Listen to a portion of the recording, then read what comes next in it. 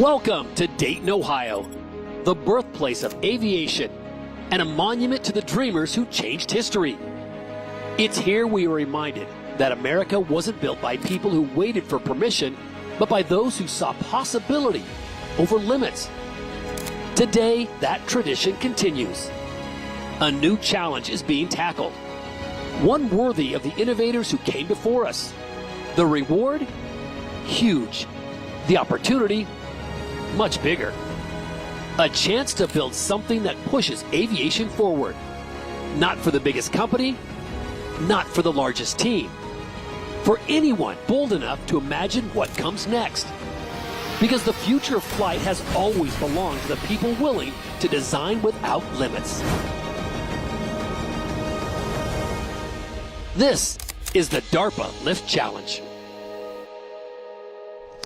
And we welcome you to Dayton, Ohio on a beautiful day here as we get ready to make history in the world of aviation. What started out with 487 applications, 132 were selected, and we are down to 81 competitors on site ready to do something special. So we welcome you to the National Museum of the U.S. Air Force here in Dayton, Ohio. I am Todd Harris, alongside my partner for the weekend, drone expert, YouTube explainer, the man that knows it all, Joshua Bardwell. Joshua, first question for you right out of the gate. What are you most excited about seeing here in Dayton this week? So far, the teams have gotten to the 2.0 payload to weight ratio, which is better than the standard 1.0 that most aircraft do today, but nobody has hit that 4.0 mark to unlock the full $6.5 million prize pool.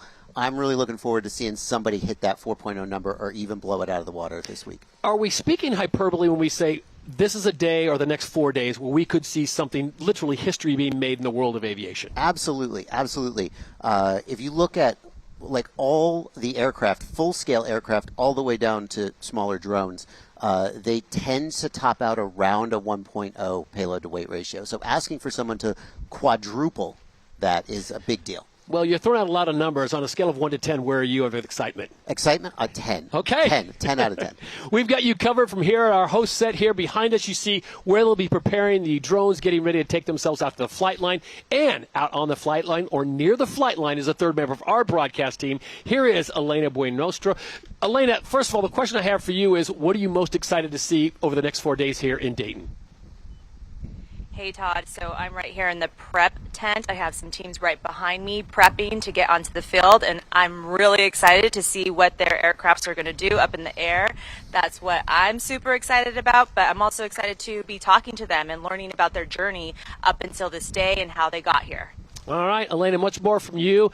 Elena, good to have her here. She is responsible for Women at Drone. All right, let's talk about the pride, obviously, which is at stake, but there's a lot of financial incentive for these teams that are here today. Yeah, that's true. A $6.5 million prize pool, $2.5 million for first prize, $1.5 million for second prize, and $1 million for third prize, as well as three $500,000 prizes for some subjective categories. When you come into this, obviously, you come in to be the best and finish on top. But as you said, there's some tiers in there where you can still make some serious life-changing money or invention-changing money. Yeah, absolutely, absolutely. The hope is that the winners will take this and then use that to sort of snowball into something that will just catapult everything forward. All right, we've already had 3 days of competition here in Dayton with beautiful conditions, a little warm but perfect conditions, I'm told by the experts, for flying as we take a look at the leaderboard as we stand right now here in Dayton with 4 days to go. Remember, this is just day 4. We'll wrap things up on Sunday, and there you see it. Now explain the numbers to us, Joshua. What do they mean?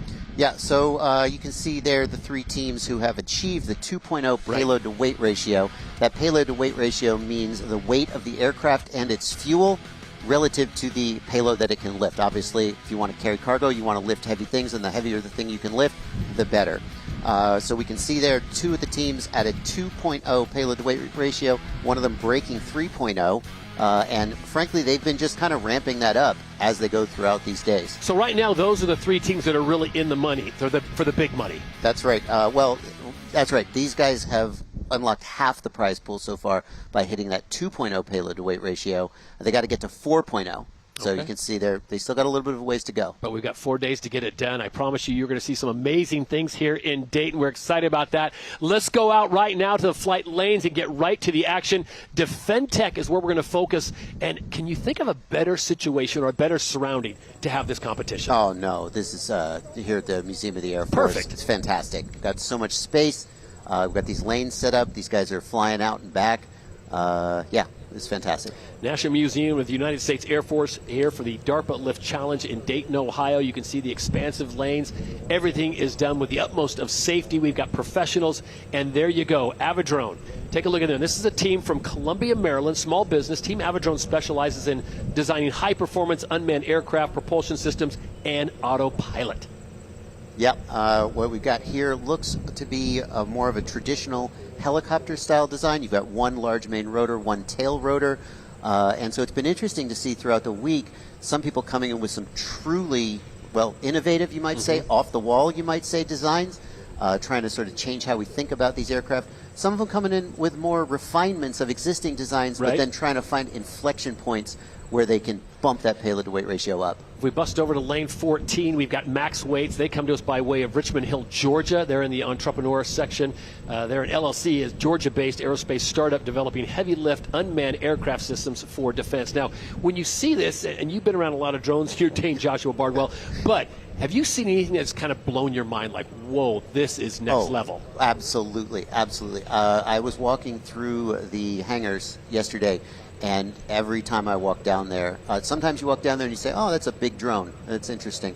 And sometimes you say, I've never seen anything like this before. Okay. Another team that we'll keep an eye on. They come to us by way of small business.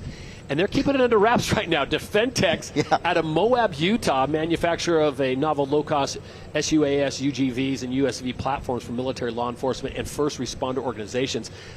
They're keeping it under wrap. What the great thing is about if you're here on site is all the teams are out in the open. You can walk by, you can take a look at what they're working on, and they're working, I don't say round the clock, but they're getting here pretty early in the morning. They're staying pretty late to make sure their machine is ready to go. Yeah, it's true. Everybody is working really hard to be ready to go.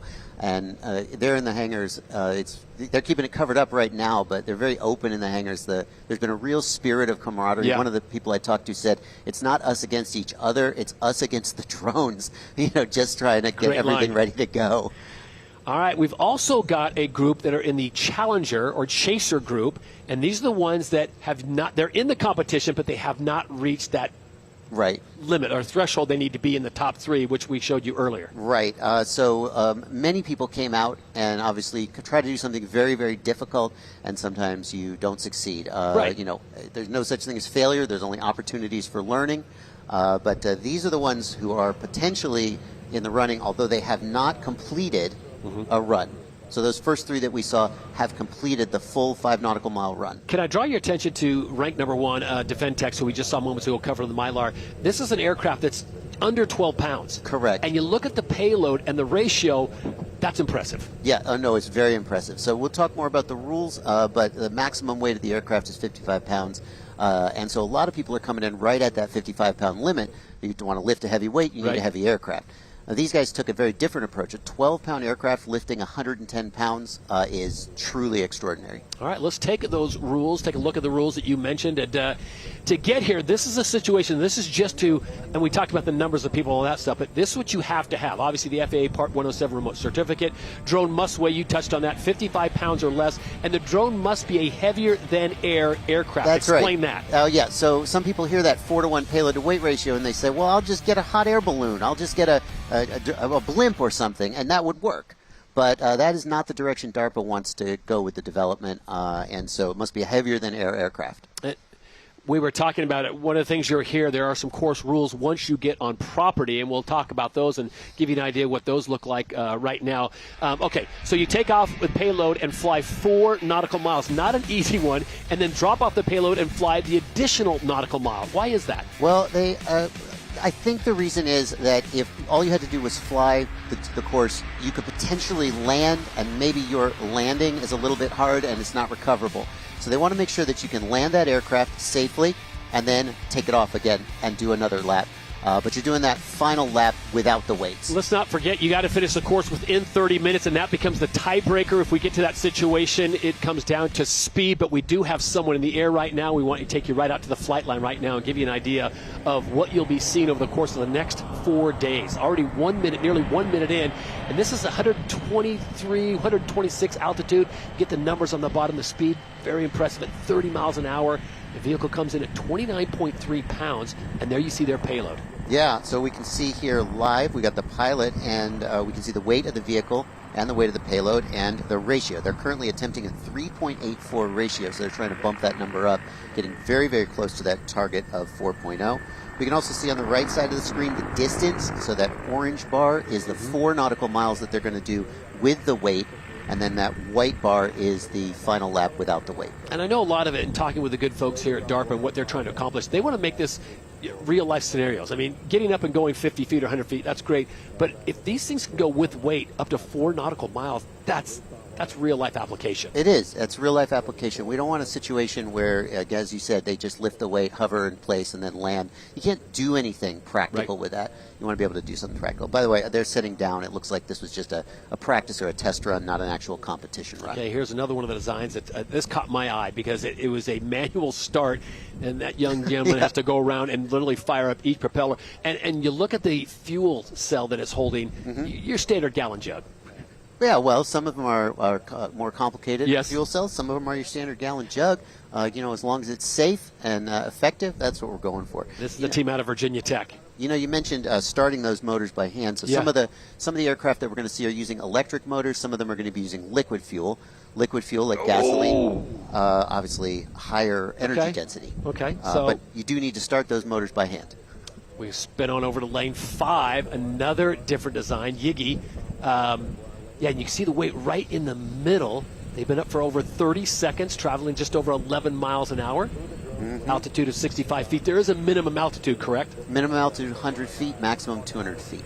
Yeah. So the aircraft must basically be in control, and it must stay within the lane. I'm just the being whole told time. this is not a comp run, Joshua. This is just a test. Yeah. Test situation. Want to get everything sorted out. And this is a very interesting aircraft. We have one large main rotor, and then it looks like we've got two smaller motors for stabilization and steering. There's a principle where basically the larger the rotor, the larger the wing, the more efficient it becomes. And so you could generate the same amount of thrust with a lot of small rotors, but it would be very inefficient. Yeah, it's a really cool design. You've been in this industry for a long time and been around the drone technology. Did you ever think it would get to this point? I didn't. And when I first heard about the DARPA Lift Challenge and I heard about the 4-to-1 payload to weight ratio, I looked at what was available on the market, and I got to be honest, my first reaction was, that's impossible. And then as I started to think about it, I realized maybe it's just on the edge of impossible. And I feel like that's exactly the kind of thing that DARPA does. It's great because it's a full circle. You think about the Wright brothers who are from this area and what they were able to do, obviously. And here we are now, and they're starting to do the same thing with drones. Yeah, just trying to push the limits of what is possible. There were times when people said that heavier than air flight was not possible, and the Wright brothers famously proved them wrong. So this vehicle is just under 30 pounds. Right now, as we said, this is not a competition run, just a test run. So they have a payload just under 2.5 pounds. Is that just for getting a feeling of the balance? I think they're just doing a test run or something. I mean, I can't be sure, but obviously this is not a competition run because the payload is so light. Okay. So we will continue all day long. We've got multiple sessions for you as the teams continue to roll out, and they will bring their designs out here. We will bring you insight from line and here on the desk with Joshua Bardwell, Elena Buenrostro, as the teams continue to make their way. And this was, we're being told, that just a check flight for Yigi. Can you think of a better day, though? The conditions. The conditions are fantastic. Yeah, I was going to say. It's been sunny, but not too hot, and it hasn't been too humid. I know we can get some humidity up here in Ohio. So we have had some issues with the wind. Some of the competitors have struggled a little bit with the wind blowing their craft around. But that's just part of the challenge. You just got to deal with that. I mean, hey, there's wind in real life. So you can make the best of it. So there you see the teams. They'll go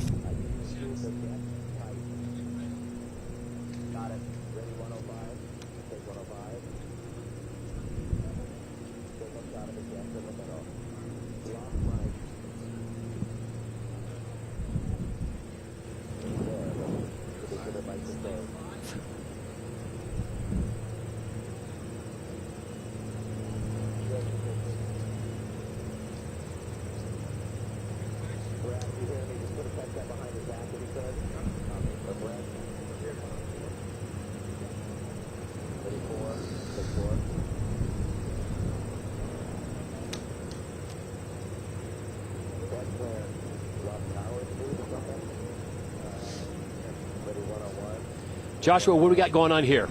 Teams making their way up to the flight line. Yeah, it looks like they are doing some maintenance. They're getting some tools out. It's a little hard to tell. You can see we've got the weights under the aircraft. Looks like we got 1 or 2 big plates.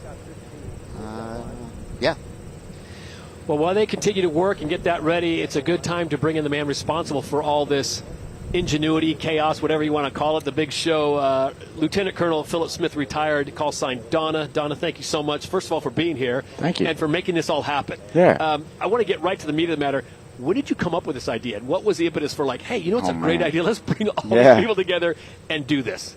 Yeah, so it started about 2 years ago, and just looking at both the military market and the commercial market and trying to figure out, you know, why. We've had vertical lift for over 100 years since Sikorsky first flew, but it hasn't really reached mass market. So it's really limited to, you know, rich and famous, right? Well-funded companies, military, medical, that sort of a thing. But we don't see it in everyday use. And, you know, sci-fi's been talking about this forever, right? Sure. Jetsons and Star Wars, like all the sci-fi says we will be flying. And it's actually really funny. You read ones that were written in the 50s and they're like, by 1983, we will be flying to work, right? And so why haven't we gotten there? And we brought it down. When you peel back all the different onion layers of a technology and a capability, it was this payload to weight ratio. And that's why we're laser focused on it. We got rid of all the other distractions. No autonomy needed, no sensors, right? We made a very simple course to just say, if we can break this barrier, and this is the hypothesis, right, of this scientific endeavor, is if we can break this barrier, we might be able to democratize vertical lift aviation and have that spread throughout the world, just like cars did, right? Just like automobiles became something and changed the way that we live our lives all across the world. So that's kind of the genesis of it. What do you think it is that makes the 4.0 payload to weight ratio so difficult? Yeah, so we did a lot of background research. We talked to a lot of people, and it really comes down to economics. So just like everything else, right? The world is run on money here. And so when businesses and the military does a cost-benefit analysis, and it's broken down by cost per pound per mile transported. That's the metric. And so a business will say, I need to do X, right? And it's over this distance from this location to another one. I have cars and trucks and trains, maybe ships and airplanes. And they almost never think about that vertical lift capability because it is so costly. And the reason that it is so costly is because of in a sense, the poor efficiency, right? So there's a scaling laws, and the cost goes up with those scaling laws. So if you want to lift a 1,000-pound payload, you need a 1,000-pound aircraft, which is significantly more expensive, right? So what we're trying to say is now you can do it with a 250-pound aircraft. All right, this is DefenTech up in the air. We've got Donna with us. We're going to put you to your work here with your play-by-play chop. What are you seeing here, and what do you like? Yeah, so we've got 4 days behind us of flying. They already did their test flights, and then they flew around a 7-to-1 as a test flight. Now, 7-to-1. A 7-to-1 as a test flight, not as a run. And the reason is because they looked at the rules and they said there's a lot of ways to skin the cat, right? So the 110 minimum is what they're going for. Now they put themselves in an interesting situation because they built around a 10-pound, 12-pound aircraft, which means just to post a score, they have to get 110 pounds, and that's that 9+ payload to weight ratio, right? 9.6, I think. 9.6, right now. Yeah. right. So if they don't, they don't have an option to do 8 or 7 Right. or 6, right? Go big or go home. Yeah, exactly. So they went all in. They're Yeah. like, we're sending this. So they did try a competition run their last flight.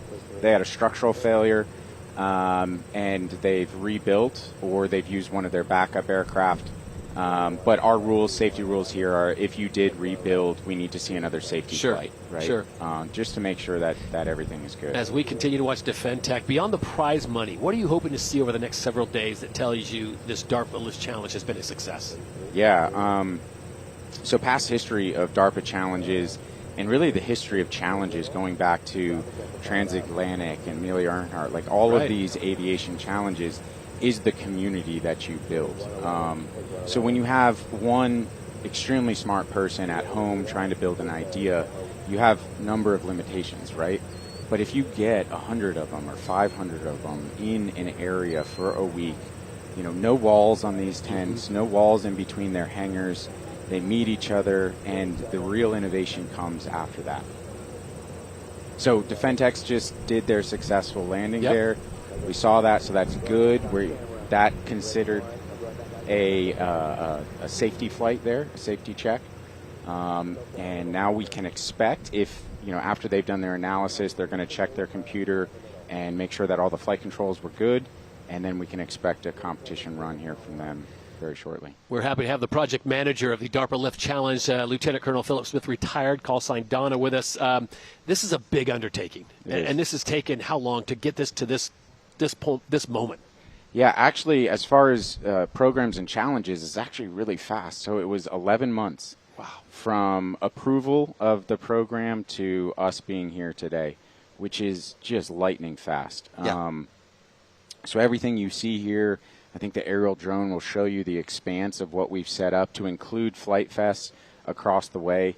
But it's been amazing endeavor to get all this set up. And then really what's actually more amazing, if you think about it, is by the time teams heard about this competition, it was about 9 months. To get up and ready and get here. A flying aircraft that is, going to, like, the challenge is hard itself, but then we put another challenge, which was you only have 9 months to do this. Yeah. Yep. One of the things I heard from some of the teams was that they had an aircraft that could compete in the challenge, and they kind of had the design or had the idea for months or maybe years, and this was what really lit the fire. Right. Catalyst, yeah. And we've heard that from a number of people, just like you have walking around the hangars. So people have been ruminating on things and being like, I wonder if, this and that. And we provided, the opportunity and the incentive with this program, and it lit a fire. It was a catalyst, right? And that's what these things are. That's what challenges are, is a catalyst to innovation, a catalyst to be able to leap into the future. And really the unknown. We don't know. If we make this, what happens afterwards? I feel like if you're into aviation, drones, or anything like that, this is kind of like Willy Wonka's chocolate factory. You want to be here because anything is possible. Yeah. As we look at Defend Tech once again, as a pilot yourself, and again, thank you for your service, are you seeing things here that you now think to yourself, if I'd have had that back, that would have been pretty cool? Yeah. No, I mean, for everybody. So, I was a Harrier pilot, so definitely a different mission, of course, but Harriers can't do their job without fuel and munitions or whatever. And what we're seeing around the world on the commercial side and the military side is, this is the future. This is it. So let's make the future even better. One of the things I've heard you say is that Henry Ford couldn't have predicted the drive-in theater. And I think the implication there is that you don't know how the world will change if this innovation happens. Yep. What kind of things could the 4-to-1 payload to weight ratio unlock in the future? Yeah, and that goes back, we've talked about this before, but it goes back to the concept that if you make a technology economically viable for the masses, the third and fourth order effects, is unknown. And that's sometimes what is happening. So same thing for the internet, right? DARPA started that to be able to communicate with universities and send papers back and forth. We could have never known about things like Uber Eats or whatever, right? And all the other things that has brought. Same with GPS. We helped build that. NRL did it, but now the whole finance system is built off of that, right? And it was built for a military purpose, and then it transitioned as a commercial, use, just like we're doing here. So 5 years from now, when you look back on the DARPA Lift Challenge in 2026, what do you want to see the impact of that being, or where do you think it'll be? Sure. So we'll go back to history. So DARPA's self-driving car competition, right, back in 2004. Those guys, the teammates there, just like the guys here, sometimes college kids or whatever, they're the leaders of the self-driving car companies out there, Waymo and others. So that's what we would love to see, right? You have a breakthrough competition. These teams meet each other, form a company, and just accelerate, innovation and delivery of that innovation. So one thing to notice here, up at the top right, you'll see the Run 7. So that right now is black. That means they are still doing a test run. Now, teams have 3 more days to fly. So everybody, and I've been telling the teams, like, hey, be methodical about this, right? There's no reason to just send it and crash yourself out of the competition. So but it also makes it really fun because when we go to that chaser board, you'll see the status of in, out, or pending. And the same thing with the leaderboard, you'll see that of, hey, are they out of the competition? They crash out and they cannot rebuild. So now that means they're static, right? So if they're first, second, third place, they don't have an opportunity to fly again in the next 3 days. Right. But if they have a pending, it's probably because they crashed and they're just trying to figure out if they can rebuild. So as long as they have an aircraft that they can put up, they can keep competing and they can have as many attempts as they want. Not as many attempts. 1 a day is what we're looking at right now. We're still working the numbers. Okay. But after today, so today is the second flight for all of the teams. So yesterday was the second flight for the first half, and then today is for the second half. So now we're going into, after all of the crashes that we have and the withdrawals, we have the ability to give people time slots for the next 3 days, which has really changed people's strategy, to be honest. And this is a game. This is a game of strategy. And it's been really interesting to watch all the different teams of saying, okay, well, today I'm actually not even going to try and compete during this flight window. Right. I'm just going to tune it. I'm going to work on it. And I'm going to get it, fine-tuned, and then I'm going to save, my competition run for the next day. We know you're busy. We'll get you out on this. Question for you. I've got this sense and heard it from a lot of the competitors here that crashing always isn't this bad thing. No. And progression is not always pretty, but it's progression. Yeah, it is. It's a stepping stone to progress, right? You have to take risk in innovation, and celebrating that risk and not being demoralized or just saying I'm going to quit is how humanity has gotten here, right? It's what we've had to do, and we're bringing that back with this. That is the spirit of innovation. If you look back in history, is risk, danger, but this passion to go out and break boundaries, break the limits, and that's what we're here to do. I know you're really busy. Appreciate your time. Thanks Thank you again very for your much. service. I'll see you guys Donna, later. Project Manager, Lieutenant Colonel Philip Smith, retired. He's the man responsible for it, and that gives us an opportunity to shift from here and check in with Elena, who is out on the flight area getting with a team that's set to take their next flight. Elena.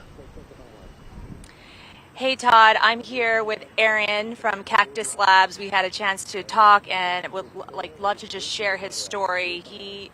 Aaron, hi, thanks for joining us. Tell us, what drew you to the Drone Lift Challenge, and how has it been out here since you've joined? So I saw Donna's video on YouTube in early December, and I just started thinking about the challenge. How would somebody accomplish that? I'm a mechanical engineer by background, so started thinking about it, couldn't stop thinking about it, started working on it, started building it. Can't believe that I'm here, and it's really incredible to be with all these other competitors and see what they've come up with and all the creativity and innovation out here. It's been awesome. And it looks like you're dealing with some technical difficulties right now. Can you tell us more about that? Yeah, so we've been fortunate enough to prove some of our core innovation. We're using a tip jet powered rotorcraft, so it kind of looks like a traditional helicopter, but it's powered completely differently. One of our core challenges was how to get 700 Celsius gas out the tips of carbon fiber blades without melting the carbon fiber. We've accomplished that. We're having sort of an old school helicopter problem with frame resonance, and so we're trying to track that down, and we'll be doing some ground tests today, and hopefully we can find the gremlin and get our bird off the ground. All right, Aaron. Well, we wish you all the luck to Cactus Labs. Back to you, Todd. All right, thank you very much. We appreciate Elena. Wish them the very best. And also, again, we want to thank Philip Smith. He is reservist Philip Smith, call sign Donna, and we appreciate his time. What did you glean from what he said?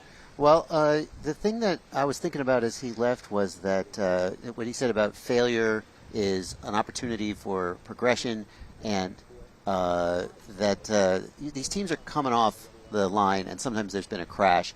And I have not seen, obviously I'm sure they wish that they hadn't crashed, but I've not seen any of them be dispirited or it's all been like just we're back at it. I've seen aircraft in the air and maybe they're struggling to fly, there's a little bit of wind or something, and nobody's given up. Everyone is just, I saw one case where a person was trying to I don't know what the problem was, they were trying to problem solve and basically spent the entire run, their entire 90 minutes on the line trying to problem solve. But everyone has just such a positive attitude, and that is, I think, what's going to move things forward. Well, if we're lucky enough to get the program manager of the DARPA Lift Challenge, Philip Smith, reservist, call sign Donna, back, we will certainly do that as we take you back out on the flight line. Looks like another team is ready for another attempt, and we do have liftoff. So here we go. Okay, so this is an official run, JB. Okay.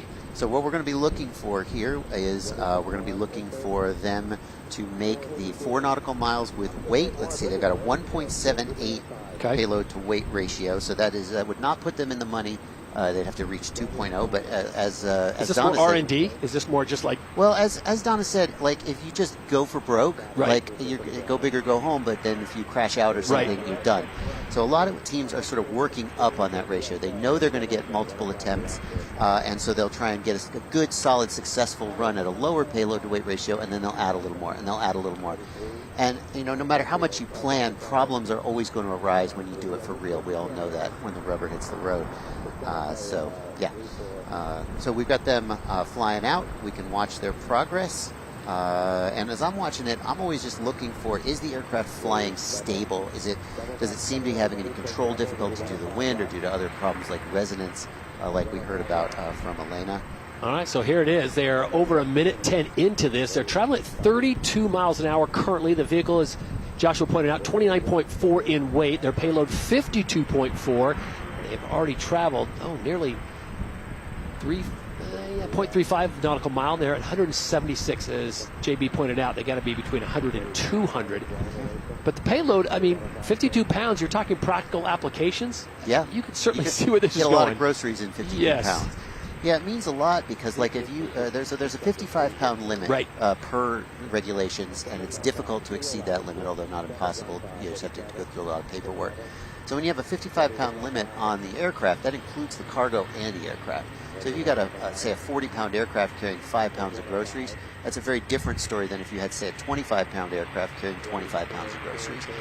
So that sort of points to the practical effect of that payload to weight ratio. This team, Yigi, is going to bring it home just around 2 minutes. They'll go for a nice landing there as they drop below minimum elevation. That's a nice set down for the team from Lewes, Delaware, small business category.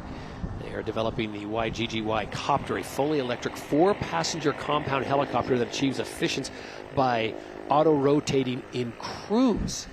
And that'll take you back now out to lane 1. Gives you a nice shot here of where we are, the National Museum of the U.S. Air Force and the DARPA Lift Challenge in Dayton on a picture-perfect day, and we certainly have enough elevation here. Yeah, this is Avidrone, I believe, back to that rotorcraft, and 3.84 ratio. Okay, so we're getting close. They're really pushing it. It's been fun watching this aircraft fly. It's just like the little engine that could. It just seems to get up, do its work, do that 1 nautical mile out, back, and land. And the question, I think, with this team is going to be just how high they can push that payload to weight ratio, but they just keep edging it up.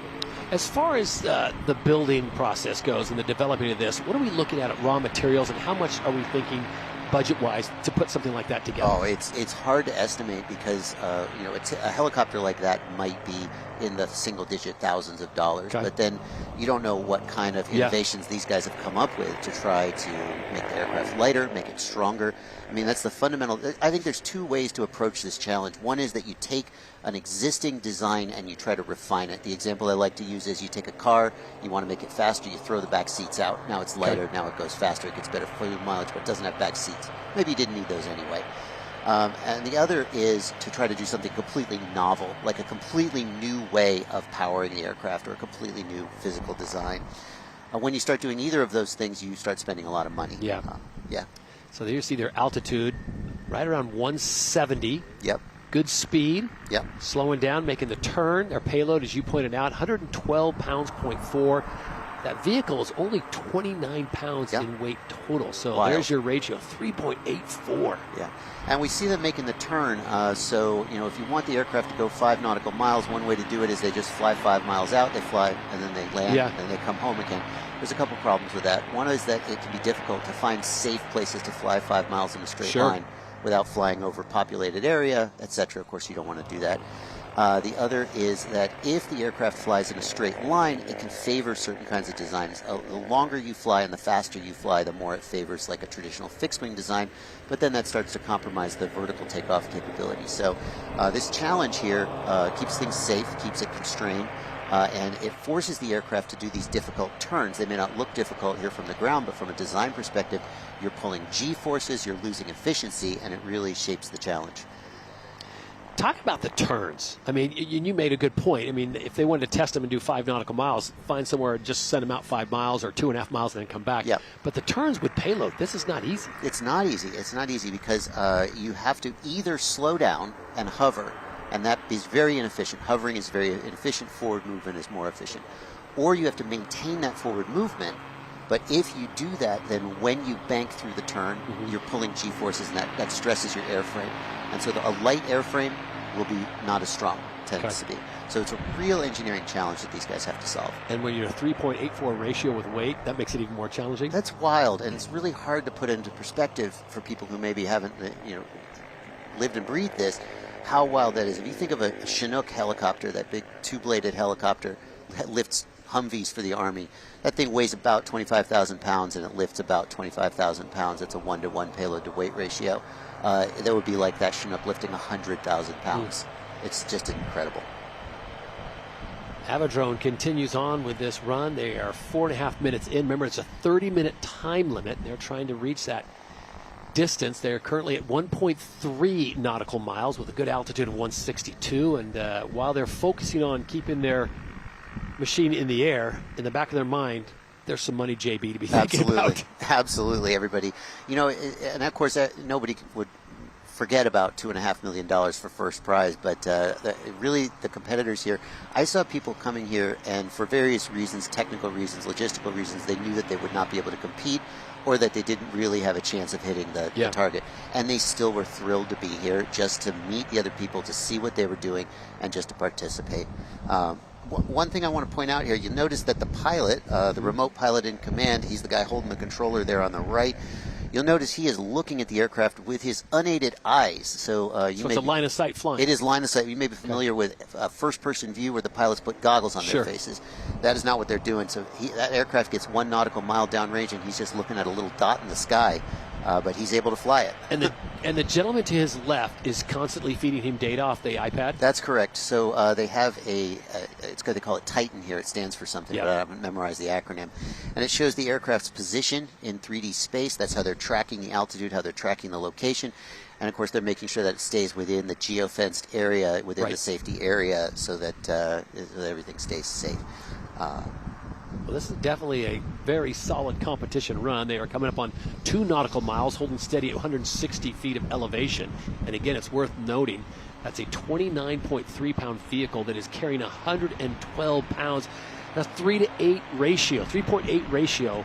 And we are talking about 4 times, so they are right there. They're almost there. Right there. Yeah, they will take the lead if they complete this run successfully. And I got to tell you, these Aviadrone runs have been so drama-free, right? Keep it simple. They seems like, I mean, I don't want to jinx it, but it seems like they go up, they go out, they do their thing, they come back and land. And I think the question is, like, as they add weight, every time you add weight, now you're stressing the airframe more and you're spending more energy. Like, eventually you add so much weight that the aircraft doesn't have the battery or fuel to complete the run, or it can't take off eventually. So if they can complete this whole run, as you said, they will take the lead. Again, this is Aviadrone out of Columbia, Maryland.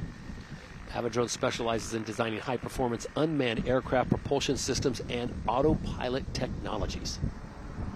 Yeah. We're just going to, I think we're all going to find out together just how much weight they can put on this thing and still complete runs, but they're edging it up. It is interesting to me. I mean, they've got the 3.84 payload to weight ratio. It is interesting to me, like, why not just nudge that up to 4.0 and get in the money? We know that they're adding weight plates. So these are standard. DARPA wanted this to be something that anyone could use at home, because you just go to your local sporting goods store and buy weight plates.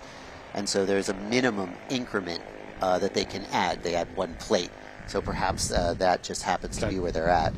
So you see the weight plates just under the nose of that vehicle. Looks pretty stable, right? It does. It looks stable. Like that's what you want to see. Yeah.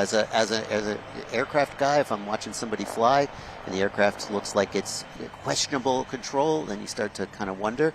And you see something like this, it's smooth, it's drama-free, and it's just doing its business. As the teams continue to make changes, fixes, and put up the best performance they can possibly do once they get to the flight line. I will say this because he won't brag on it, but Donna might be the most busy person in the general Dayton area right now. So for us to get him for those 10, 15 minutes was kind of a big deal. So we appreciate that, but gave us a lot of insight. Absolutely. And I know while he's running this DARPA Lift Challenge, this is kind of his baby putting together, he's also seen the practical applications down the line. Yeah, that's true. I mean, if you think about the 5 nautical mile limit, like you think about how far the typical suburban home is from a Walmart, right, for example. You think about 5 nautical miles out, we're doing that under stressful conditions. We're doing that with turns.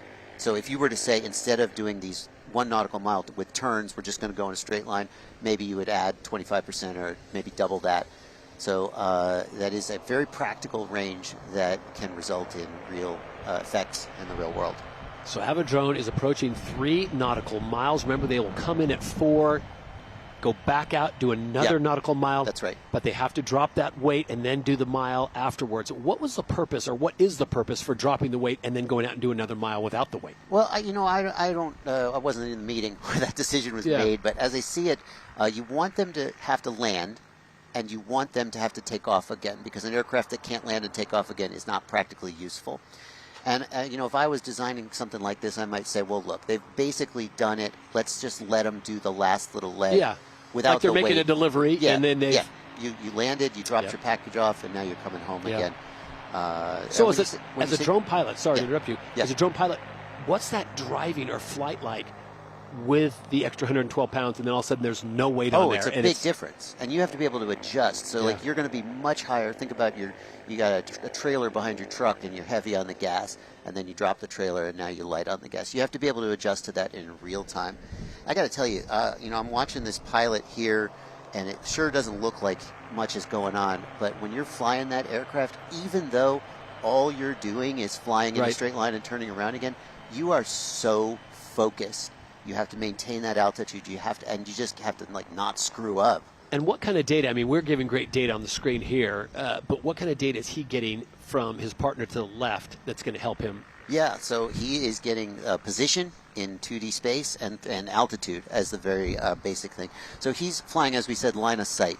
And so he's responsible for keeping the aircraft within the safety area.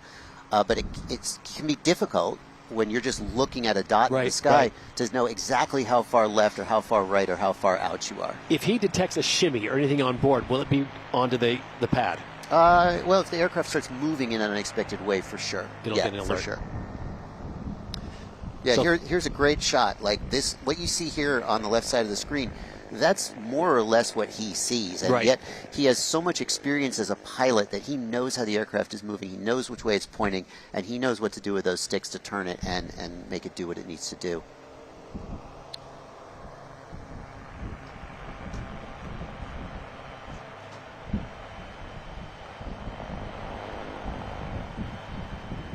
Laser focus. That is right. I think the hardest part of this for me, if I were to, and by the way, I'm not an excellent line of sight flyer, so really? I would, no, I'm decent at FPV with the goggles on. Yeah. It's a whole different skill set because you don't know which way the aircraft is pointing. When you got the goggles on, you're always looking forward, right? But the aircraft could be turned around facing you, and then all the controls get messed up. But the hardest part of it to me would be knowing the distance, not going off the end. Left to right's not as difficult. Let me ask you this, and this may seem like a dumb question, but weather. Are you detecting wind shifts, wind gusts, things like that. Yes. Does that make a huge impact? Yes. Barometric pressure, things of that, a front coming in. Yeah, well, so I don't know about barometric pressure that's going to affect your lift, but these things tend to have an excess of thrust. So you get a little bit more lift. If you were to go from, the beach at the seafront up to like Denver, Colorado, you'd see a difference in thrust. But over an area like this, not as much. But as far as wind goes, absolutely. You'll sort of pitch forward and you'll mean for the craft to fly forward, and it won't because you got a headwind and you'll have to lean into it. And you just have to adjust for that stuff in real time. All right. And that's all what's going on in the pilot's mind as he is performing this flight. So this is a big moment here. Time not an issue for them right now. For Aviadrone, they're going to come in. Remember, at 4 nautical miles, they will come in, they will drop the weight, they will set down, and then they will be off again for 1 nautical miles, and then that will be a championship or a competing qualifying run, and this would put them into first place. Yeah, and I believe they're currently in first place, just trying to, number one, extend that lead. Yes. And then number two, trying to hit that 4.0 payload to weight ratio, which would put them in. I'm being told that is not correct. They're not currently in first place. Yep. Yeah. We'll get you a leaderboard here in a moment, but we want to get all our focus right now on Aviadrone, the team out of Columbia, Maryland. Again, this is a critical juncture right now as they will come in after 4 nautical miles and drop that payload of 112 pounds, and then they will head back out. And as Joshua Bardwell has pointed out, it will be a very different experience flying it without the 112.4.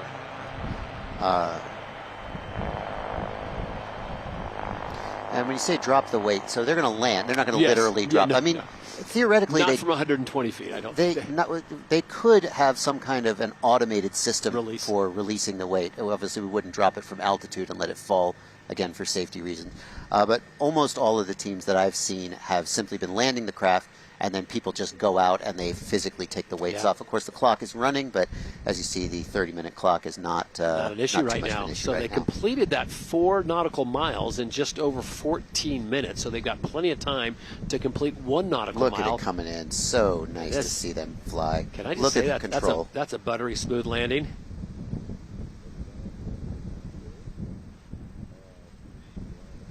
Okay, so look at that. You release the weight.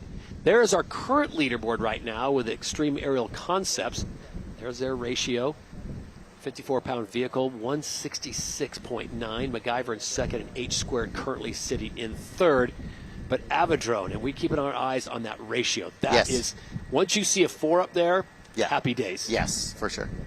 So Extreme Aerial Concepts currently in the lead with a 3.04. Yes.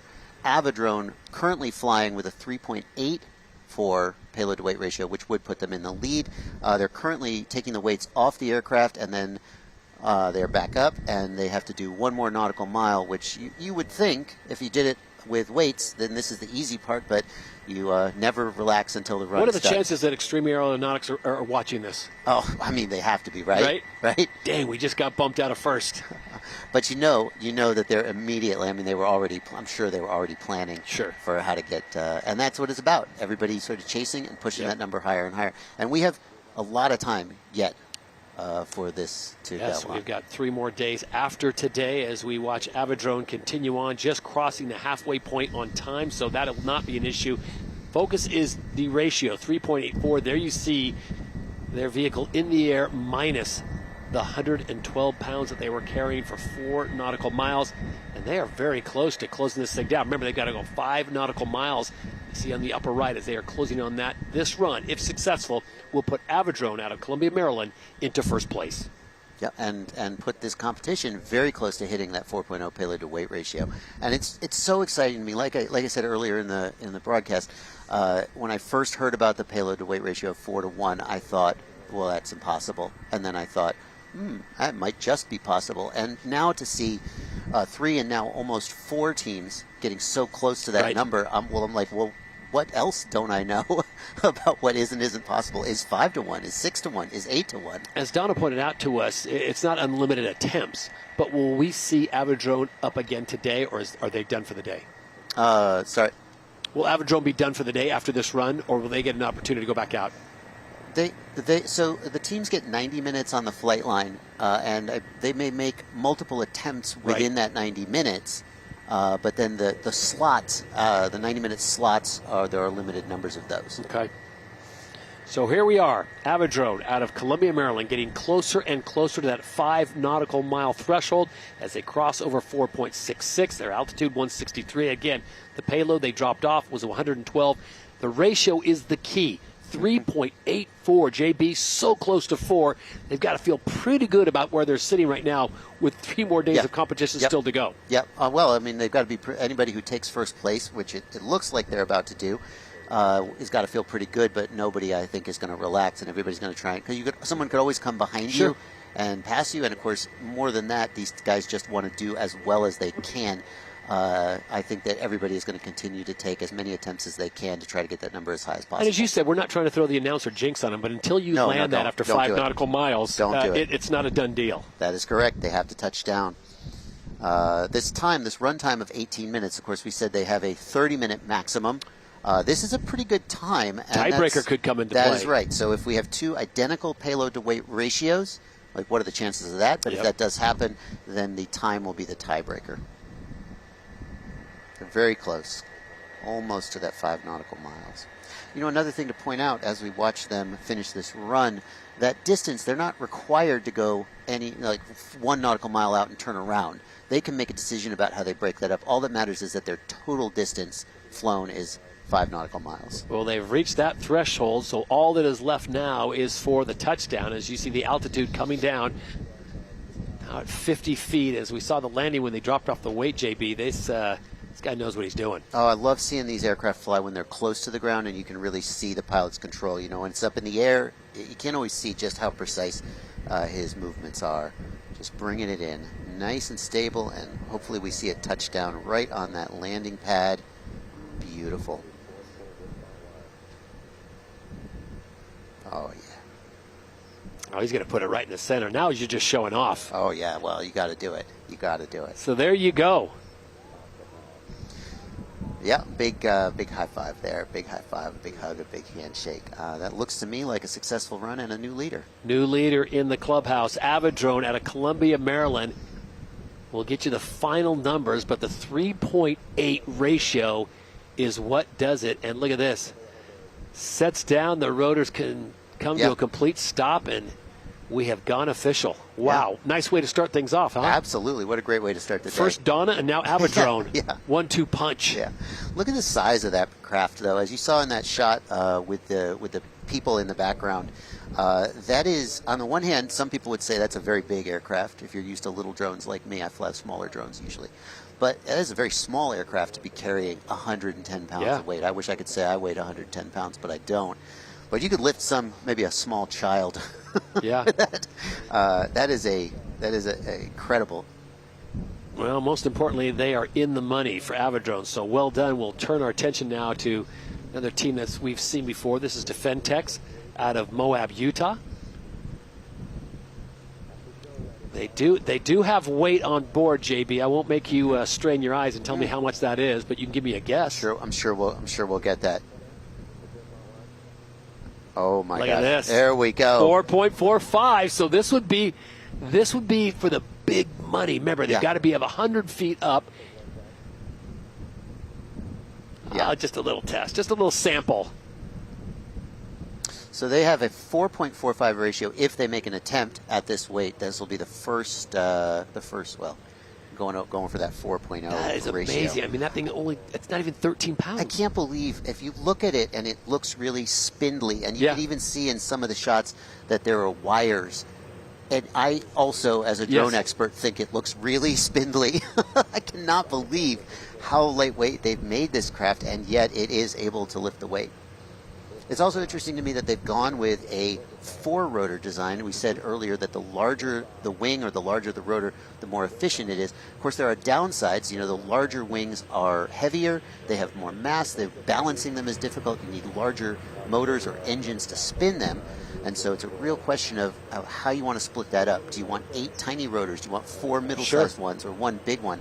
Does it fly different? More rotors? Yes. The feel is different? Sure. The smaller ones are more responsive, so you'll get more agility out of the smaller ones. But then, of course, you get a lot less efficiency. So in general, the more weight you want to lift, the larger the rotors or props you want to use. So they did go above 100 feet, which is the minimum on altitude, and they've dropped below that. So they're gonna bring that back. But the most important thing on the right side, bottom of your screen, 4.45. That is the magic number. Take a look at the leaderboard as it stands right now. Aviadrone, who we just saw moments ago, out of Maryland, 3.84. They are in the money, not the big money yet, yes, Joshua, but they are in the money. And more exciting, a brand new leader with a higher payload to weight ratio, edging ever closer to that 4.0. Extreme Aerial Concept sits in second. They were the leaders as we started day number 4 here. MacGyver in third, and H Squared now sits in fourth. You know, another thing to look at here is the total weight. Another thing to look at here is the total weight carried. So the payload to weight ratio, you saw on that leaderboard, one of the crafts was only about 30 pounds. One was right at that 55-pound limit. So although one of them has a higher payload to weight ratio, the other is actually lifting more weight. The payload to weight ratio, of course, is what we're focused on for the purposes of the competition. But interesting that they're coming in with a lighter craft that is still lifting significant. Then, does it look like Aviadrone? It looks like they brought another plate out. Sure. So is this a situation where they're gonna go over 4 and get right back up in the air? Presumably, yeah. They had a successful run. They're gonna that's the thing. You don't get a successful run and then just say, even if they had broken the 4.0 payload, nobody's gonna say, "Oh, I did it. I'm gonna go home." Number one, because somebody might pass you, and number two, just that spirit of competition, the spirit of innovation. They're gonna if I was out there, I mean, it's easy to say, I'd keep running until I burned it into the ground, or until I just had no more fuel, no more batteries, and no more money. One of the things that surprised me as somewhat of a newbie is over the course of the last 3 or 4 days, it's wide open. I mean, the technology is here, but there's a lot of sharing, and there's not hidden in corners and tents and blocked out. It's wide open for people to see. And I've been to events like this in the past, and a lot of times the organizers will give you your little pit area, and it'll be closed off because nobody wants you to see their secret sauce. And that is not the philosophy that DARPA put into this. The design, you can see the design of the hangars is very wide open. Yeah. And the competitors, just the attitude of the competitors. All the competitors are in an online forum, and people hear stories like, I needed a battery, I needed a tool, and everybody's just being helpful and sharing and just trying to accomplish this task. So there you see the teams going through the different stages of preparation. As you said, the sharing is caring. We even have a story of someone sharing a pilot. How about great is that? I mean, just... Yeah, there's something happened to their pilot. He wasn't able to fly, and somebody loaned them a pilot. That's amazing. Considering that theoretically that's someone who could take prize money from you, it just speaks to the attitude people are bringing to this competition. So we do have liftoff. This is lane 5. We've seen this being... They're at 3.14, so we've seen Yiggy again. This is just run 3 for them, so maybe the early stages for their 29.4-pound vehicle, and they are at 92.4 on that payload, so they're just under the 4. And when we look at those run numbers in the upper right corner of the screen, keep in mind that if they take off, they do a little test run, they come back and they land, that is counted as a run. Oh, that is not what they were hoping for. No, it is not. Oh, no. So the safety team and the fire team surely going to be right on that. This is you take a bunch of fuel, you put it in the air. Sometimes it comes down. This is the kind of thing that happens when you're trying to do something difficult. But looks like everything's under control there. Now, just from the naked eye, watching that, could you tell what went wrong or what problem was? I would love to see. I'm sure we're going to get a replay of that up, and we'll see if we can assess what looks like it went wrong. At the moment, we're just going to keep looking at the situation. All right, so let's take a look at this replay. This one's a little further away. We see it dip. Whenever you see a side of an aircraft or a multi-rotor dip like that, you have to wonder if a motor went out or if a prop went out. I'd see the main prop is not spinning as it goes down. I would love to see if we have it a closer shot. Almost like looks like the fuel cell came off and separated from the main aircraft. Yeah. So these are always opportunities for learning. The exact kind of post-mortem that we're doing now these teams are doing. And like I said, you do something difficult, sometimes things go wrong, and you always learn from them and gather data from them. So the team from Delaware will be looking at that raw data right now at the moment when they lost control and it came tumbling down. But again, progress, sometimes painful. Yep, it's true. Not always pretty. Well, that's why we do it out here in a safe location with lots of room. And they will get that retrieved and bring it back in, and they'll go to work on making changes and trying to get it back out on the flight line. Yeah, so they won't be able to retrieve it, I believe, until the end of the session. run. They're not allowed to go out on the field Right. while other competitors are flying. We'll take you down now to lane 15 here, back at the National Museum of the U.S. Air Force, the DARPA Lift Challenge here in Dayton, Ohio, on a picture-perfect day.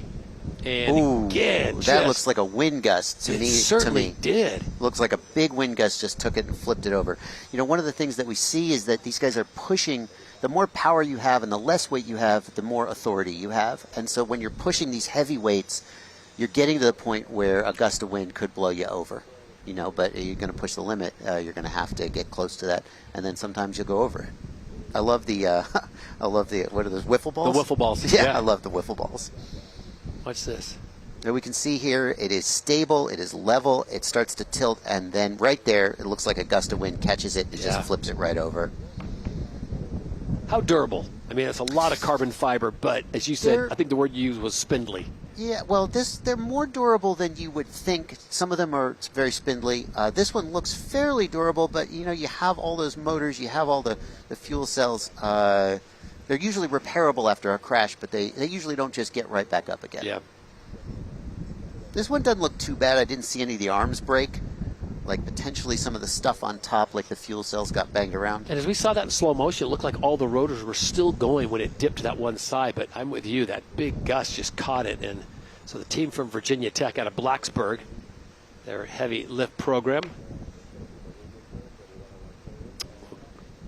We'll go back to the line. And Avidrone, who we saw, the current leaders just moments ago, they were at 3.84, JB, if I'm not correct. And it looks like they may have added more weight. So are we going to see that 4-to-1 ratio, the magic number? If they were at 3.84 and they added any weight at all, it seems like they would be over 4.0. We're going to find out once we... So they were at 112. We saw them do the full 4 nautical miles, then the 1 mile without the payload. So for a 29.3-pound vehicle, Avidrone looking very good. We'll get you the numbers as soon as they get up in the air to see if they have crossed over that 4-to-1 ratio.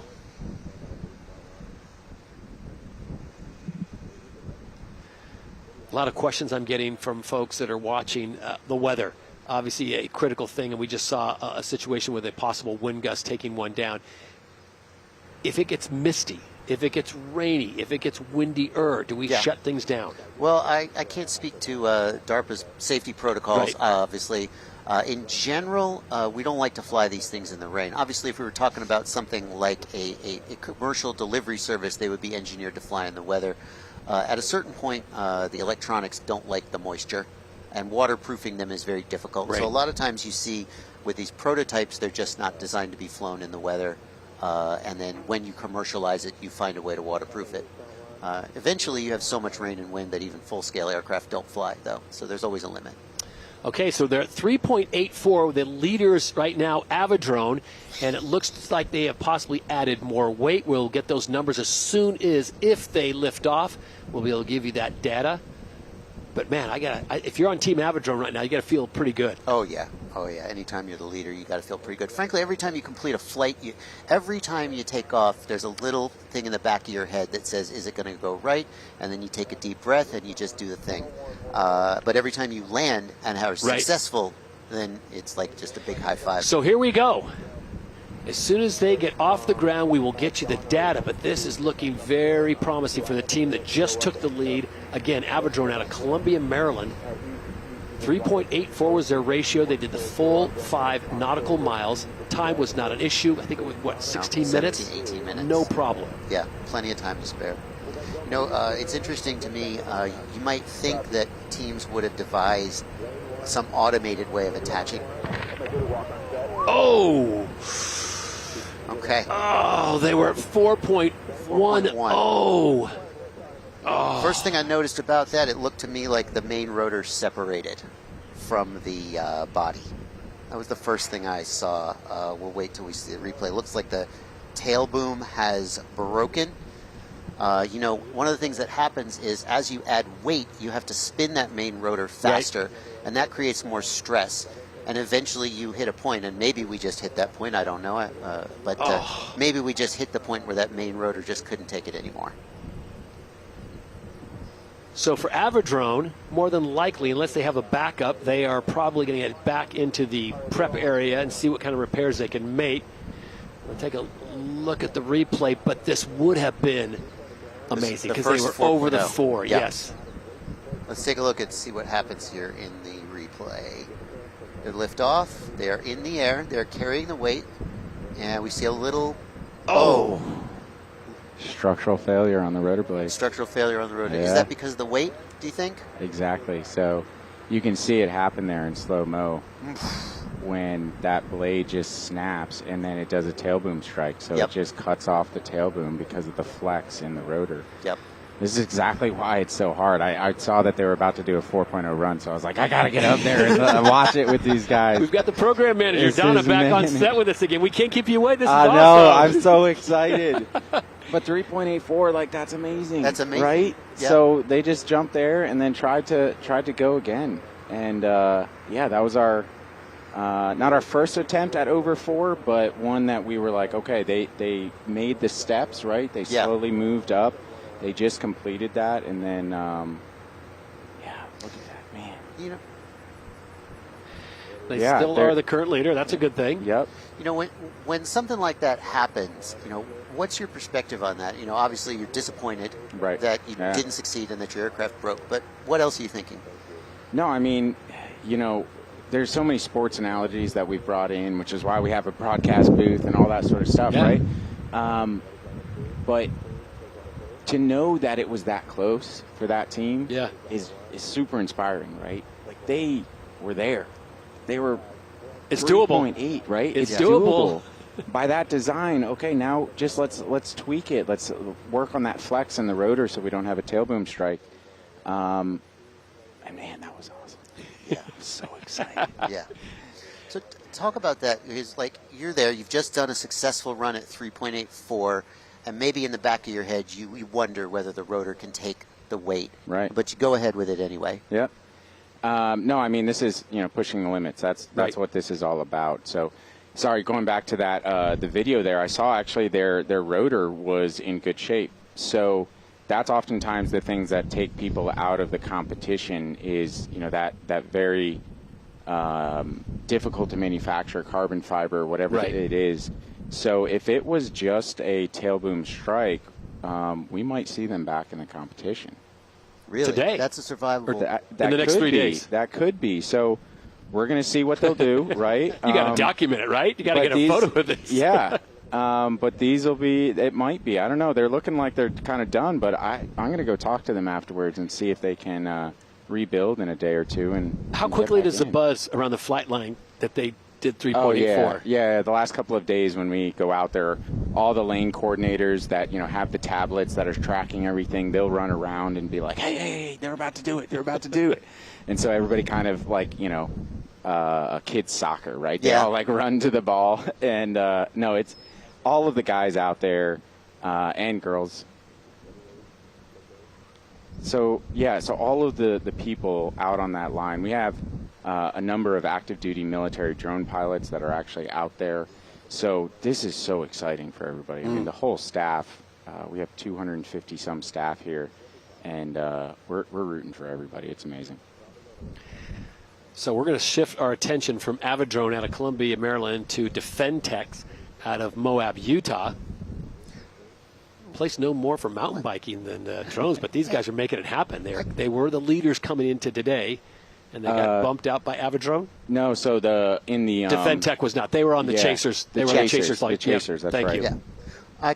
I'm curious. I wonder why they keep covering up. Yeah, so heat. So it's just heat. It's hot out there. The sun beaming down heats up the components, the electrical components, the batteries, the motors. Thermal dynamics is huge in this type of power that is required to lift these drones. So management of your thermodynamics is part of the science that people are tackling here. Another one for battery-powered drone is your voltage and amperage draw, right? So people are hand making batteries in the hangars. It's amazing. One team the other day was like, I know this battery cannot make the full 5 miles. What I'm going to do is I'm going to fly until it runs out of batteries, and then I'll know exactly how many cells to add without adding too much weight for the full 5 miles. Right. And I was like, that's brilliant. Just don't crash, right? Right. Just land it before you run out. Just land it before you run out. Yeah. Well, this is Defendtech. As we said, we've already had 3 days of competition, and this was them the other day. So this is them trying that 9 point something. 9. Yep. Payload to weight ratio. That's 110 pounds under the drone. I mean, honestly, the fact that they got in the air at all with a 9-to-1 payload to weight ratio, I would have lost money. Correction. So the first one that you saw flying really well was the 7-to-1. They had 55 pounds on the drone, and then the one that just flashed in with the crash was that 9 point something attempt. But every time you get off the ground, you're learning something new, correct? Yep. And so that's what those guys did, is they saw it was a structural failure there in that case where the blades just all folded up on each other. So they went back to their hangar. They rebuilt, strengthened that little bit, and trying it again. You know what's cool about this, and you can speak to this having served in the Marines, is if you did something like this in an organization like the Department of Defense, it would take time to go through the ladder and change. They're taking it back to there, and they're going right after it, pulling out their own tools and getting after it. This is just no time to waste. This is live stress and struggle and just duct tape engineering sometimes is what's happening here. But that's how we advance, you know? Yes. Going back to that spirit of aviation we talked about, that's what we used to do. It was just like, all right, put some duct tape on it, fly it again, right? And that's what we're bringing back, and it's so exciting to see. Yeah. I think that's one of the most exciting things about the growth of drones and the RC and the FPV hobby is that I'm just going to build it, I'm going to fly it, I'm going to see if it works, I'm going to crash it, I'm going to put it back together again. And it's been very exciting seeing that get sort of into the broader community. Yeah. It's and once again, it's the next generation too, and that this is a fun thing to do. That this is an endeavor. People are having a great time. And this is what I want to do when I grow up. Is build these crazy, awesome machines. What was it about Dayton and obviously being here at the National Museum of the United States Air Force that drew? Was this just the perfect setting? Yeah. So first of all, the museum and the Air Force have been amazing partners. So many resources that they have that once we all combined, we were like, wow, this can be even more, right? But also a little bit of sentimental that we have a full life cycle of aviation right here that you can walk to. So we have history in the museum. We kind of have present, if that's a word. It is the future of aviation that we're building right here. But the real future is in the human talent, and we're generating that over at Flight Fest. We've got kids over there learning and getting inspired and passionate about this industry, this sport, if you will. And so, it's awesome to see that kind of full life cycle here in one location. Yeah, you as a kid, you grew up to fly jets. What do you think about the fact that a kid today might dream of growing up to fly a drone instead of a jet? I mean, that's always the thing, right? Manned aviation versus unmanned. But I think we can build it. I mean, it's aviation. It's defeating the surly bounds of Earth. It's just fun, and that's what I think is one of the biggest parts of this event, is saying that aviation is still the culture that it was back in the day. It is still here. It's a different tone. It's a different look with unmanned aviation, but it is still a passion that people have and that we can build and come together around, right? Like, let's build a community about this passion and then see what we can do in the future. We're getting ready for possibly a run from Defendtech as they are looking good here. They're going to spin up, and this will be a competition attempt. So here we go. Can't wait to see that payload to weight ratio. I've never cared more about a single number. It's that bottom right side. So as they get in the air, It's 8.71. struggling with the weight. You got to be kidding me. 8.71. They are going big. They're going big. They're in the air, looking relatively stable. Got to get above 100 feet. But just to remind you, folks watching at home and around the world, this is 12.9. That's the weight of the drone. And they are carrying 112.4. The ratio, 8.71. Think about Donna, well over 4 to 1. Oh, no, they're looking good. Think about something that weighs 12 pounds. Like, what weighs 12 pounds? And that's the weight of this drone. I don't know what weighs 12 pounds, but they're lifting 112. So it looks like they're coming back in for a landing. We don't know exactly why that happened, but presumably as you take off and you're flying, you're feeling out the aircraft. Does it feel stable? Does it feel in control? Are you getting the kind of thrust you want? Talk about that. Yeah, no. So flight controls is everything here, especially with this style of design. But you don't know until you actually fly it. You don't know until you get out there with some winds, with the density, altitude, all of that stuff. With the preheating, that's why they had the Mylar sheets over. So you don't know what your power is going to be.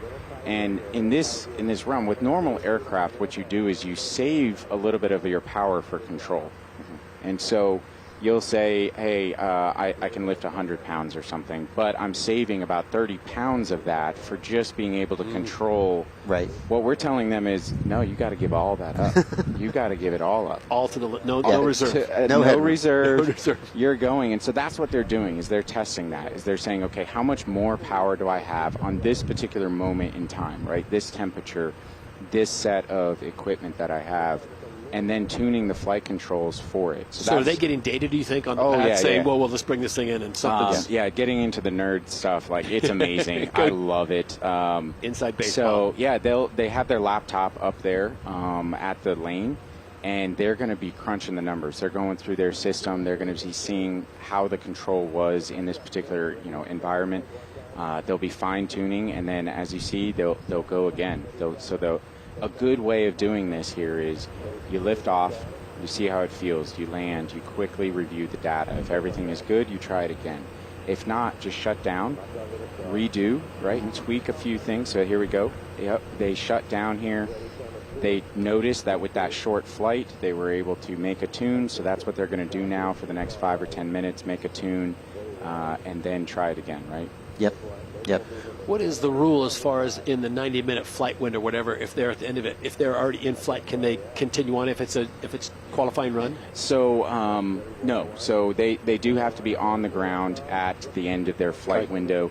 There will be some changes here that you guys won't hear in the broadcast of, if there was a delay in something, they might get an extra 15 minutes or something. Copy that. But in general, whatever their flight window is, they have to be on the ground at that time. So they have to game the system. Right. And when I said before, it takes 5-10 minutes to make that tune, but their window is coming up. Yeah. How fast do you do that? Right. In the pit stop in NASCAR, Formula One, right? It's all about seconds. That's not as important here, but it is an element of this competition. I only have so much time to be able to do this. How many tweaks can I make in that time? Yeah, there's always that go, no-go decision. You take off and maybe you're on the edge. Maybe a gust of wind might tip you over, but maybe you'll be okay. And you're making that decision of, am I going to land? Am I going to try and change things around, or am I going to go for it? Yeah, exactly. It's a dynamic sport. Yeah, it's great to look behind us and you see the prep tents, and it's starting to get a little busier, a little more activity going on. Again, we've got more sessions coming throughout the day. This is just day 4 of the DARPA Lift Challenge, as we will bring you continuing coverage as we are hopefully going to see something here. And we've got Defend Tex again. Looks like they're going to give it another go. Back in the air.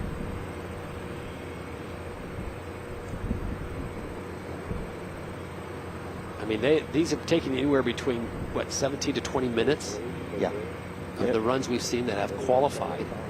So even if they're at near the end of their flight window, all of this data is valuable, right? So we don't see the green mark at the top right saying that they're going for a run, but there you go. And a big set down. Big, all right. Hard set down. those motors were pulling hard to lift. Perhaps it was overweight. It was maybe one of the motors got hot and lost thrust. Yep. So once again, that looks like the arms folded up, right? So in that case, just like they had the last time they flew when we saw that replay, they've got that structural. So everybody is working on shaving grams and pounds where you shave that off. And then it comes to manufacturing defects. So carbon fiber is difficult, and you can't always assess, where the failure points are or how strong it actually is. So everybody's out there doing that research. They're looking at it and saying, okay, yesterday I did this and I folded up. And so we'll see it here really quickly. Kind of does a rapid descent. Yep. So it starts losing a little power. What they probably did is they juiced it here to soften the landing. Or no, actually on the landing. They were already down. On the landing, it just released that pressure, and then the aircraft folded up on top. Yeah. I mean, we could speculate that the reason they came back in was that maybe they felt it was a little underpowered. Maybe they were figuring out, do we want to go, do we not want to go? Of course, heat can affect the power, as you were saying earlier. And in this case, maybe they just didn't have the power to touch down gently. Right. Yeah. They're a third drone. They're going through equipment quick. They are. Yeah, but that was part of the rules that we allowed, is that because we wanted to see that progress. Yeah. Right. We didn't want to just say, okay, you come with what you have, one shot and you're done. No, we wanted to say, okay, keep on going, right? And so some teams have the spare parts, and what's interesting is some teams have figured out how to make a cheaper aircraft. And so it's been interesting talking to the teams, because some of them will say, I crashed once and I almost thought I was out of the competition. It takes so long for me to get my parts in and it's expensive. Others were like, oh no, I've crashed 50 times. And you're like, how do you do that? And they're like, well, I designed an aircraft that I can rapidly, fix and create and get back on. And that's an amazing just engineering, and design kind of paradigm there that is really fascinating to watch and to talk to different companies about. As the program manager of the DARPA Lift Challenge, are you seeing teams already finding loopholes and saying, hey, this so I can gain the system? And are you okay with that? Because it's progress. Of course, this is a competition, Yeah. right? In any sport, people are looking at the rules and they're trying to find it. Now, there's a line, right, between unsportsmanship, Sure. right? So we don't want any of that. We're not taking that. But if someone was just really smart and was like, Figured a way there are a couple of teams who have done that with the rules, and my whole staff kind of just looks at them and is like, wow, Okay. You found them. you did it. Like, good job. All Yeah. right. And it's legal by the rules, and they just were innovative and found a way to do it. Talk about the rules, because obviously the way that you structure the rules of a competition like this really affects the result that you're going to get. Sure. What was your thought process around designing the rules? Oh, man, there's months of conversations about it. So let's get back to the 55-pound, because that's one of the major rules, is that the aircraft system, and why we say system is because you'll see some aircraft who have two aircraft flying around in a circle. So it's a full system that we're talking about, plus your energy source, whether that's fuel or batteries, has to be that under that 55 pounds. And the reason we did that was actually for Part 107, or FAA Part 107. So we applied for an exemption to that, which is what we're flying under today. But until we got that exemption, people would not be able to fly their aircraft and test fly at home and get up to, if it was 56 pounds or higher.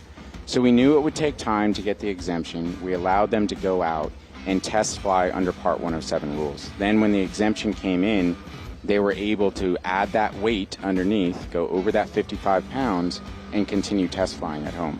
So that's the reason behind the 55, which is one of the main rules. Now, the 4 miles and 1 mile, how did we come up with that? We wanted to make a challenge that had direct applicability to the customer, whoever that was. We've talked about it before when people go out into, the Mojave Desert or salt flats and they do something crazy, and then you don't see it. Like, you don't have the solar-powered cars. Not real life. Right. And so this one, the course is designed, even though it is very arbitrary, this, box in the middle of the air, that translates to a usable thing. So whether it's the military mission or on the commercial side, delivering groceries or something like that, that's a usable distance to be able to rapidly, conceptually even, transition these ideas. These are one-off, these are challenge builds, experimental, but it doesn't take much to make that into a production aircraft. People have asked, and I've speculated, but now you're here so we can get the real answer. Why do you land, take the weight off, and do the last mile with no weight? Okay, so 2 reasons. One, that usability factor, right? So if someone wants to take a package somewhere, they have to return empty. Just kind of logical, Makes right? sense. But also aerodynamically, it is drastically different, especially at these payload to weight ratios. If you just think about the way you walk, like think about trying to carry 4 times your own body weight, how you would walk. You can't do it. Maybe some, Iron Man or something can do that. Strongman, I mean. But you act differently, right? And in the unloaded configuration, actually in aviation, the control is much harder. So when you're lighter, you're not spinning your props as fast. You don't have as much airflow over your control surfaces. And so a gust of wind can just tip you over. And it's actually sometimes easier when you are heavier, right? Because you're spooling, your RPM is higher, you've got wind over your control surfaces. So what we wanted people to do is struggle with that. Right. We didn't want them to just say, I'm going to lift a load and move that, and not have to struggle with the fact that I also have to fly without it. Right. Right? And that's difficult. We've seen some people who have crashed in the safety flight, the unloaded safety flight, for that exact reason. So their design that they brought out here didn't pay enough credence to the unloaded controllability. They were really focused on the loaded one. Well, it would be easy to think that if you can do it with a heavy weight, it's easy to do it without the weight, right? No. And that's just not the case. Not the case in aviation. Control laws is totally different. This is Hanumantan. This is a bit of a test for the team from Foster City, California. Silicon Valley, California deep tech venture redefining heavy lift UAV dynamics. They're built by a PhD scholar. So you had me at PhD scholars. But as you will point out, and you've told us before, a lot of these teams these are mom and pop. These are out of the garage. These are not heavily financed PhDs. No. People And that just have a passion. It's really interesting to see, and this is one of the things about challenges. So in general, a company or the military, when they're looking at various designs, they have that 40-year expert in the room, right? And that 40-year expert, because he's lived it every day or she's lived it every day, they have this box of thinking, right? And they say, okay, I know this will work because we've done it for years. And the risk acceptance and tolerance is totally different. For a challenge like this, we said, prove us wrong, right? Prove that our box of thinking is too narrow and that we keep on going after the same designs hoping for something better, right? The definition of insanity is doing the same thing over and over again, expecting different results. And so now it's, okay, we're going to do all of these and outside of the box thinking, and have some guy in a garage or a university student actually prove us wrong and actually change not only aviation, but the curriculums that are taught in schools. You think about some of the great inventions. We were talking about this, like Steve Jobs and Wozniak getting together in their garage doing computer things. And the Wright brothers, who started out building bicycles, and they made the transfer. So I think this is fantastic. I mean, I love seeing the creative designs that come out there, seeing stuff that JB was pointing out to me. There's just crazy designs, like there's no way that'll let them get in the air. Right. And they get it done. Yeah. Yeah, one of the things that stands out to me is you could have somebody come with a crazy design for a power system or a crazy design for an airframe, and maybe that isn't the whole solution, but it's a part of the solution. That's exactly right. And I brought up the GPS before.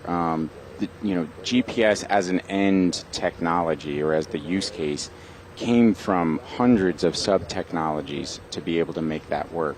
And those were invented by many different organizations, military and civilian alike, and then it all came together. And that's what we're also excited for out here, is the collaboration that's happening in the tents behind us is getting that next step, right? Wow, you did that part really well, I did this part really well.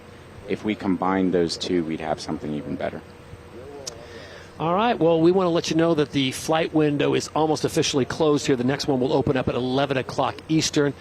We're going to keep that seat warm for you. Don't go too far. You've always got a welcome spot there. So we appreciate Donna coming by, the program manager for the DARPA Lift Challenge. And It's the DARPA Lift Challenge, and like this week's Lift Challenge, it's a trailblazing competition to identify concepts through unexpected innovation. Here's why part of its mission embraces taking risks, uncovering new ideas for the future.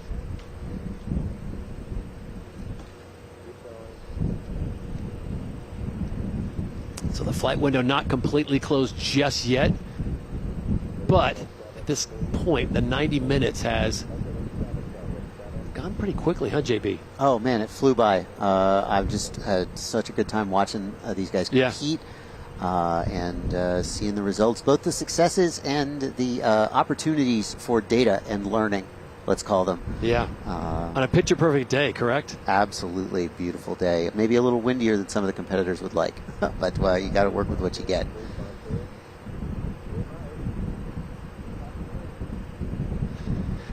So give you a good idea of just the expanse of just how big this facility is. And Donna was nice enough to share a little bit of an insight on how they came to find this. Obviously, they need specifics for safety and things like that. But the National Museum of the United States Air Force, man, what a great partner. Yeah, and a great partner to drones as well. There's a big annual drone race that's held inside the museum, and you may wonder, well, how could they fly these drones around these museum-grade aircraft? They're very, very small drones. It's a very tiny drone, so they don't damage anything. They fly around them. We've also got Flight Fest next door. Big RC Have you gone flight. to the museum yourself? I have never been in the museum. It's No. on my list. I'm I looking hear forward to it's doing awesome. it. Yeah. Donna was saying if you haven't been there yet, get over there Yeah. because it's really cool. So before we bring this 90-minute flight window to a close, we want to go to Elena Buenrostro, who is with the prep tent staff of Aviadrone, our current leaders. Elena, it's all yours. Hey, Todd. So I'm out here with Aviadrone. Have the team right here on the side of me. We just saw what happened. We're going to talk to the team. Scott, let us know what just happened out there. We're testing the limits, so we found it. And our strategy has been to get as close to 4 to 1 with the 110 weight. So we had a successful flight with the 110, and then we decided let's push it a little more and see what happens. And now we know. And what do you think was that technical situation that occurred? We're gonna have a look at it. It seems actually one of the shafts might have sheared, or that's a lot of weight. So stuff happens when when you load it up. So what's next for you guys? Are you going to rebuild this one? Do you have another one? What's the plan? We're going right back to our headquarters and we rebuild it. We'll be back tomorrow. All right. And as we all know here, I'm sure you're really excited. You guys are the leader. Anything you want to say about that? How about you?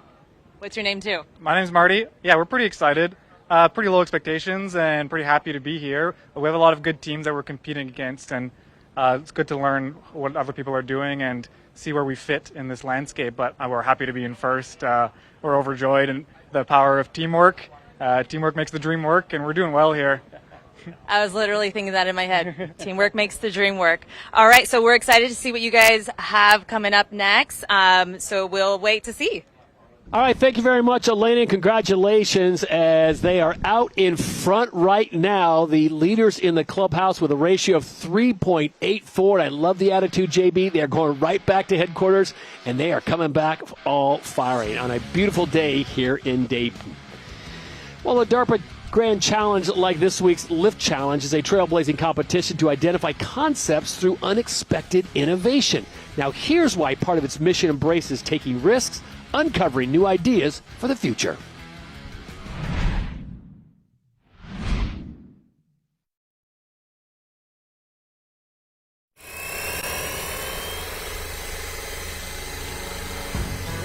The DARPA Grand Challenge is a prize-based competition that, in my opinion, is one of the best ways to accelerate technological innovation and breakthroughs.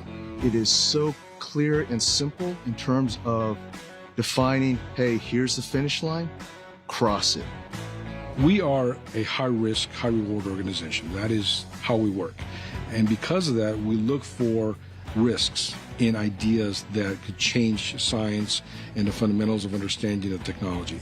So a DARPA challenge actually asks the world to invent something that one can only imagine. So there is no prescribed solution to a problem. This format encourages small startups, non-traditional thinkers, and garage innovators to take the kind of high-risk swings that might not survive standard government design review. DARPA is unique among the innovation organizations in the United States and around the world. I would venture to say that no one else could put a competition like this, have the reach, have the ability, and also have the history to prove that it's possible, that a challenge like this can redefine the world, can change the way that we operate in the military and also on the civilian side.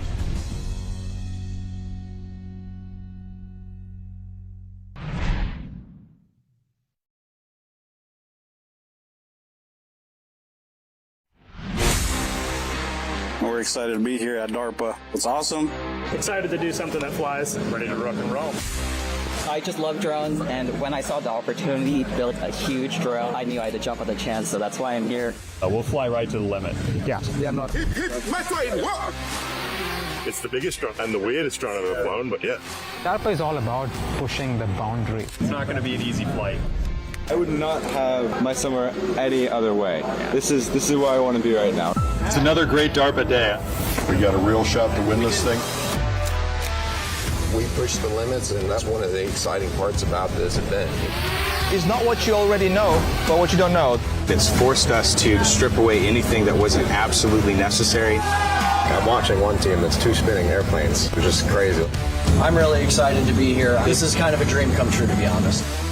We are really happy with the results today. It was exciting. The battery's custom made, which let me have success with it today.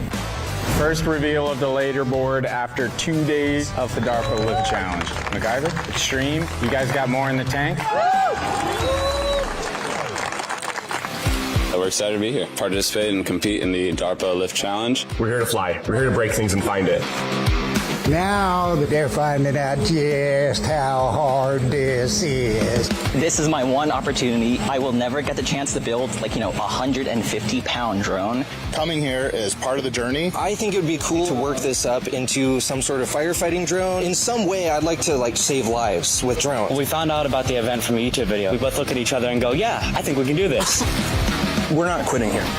I'm just super glad to have been able to fly. We thought we could learn a lot just from being here and seeing what worked and what didn't. Our team is the best. We got the best guys. And the MacGyver team shows a better ratio, but the battle goes on. So we will see. Definitely looking forward to the next flights.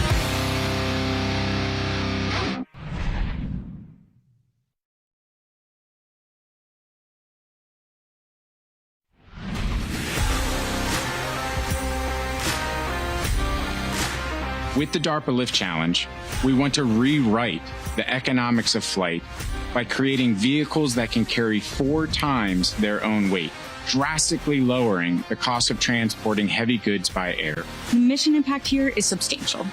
Achieving this means smaller, cheaper drones can do the work of massive, expensive ones, making logistics faster and more affordable for everyone. What we're trying to do in increasing the weight ratio is being able to find a way to be able to carry more with less. Every time you can increase your weight ratio, you can do more. The whole point here about bringing that payload to weight ratio is really focused on bringing the cost of vertical lift aviation down. If we can be 4 times more efficient, maybe it can be 4 times less to transport something, to move cargo, to move people. That's what the DARPA Lift Challenge is looking to do. We are looking to make vertical lift aviation accessible to the common man, which will then change the way that we live and improve the lives of everyone around us. Ultimately, the Lift Challenge hopes to spark a new revolution in heavy lift, making the sky a viable and affordable highway for a new generation of air cargo in virtually every sector.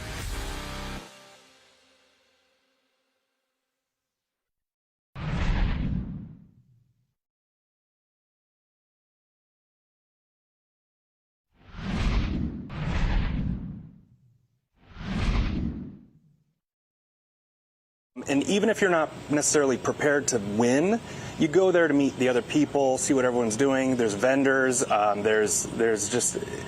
We've just found out that there's another competition very similar to this one that now we're going to go and enter into as well. So it's a huge social event. And then starting, I think, tomorrow is going to be like the Flight Fest stuff. And so, I mean, this is just going to be huge. And so it was obvious we needed to come to this. So there's more to it than just, I'm going to compete for the DARPA Lift Challenge prize. That's correct. Yeah. And in all honesty, you know, a solution like this, we didn't really think it would win that 4-to-1 ratio, but we do think there's like a future in this design. Very interesting. How's your experience been with the other teams? Oh, fantastic. Everyone is very excited about their products or designs. They're very excited about our designs. They're also very helpful. There's a forum, and so I've been watching the forum. Someone said, oh, they need batteries. Another team steps up. Our pick had to leave. That's their pilot. And so someone else says, I can help you guys. And so it's just a very fun, collaborative environment. Yeah, we're competing for money, but it's all about the spirit of competition. It's fantastic. It's such a great culture, isn't it? You know, I was thinking about the event and thinking, I wish we had done it differently. So we'd done something differently. I'll do it better again next year. And then I realized there isn't going to be a next year. Would you, if this was like a repeating event, would that be something you'd be interested in? Oh, absolutely. Yeah. And if it was, I don't know, if they changed the rules, you know, this solution might actually be a little more competitive. The problem for us is that the distance is so short, we don't get enough lift off of our wings. The distance is too short. Yes. That's not what I thought you were going to say. Well, it's legs, right? You're doing 30 passes back and forth, whereas if it was like a mile or 2 miles long, we would be able to pivot all the way to 90 degrees. Oh, you're not even getting the full pivot because you would just blow out the end of the course. Yeah, if you take a look at the simulation, this is our tilt angle here, so as you can see, it's about 30 degrees, and so a lot of that's going to be in drag. So the faster you're going, the more you get the advantage of the wings. Yep. I see. Interesting. So your full scale, what did you expect it to lift? Our full scale, we expect it to lift about 150, 165 pounds. Yeah. And what kind of payload to weight ratio does that give you? Oh, it's going to be less than 3. So less than 3. Yeah, we're already seeing people doing their early numbers at probably what our maximum would have been. So definitely not competitive in that space, I think. Well, I mean, but there's pros and cons to every design. Yes. Right. There's certainly pros to this exact design. Right. And you know, everybody sort of shoots for that goal, right? Yep. Some people hit that goal, some people exceed it, but you know, everybody sort of advances. And I think that's the spirit of the competition. Awesome. Thank you so much. Thank you. I just love building drones, and I want everyone to build drones. It's just so fun and rewarding. And so when I saw this challenge open about building like a massive drone, I was like, this is my one opportunity. I will never get the chance to build like, you know, 150-pound drone. Never. So I was like, okay, let me get on this. And then I was like, what am I going to do? I don't have the most resources, so I wanted something that's kind of like off the shelf, accessible, and I tried to find engines that would produce 200 pounds of thrust, and that's how I came up with a paramotor. Yeah, a paramotor. So this engine, it's made to put on your back and fly up like a parasail. Yeah. And instead you've just got it blowing down and pushing up. Yep, that's the plan. Okay, so it makes thrust. 200 pounds, so that should be enough. Should be enough. Yep. Why does it have extra motors on the outside? Well, my original plan was just to use these little vanes over here. I wanted these vanes to just tilt and control the drone, so I could use the airflow of this and I would save a lot of weight elsewhere. Partway through my development process, I realized, like, with these drones, like with our FPV drones, we can toss them in our backyard, arm it, fly. If it crashes, whatever. Right. With something that weighs 55 pounds without any weight, you can't do that. If you crash, it's over, you know? Yeah. So I need to come up with a series of test stands and stuff to try and test the drone on a static stand before actually attempting. And in the end, vanes would be a little bit too difficult for me to engineer a test stand. So not only do I have to engineer a drone, I have to engineer a whole bunch of supporting equipment to test it. And I pivoted to using quadcopter style controls and then control the drone, because that's what I'm most familiar with. Yeah. I've learned a lot about quadcopter stuff, so you know what, I'm in a time crunch. Stick with what you know. Stick with what I know, so that's why quad motors. Everybody's been really open and friendly. You know, we were kind of concerned about whether everybody was going to have a tarp over their machine and whether we should have one too. And this has been really a wonderful environment. People have come and talked to us about their projects and their issues, and we've gone and admired and complimented a number of those other ones. So yeah, I think it's been great. Awesome. So are you able to go do a run even though you're overweight? It just wouldn't count? Are you going to? Well, we have some mechanical issues too. Like you'll notice that there's 2 different sizes of centrifugal clutches on this. I hadn't noticed that. I see that now. Yeah, and that one's too small. It gets red hot when we run it. Golly. And this one is too heavy. Okay. Okay. and we just have several sort of mechanical issues like that we can overcome in the next few weeks. It's not like they're showstoppers. No. We're just not there. You know, it's interesting though, because I'm stealing this from one of the other teams. They say you could spend months and months designing and thinking and planning, and then when somebody says, okay, now here's a deadline, suddenly you got all the problems to solve and you start actually moving forward. The deadline really was a gift. Yeah. I think it was. It hadn't been that much fun, to be honest, but Right. it's really been No. a gift because it got us moving. It really did. Yes. Awesome. Well, it's good to meet you, and thanks for showing me your aircraft. Thank you so much. Yeah.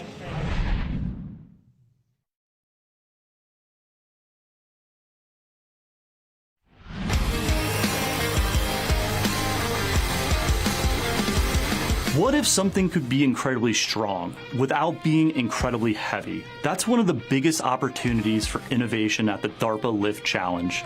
To carry 4 times your own weight, every ounce matters. That means innovators will have to develop advanced materials that are lighter, stronger, and smarter than what many aircraft use today. Think of ultralight frames, new composite materials, maybe even 3D printed structures influenced by nature that use material only where it's needed. And here's the really exciting part. The same breakthroughs and materials that could win the DARPA Lift Challenge could eventually show up in everything from automobiles to disaster response robots to even tennis rackets. The DARPA Lift Challenge isn't just asking innovators to build a better drone, it's pushing them to rethink what things should be made of in the first place.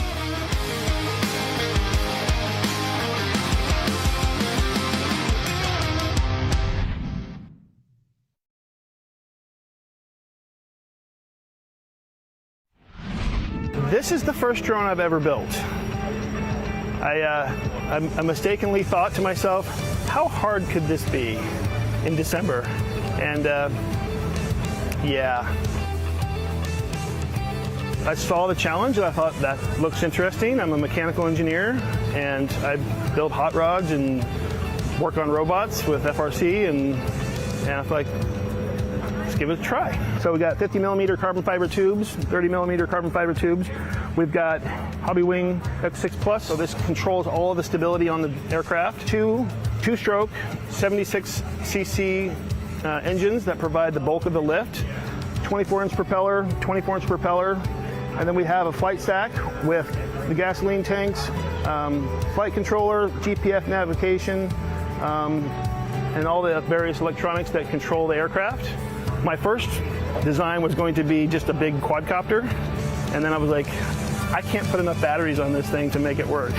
We switched over to a hybrid where we've got gasoline and electric. So we've got 2 big gasoline engines that can provide a much higher amount of continuous power. I'm very good at the mechanical build side. Like I can figure out, okay, power plant, structure, energy conservation, all that kind of stuff. That's very easy for me. The side that I had a big hurdle on is the flight control side. So tuning it to make sure it doesn't fall out of the sky. I installed Ardu Pilot. I got all the settings done. I put it in the air, let it tune itself, and here we are. Once you start building it, you're always going to find something that you missed.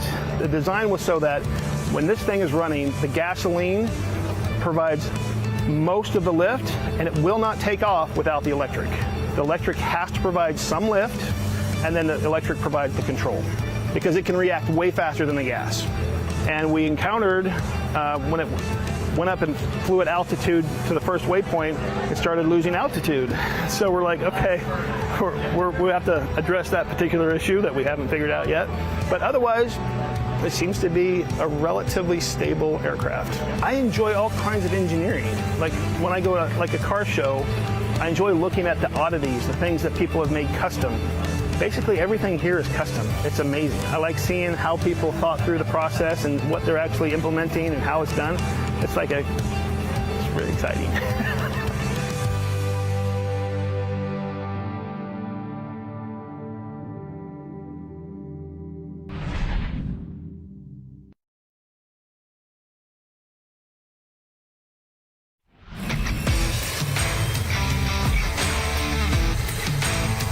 Imagine balancing a broomstick on your hand. Now imagine doing it while carrying a refrigerator, in the wind, while flying. That's basically the control problem DARPA Lift challenge teams are trying to solve. As aircraft lift heavier payloads, controlling them becomes dramatically harder. Tiny shifts in weight can change everything. That's where advanced control systems come in. Future drones may use smarter sensors, faster computers, and advanced algorithms to constantly adjust their flight hundreds of times every second. What is that result? Drones that are safer, more stable, and potentially more autonomous. In the DARPA Lift Challenge, the aircraft may get the headlines, but the real magic could be the software acting as the brain behind the machine.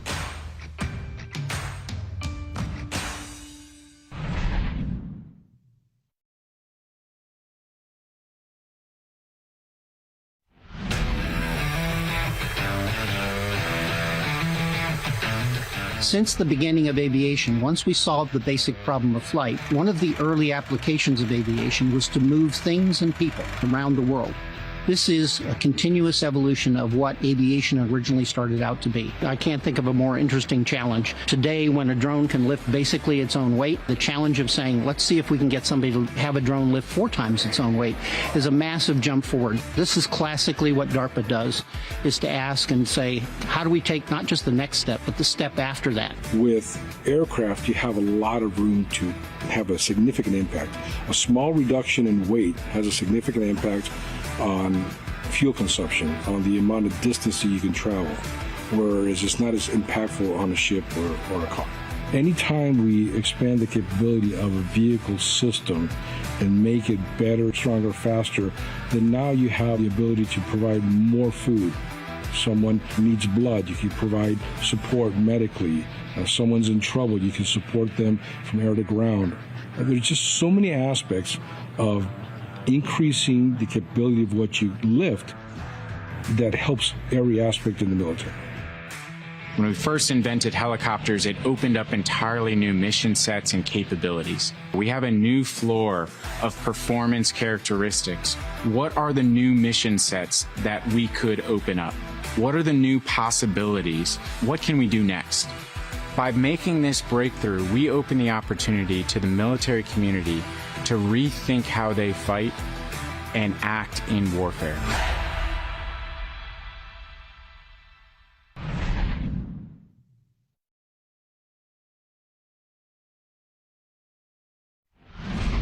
Hello, we are Team Sherman Aeronautics. We're Astro Systems and we're based out of Chicago, Illinois. And we are Team SciLift. And it's essentially a high school team with a few parents. And we are Maxway team, ready for the challenge. Well, it's whatever o'clock in the morning. A new and improved VertSol video submission. Our flight test plan is designed to make sure that I don't get a visit from our friends at the FAA and NTSB. We specialize in building out-of-the-box, frankly bordering on crazy machines. You just can't buy one of these drones on Amazon. The DARPA Lift Challenge pushed our skills and budget to the next level. And the biggest issue is probably center of gravity. I've moved it away from the center. We have a circle. And our answer really is to use airplanes. I would bring them home and have my kids hang on them. It's kind of crazy. This was quickly shown to be infeasible. That's exactly what we should not do. It has been a comedy of errors for sure. Most of the time we spend arguing. Funny thing, I just destroyed the flyer, so I have 2 weeks to rebuild it. It was its first flight, and it took off successfully for about 2 feet, and then promptly backflipped directly into the ground. The thing shot up through the roof. I mean, it took off like a rocket. One guy came up and showed me something cool. He pulled a possum out of his pocket. We actually had 2 catastrophic crashes during our flight test verification. And it was perfect. Maybe we can't say that, but it was really good. God, the lighting here is terrible. I look like I'm telling a scary story. Okay. That one wasn't bad. That's good. Is that good?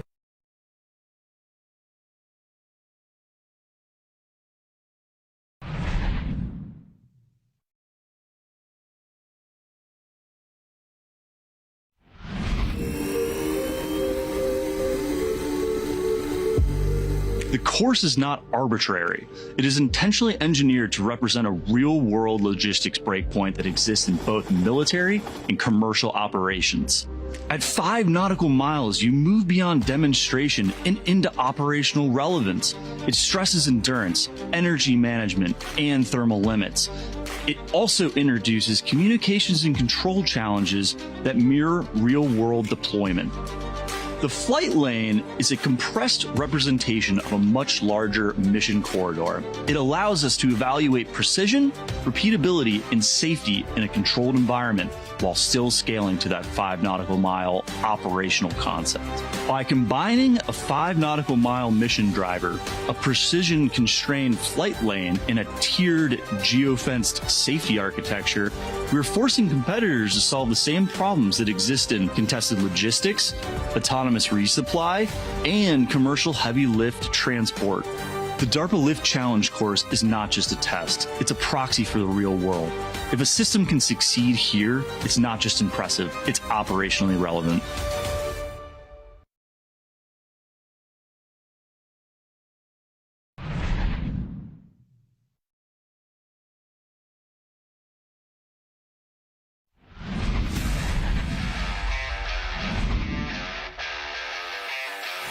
I just love building drones. This has been really a wonderful environment. It's been unexpected in the most pleasant and most surprising way ever.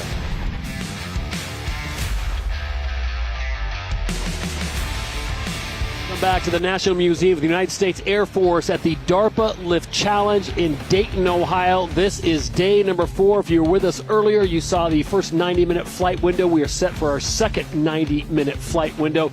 But a lot of great action. We got to hear from some of the teams that you'll be seeing performing today.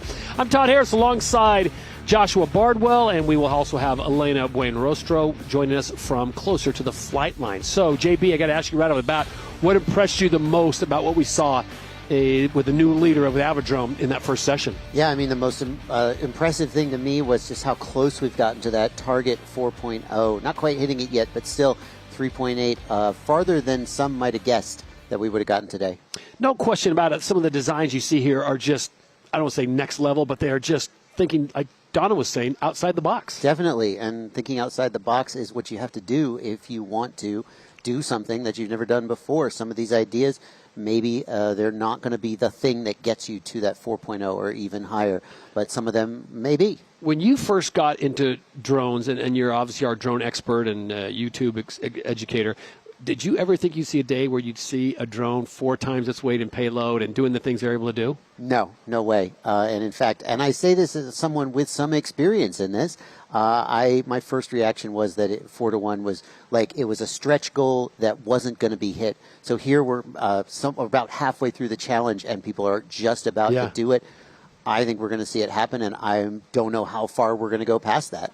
So this truly is, and we've talked about this earlier, not to speak too much in hyperbole, this truly is history in the making. Absolutely. History in the making, no doubt. Okay.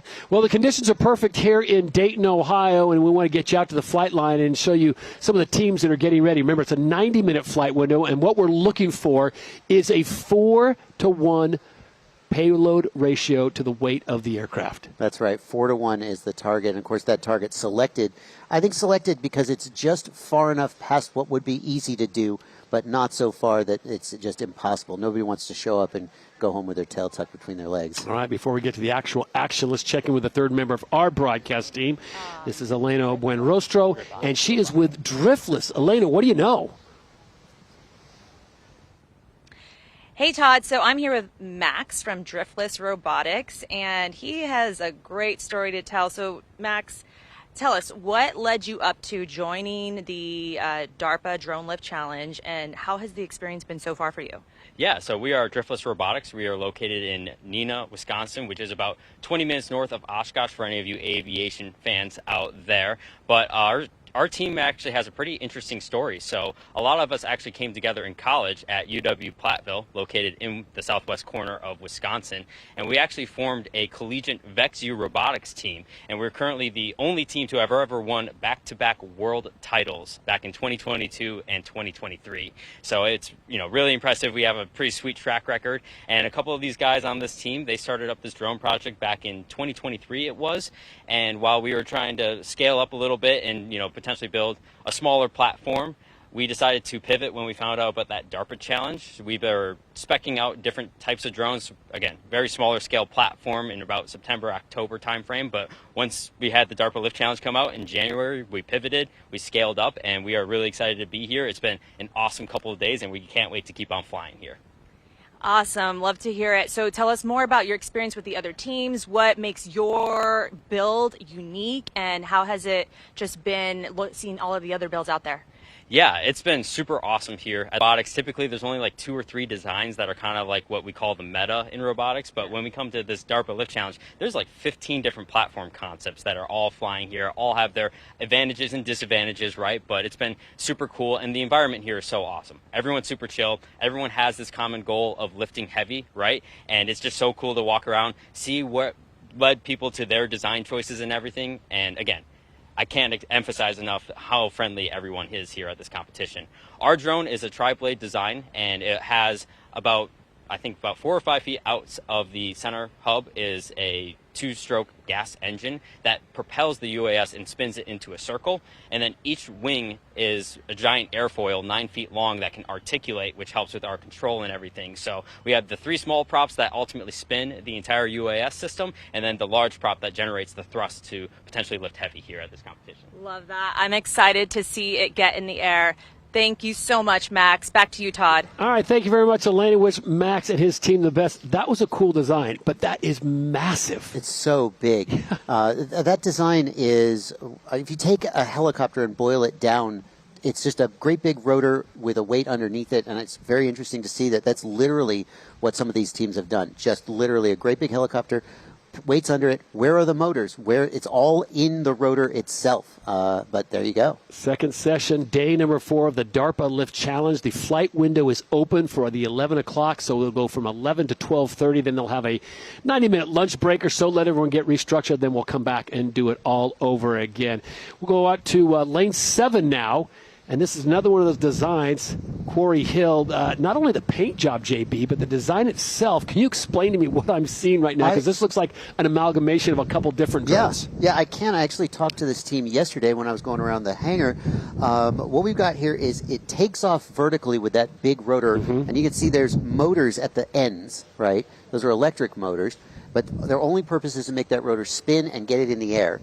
And then it begins to go into forward flight with the motors on the wings. Those are liquid fuel engines. The wings, of course, being more efficient than a rotor. And now here's the interesting part. The motors on the rotor turn off, and it auto rotates and still provides lift, but without using any of the battery.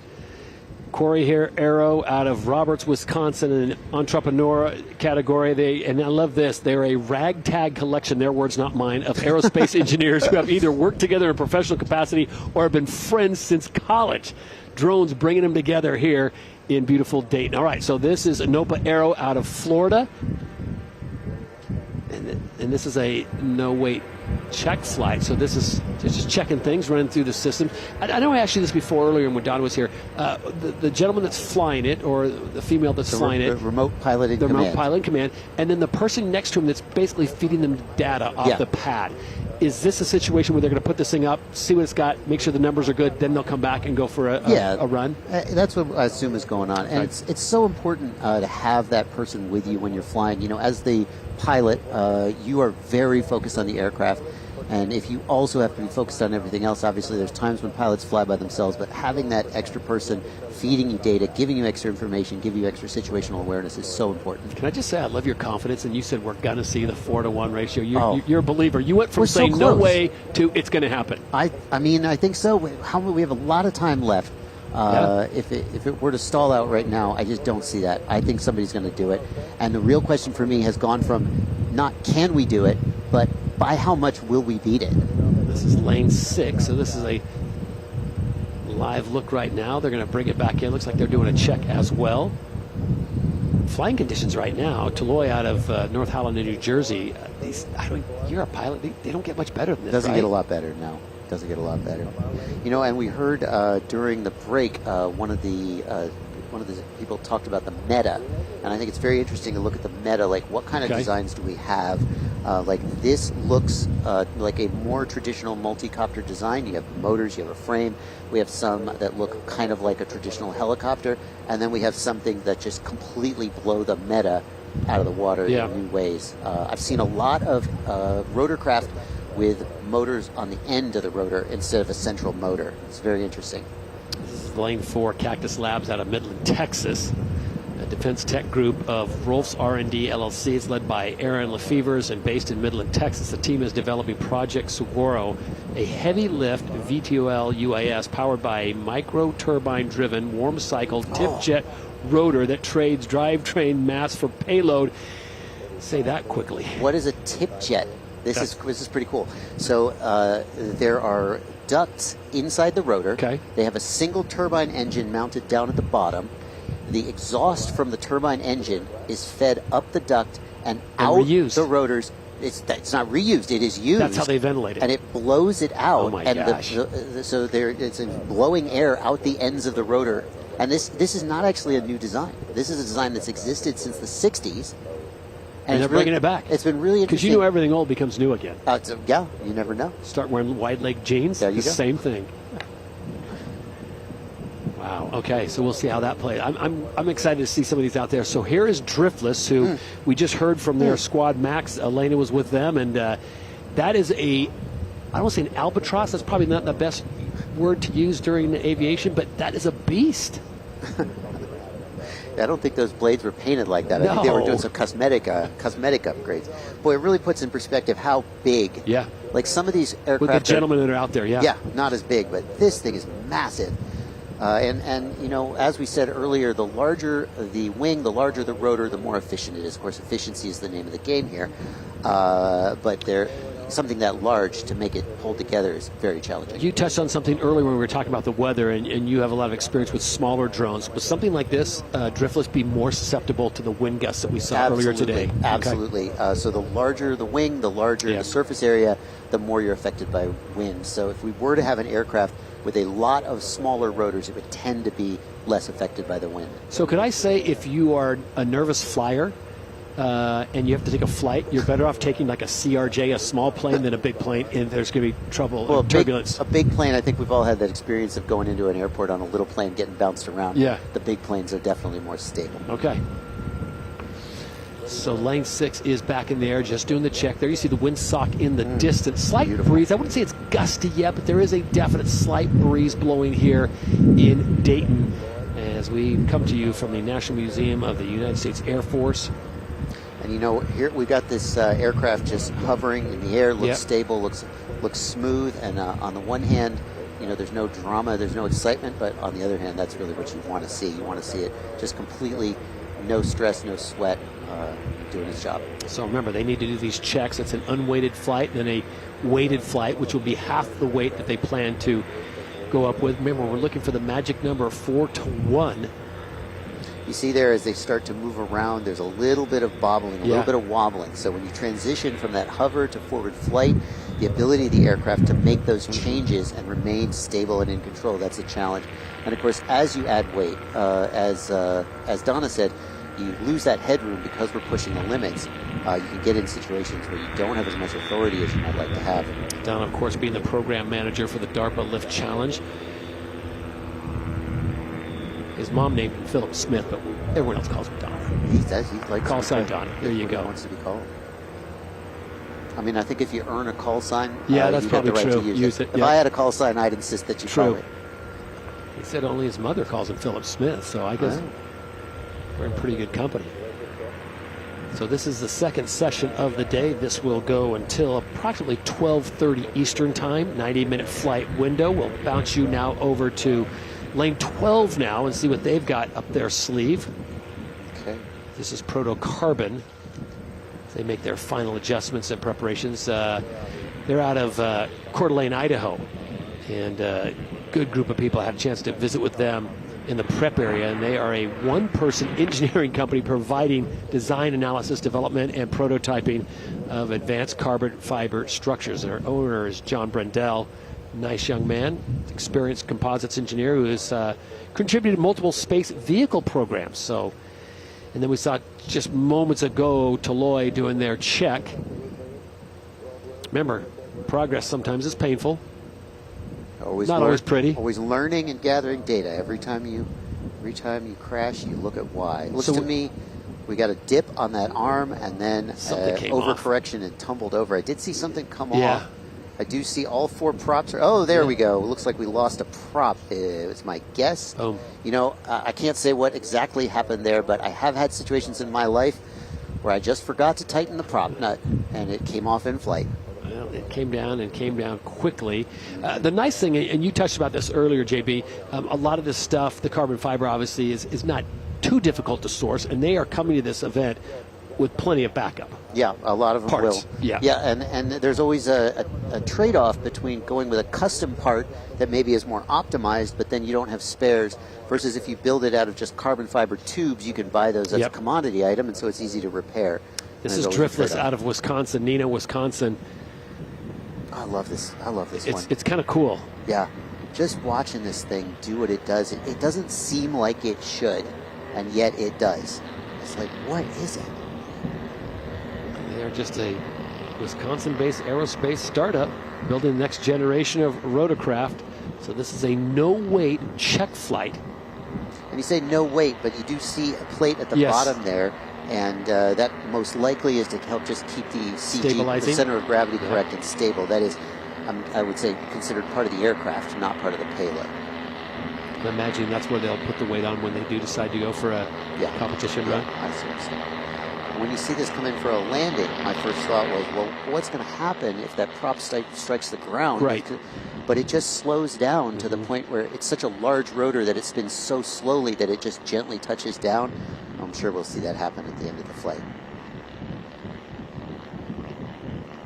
Not built really for speed and agility, but it gets the job done. Sir. Watching them the last 2 days, they've had some good test runs. Yeah. You see the beautiful National Museum of the United States Air Force in the distance. So this craft, you might wonder, well, how does it turn, right? And the answer is, on a traditional helicopter, you'd have a very, very complicated mechanical assemblage called the swash plate, and it tilts the blades, but that's very mechanically complex and fragile. A lot of these designs are putting control surfaces on the end of the rotor, similar to an airplane's wing, and it will tilt up or down as the rotor rotates. So at 6 o'clock it'll be pushing up, at 12 o'clock it'll be pushing down, and it'll tilt the rotor disc itself to steer it. So with that in mind, and knowing that they need to do 5 nautical miles, when they go down and need to make the turn to come back, is it more of a bank turn, like they'll dip one side and then bank and come back? Yeah, that's a real challenge because, of course, they have to stay within the bounds of the lane. So it may be advantageous to do a banked turn, but on the other hand, they might prefer to just stop, hover, and then turn and go back the other way in order to stay in the lane. It's just a question of if they can make that sharp turn or not. So a good test there for Driftless out of Neenah, Wisconsin. And to your point, just gradually brings it down. Beautiful, beautiful. Just kind of mesmerizing, right? It is. There's something about this one that just scratches my brain in a really pleasant way. I don't know what it is. It's like the white noise for you. It'll put you to sleep. Just very soothing. It's like you boiled a helicopter down to the only thing that matters. It's just a rotor. Yeah. And it's like, where's the rest of the helicopter? Okay, so we will see how they do if they decide to go for it. Remember, we've seen no one yet do that ratio, the 4.0. We've seen 3.84, which is the leader in the clubhouse right now with Avidrome. So they are in, as we like to say, the money. Yep. Getting to 2.0 puts you in the money. You get half price for 2.0. Yeah. Full price for 4.0. I like that too because, when 4.0, it might be difficult, and it's nice to say, look, you get a little bit of money for getting halfway there. Yes. But there's still an incentive and to there go is the further. leaderboard. So Aviadrome, we saw them earlier today. We had Don on set with us, 3.84. He was pretty excited about that. You look at the aircraft weight and the payload, and there is your ratio. Extreme Aerial Concepts started day 4 in first place until Aviadrome bumped them down to second. MacGyver sits in third. H Squared in fourth, all with impressive runs, with all plenty of time still to go. This is just day 4. We've got 3 more days after this, and everyone wants to know, well, what's the big deal? What can you win? How about those numbers? That'll get your attention. Oh, heck yeah. $2.5 million will get me out of bed. $2.5 million for first place, $1.5 million for second place, $1 million for third place, and 3 $500,000 prizes for the subjective categories of most revolutionary aerodynamic design, most revolutionary powertrain design. Yeah. You talk about revolutionary. This is Sherman Aeronautics, and this is the one that you talk about scratching your brain. This one makes my brain hurt. Yeah. So what we've got here are 2 airplanes tethered with a steel cable, and eventually they will attach the weight to that steel cable and lift it. I talked to this team in the pits yesterday. He said when they first did the design, him and his father flew the airplanes by hand.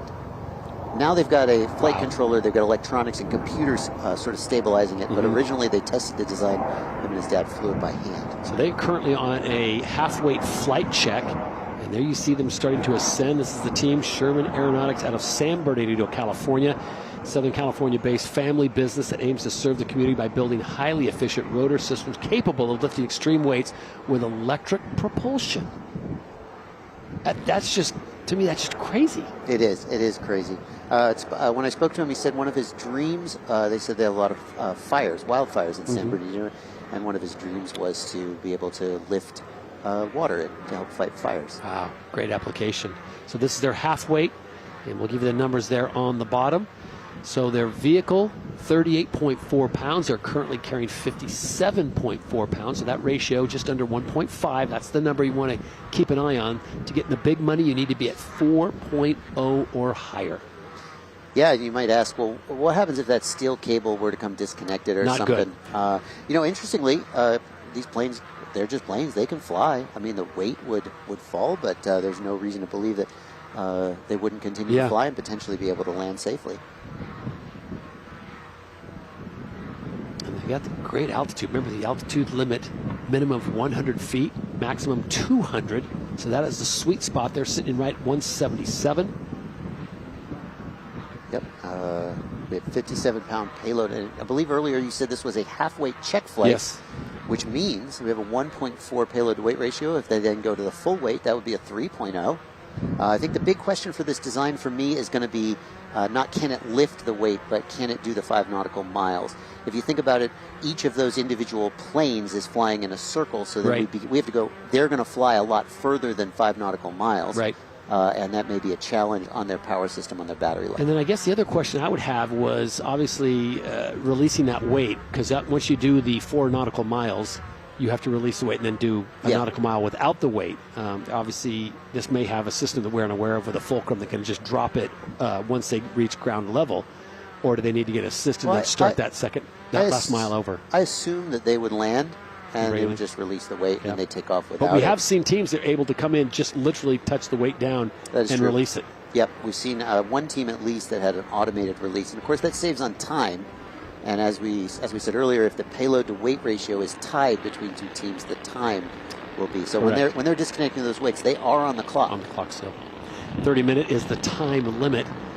We haven't seen anyone get in there. Right now it seems like the 3 or 4 that have done well have all been between 17 and 22 minutes. So plenty of time. As we're getting word that Driftless is on a possible run, an official run. This right now is Sherman Aeronautics, and they're doing a half-weight check.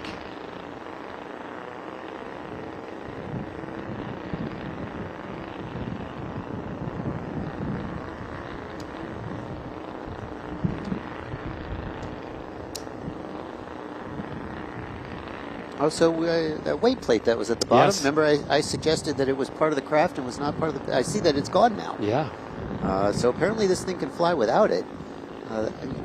It's got to Is it affect for landing purposes? I did see them Like a platform for landing yesterday. purposes? They were flying Without it. and landing. Basically, they were taking off with that pole in a plate. Okay. Was what it looked like to me. That is just wild, man. You know what it reminds me of? You remember those toys you had as a kid, that little helicopter? You spin it between your hands and fly in the air? That is what it reminds me of. That's why it scratches my brain so nicely. It's just a gigantic version of that thing. So Driftless out of Neenah, Wisconsin right now. This is not obviously a weighted run for them. Doing their check. And we'll see what kind of magic they can work. And you see here it's tilted, right? You see it's tilted, it's moving in a direction. Of course, that must be how it would turn, but instead of just hovering, it's tipped one end of that rotor disc down and flying around. And as you can see, it doesn't change direction real fast. In fact, some part of my little pilot's brain is mildly on edge about how much it's tilting over. Of course, they know what they're doing, and I'm sure they're well within their control envelope. But yeah, no sweat coming off that pilot. He's no Joshua Bardwell, but it looks like he knows what he's doing. He looks almost like he's smiling.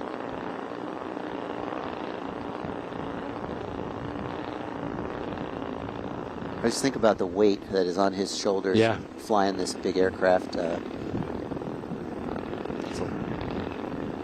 They made the trip, not too far a trip from Wisconsin, but here they are in Dayton. Want to make it worth their while.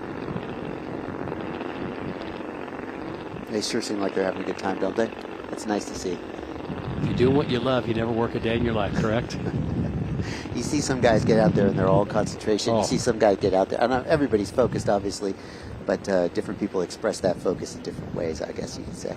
We are looking for a 4-to-1 payload ratio. That will take the top prize. There is the weight they had on earlier. They're going to come back in and set this thing down. Nicely done. And you can see here the propellers, the small propellers on the main rotor. Right. That's what motivates it to go around. There isn't a motor or an engine down at the shaft like you would normally see. And as he brings it in, nice and slow and steady.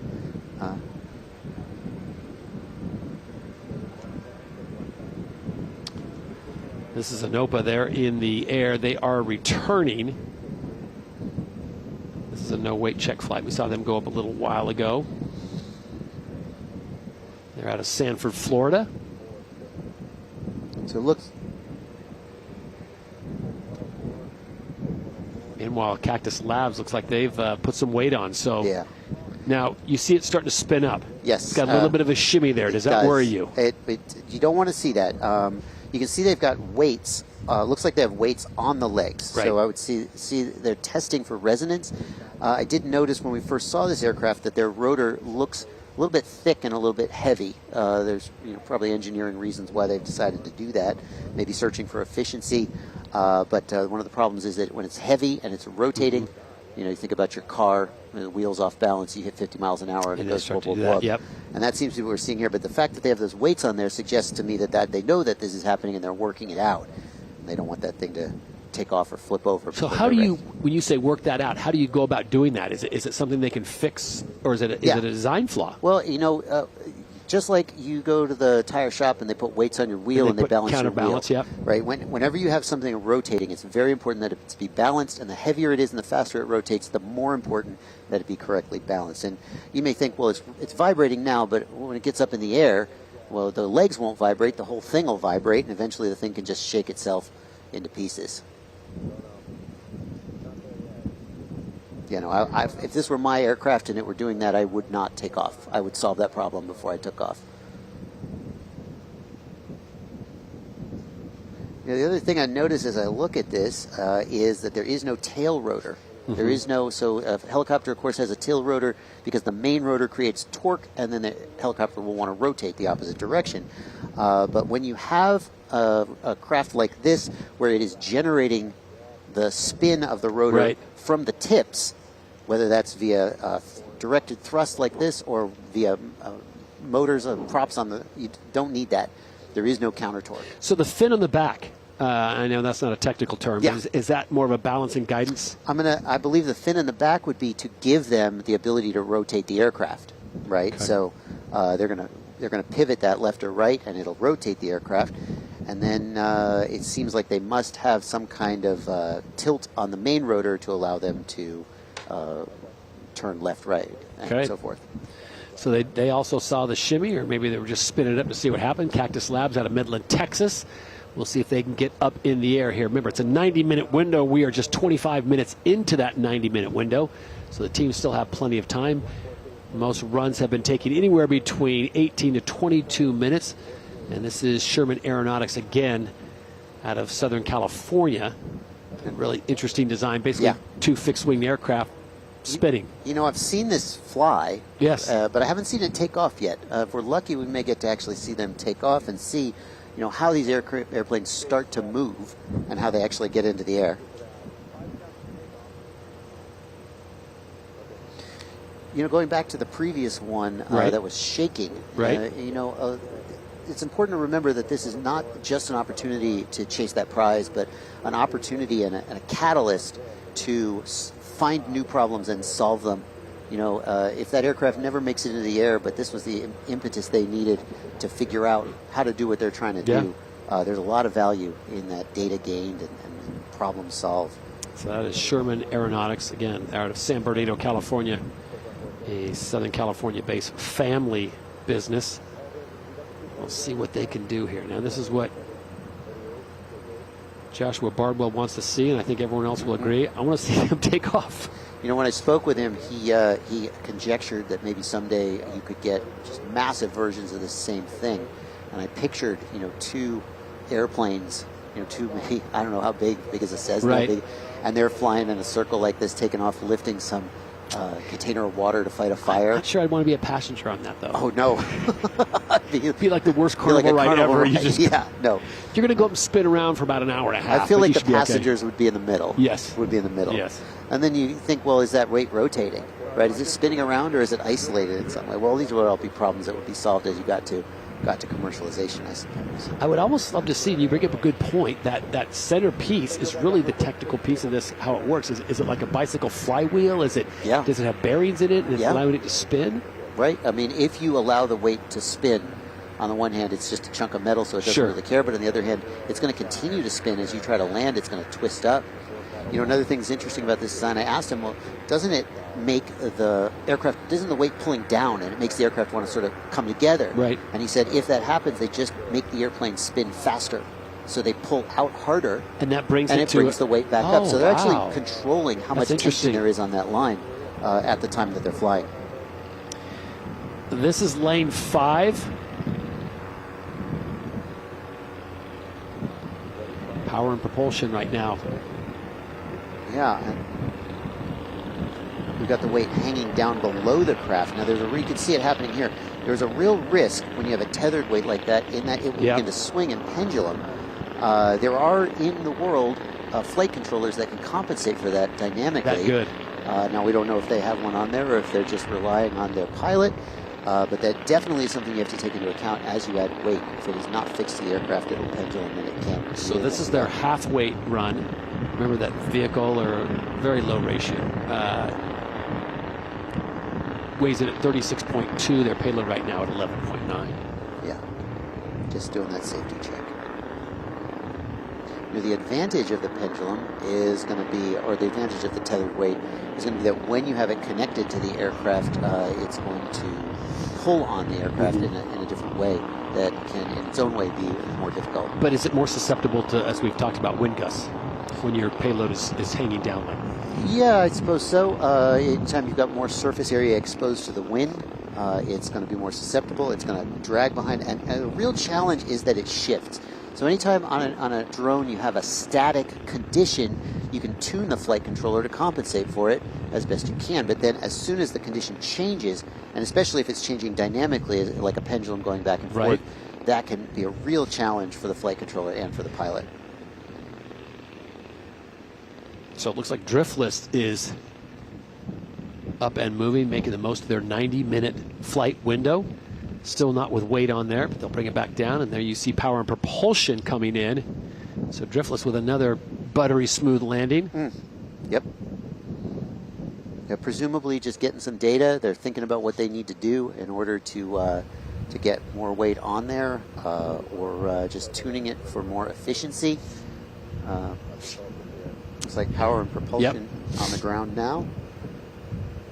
So the group out of Denver, Colorado, Power and Propulsion Engineering Consulting Company, they're based in Orlando, Florida, and Denver, Colorado, and they develop innovative and unique solutions for the aerospace and energy sectors. It's an interesting design with a payload hanging down below, and my thought immediately goes to the cinema and Tom Cruise in Mission Impossible when he was hanging on that big payload underneath the helicopter. I'm thinking that thing is just flying around, and as only Tom Cruise can do, it is swinging side to side, and I'm thinking if I'm the pilot, got to get rid of that payload. Yeah. I mean, you don't want to get rid of Tom Cruise, but you got to get rid of that payload. I assumed Tom Cruise would be the one hanging under the drone. Exactly. I think we're going to see it. You know there's going to be a drone in a Tom Cruise movie soon, right? Sure. Come on. You know, we saw this morning in the first run, we saw a lot of actual attempts. Yeah. It looks like this run we're seeing, people are using their flight time to troubleshoot, to tune, to gather data, and get ready to make an attempt. Cactus Labs now to lane 4. Shimmy does not look as bad as it was when we saw it earlier, but are they completely spun up to full power? Yeah, I see the RPM increasing. It's worth reminding everybody that it would not be legal to fly these drones with these weights. So the drones themselves, the rules of the challenge were designed so that the drones themselves are under the legal weight. You can fly them at home, etc. But once you add the payload, they would not be legal to fly. We have special permission from the FAA here to fly at these weights. So, another benefit of this is just the ability for these people to bring their drones here and fly them at weights that would be prohibitively difficult in terms of just the paperwork. Yeah. They couldn't do this. Giving them a safe space. Mm-hmm. I think when the drone industry really took off and there was that paranoia that people were like, oh, drones are going to start spying or they're going to start doing this and this and this.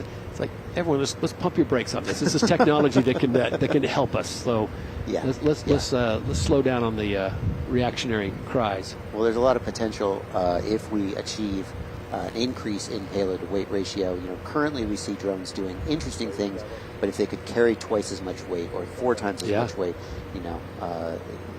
think about carrying 5 pounds of groceries versus carrying 40 pounds. One of those is a full grocery order, and one of them is not quite. Right. And you see the drones, for people that are just new to this, you see a lot of the drones that are replacing actually fireworks. They do drone shows. And those drones, though, are fit in the palm of your hand, very correct? Small. Yeah, they're very small. We got a great view here of just all the stuff going on down the lines.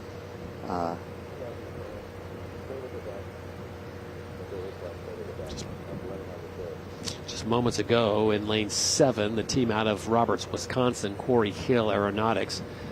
I love their description of their team. A ragtag collection of aerospace engineers. This was moments ago. So we see them taking off. We got a lot of shaking. Looks like it might be being blown by the wind. And automatically right off axis, aren't they? Yeah. And you can see the rotor is continuing to spin as they're in the ground. That's never good because, of course, you're going to hit the ground with the rotor potentially and damage it. Doesn't look like too much damage was done in the crash. Of course, it's hard to say. Airframe looks to be intact, and that main rotor looks to be mostly intact. Okay. My guess would be that was a wind-related problem, although we also did see some shaking in the airframe as they started to lift off, and of course that's never good. You see those wind banners behind the team right there blowing just a little bit more. It's been pretty consistent, though, but we have had a few gusts come through. We've seen the result of what they can do to these drones, very lightweight. But overall, I don't think you can speak better to this than I can as a pilot. The conditions are fantastic. Yeah, for sure. For sure. You might wish for no wind, but you got a sunny day. So you saw when that drone took off that the wings had folded downward. Mm-hmm. And there's 2 reasons for that. One is that if you have a big flat surface inside your thrust column, that's the air coming off the main rotor, then that's going to block the thrust and you'll get less thrust. But in addition, they have those forward-facing motors on the wings. Well, you turn the wing 90 degrees, and now that forward-facing motor is facing up, and now you have additional thrust helping you lift off. But it did look like as soon as they lifted off, it started to sort of go out of control. It didn't seem like they had a lot of authority, and then drifted back over the flight line here, and of course immediately shut it down. So discussions are in play. We are still just under an hour away from wrapping up the time here, as we now are able to set it down closer to the flight line and Elena Buenrostro. Hey, Todd. So I'm here with Tony from Quarry Hill Aero, and we just saw the build go up. And tell us what happened. First flight. So it looks like we went up a little bit of a gust of wind. Our wings tilt forward and start to drive us away. And as that started to happen, it looks like a little bit of wind caught it and brought it back. So we hit the kill switch for safety because we don't want it coming back towards us. All right, so after seeing that, what do you think is next? Are you guys going to rebuild, try again? What's the next plan of action? Yeah, I think we have some time. We'll go back to the hangar. We'll rebuild that left wing. And we also, looks like we lost our left skid. And then we will try it again. All right, Tony. Well, we wish you the best of luck. And back to you, Todd. All right, thank you, Elena. Thank you, Tony. Quarry Hill Aero out of Roberts, Wisconsin. Again, a ragtag collection of aerospace engineers. Yeah. Their words, not mine. So they'll, in the true spirit, they're going to go right back at it. And there's Sherman. Well, we didn't get you exactly what you wanted there, JB, but they are up, and they look like they are serious this time. Look at the velocity. Yeah. And this is a weighted run. Yeah, so presumably those aircraft are spinning faster because they're needing to lift more weight, and they need to keep the tension on that line to keep the weight from falling and pulling the aircraft inward. You could look at the angle of that steel cable and think about how steep that V is, and that tells you just how hard those planes are working. Somewhere the Wright brothers are looking on saying, are you kidding me right now? Well, people looked at what the Wright brothers did and said, are you kidding me? This is true. That's the spirit of innovation, right? So this is lane 14, Sherman Aeronautics. We are about 36 minutes into a 90-minute flight window. And there you see, weighing in at 38.4. Their payload is 82.4. Their ratio, 2.15. So it looks like they're going to set it down and land this one possibly. Look at that. Look at them. I mean, working. this is just... They're pulling hard on that line.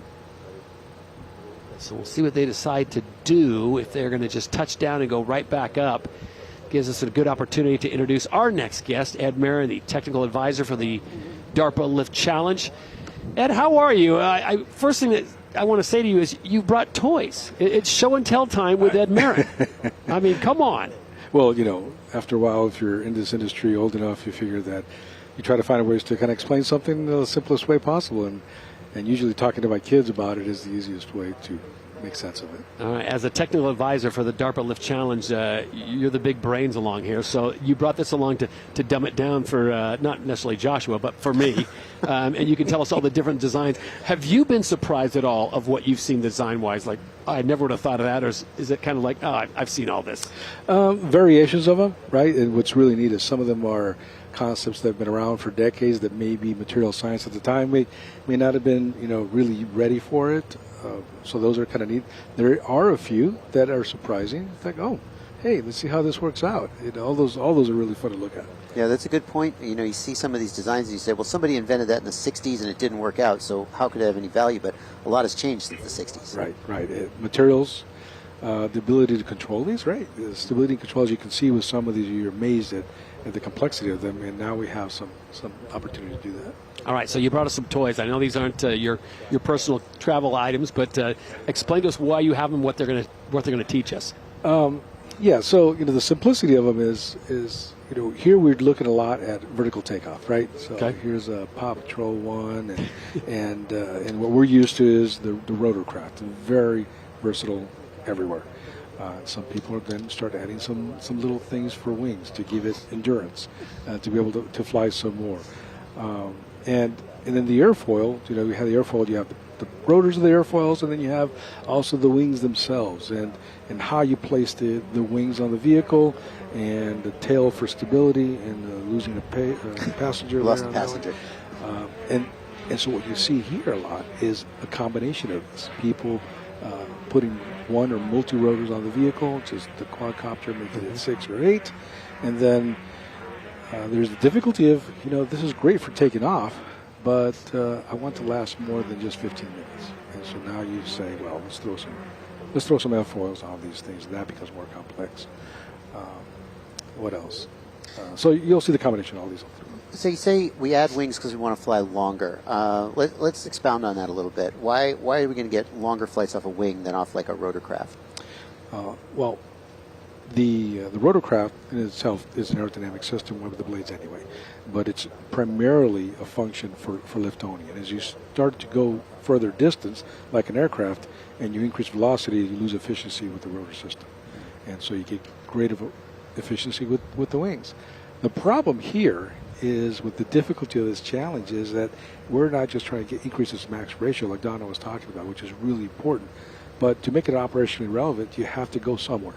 Right. And you have to be able to come back and turn around. And here the challenge, they have to do the 5 miles. And in all these systems, it's really difficult to do it with a conventional quad type approach. Yeah. Yeah. So you're not advocating one design over the Paw Patrol over how to train your Dragon. That's you're right. saying they all have their purposes and the reason why. You look at something like this, so a quadcopter. Right. Small in design, usually pretty lightweight. What are the drawbacks for that, if any? Right. Most of these, of course, are electric systems. And just like we have the experience with electric cars right now, the disadvantage of a battery is that it's a battery system is something you have to carry the whole time. When we're driving around in a car and you're using up fuel, that weight disappears. And same thing with aircraft. That weight disappears, you don't have to carry that around. So inevitably, a combustion engine is just much more efficient for long range. Yeah, but there's a sweet spot, isn't there? Because I talked to some of the teams who had chose to go electric and said, why did you go electric? There's a sweet spot where electric makes more sense with smaller craft and combustion makes more sense with larger craft? No, I'd say that it has to do more with range and endurance. Gotcha. It's just easier to do electric. Sometimes it's a little safer. They tend to be very reliable. You'll notice that the combustion engines, they have to start them. And some of these performers have 6 combustion engines in one vehicle, so they have to go through and start each one individually. Because they don't have a starter motor that would add weight. Exactly. Yeah, yeah. Exactly. So, like the old airplanes where you see the guy and he goes, he starts the prop. Basically, that's what they're doing. That's exactly what they're doing. Yeah. Right. If we can, let's take a look quickly at Sherman Aeronautics, and if you can just see what they're doing. What do you think they're trying to do here, Ed? And what do you think they're? I mean, is this a viable?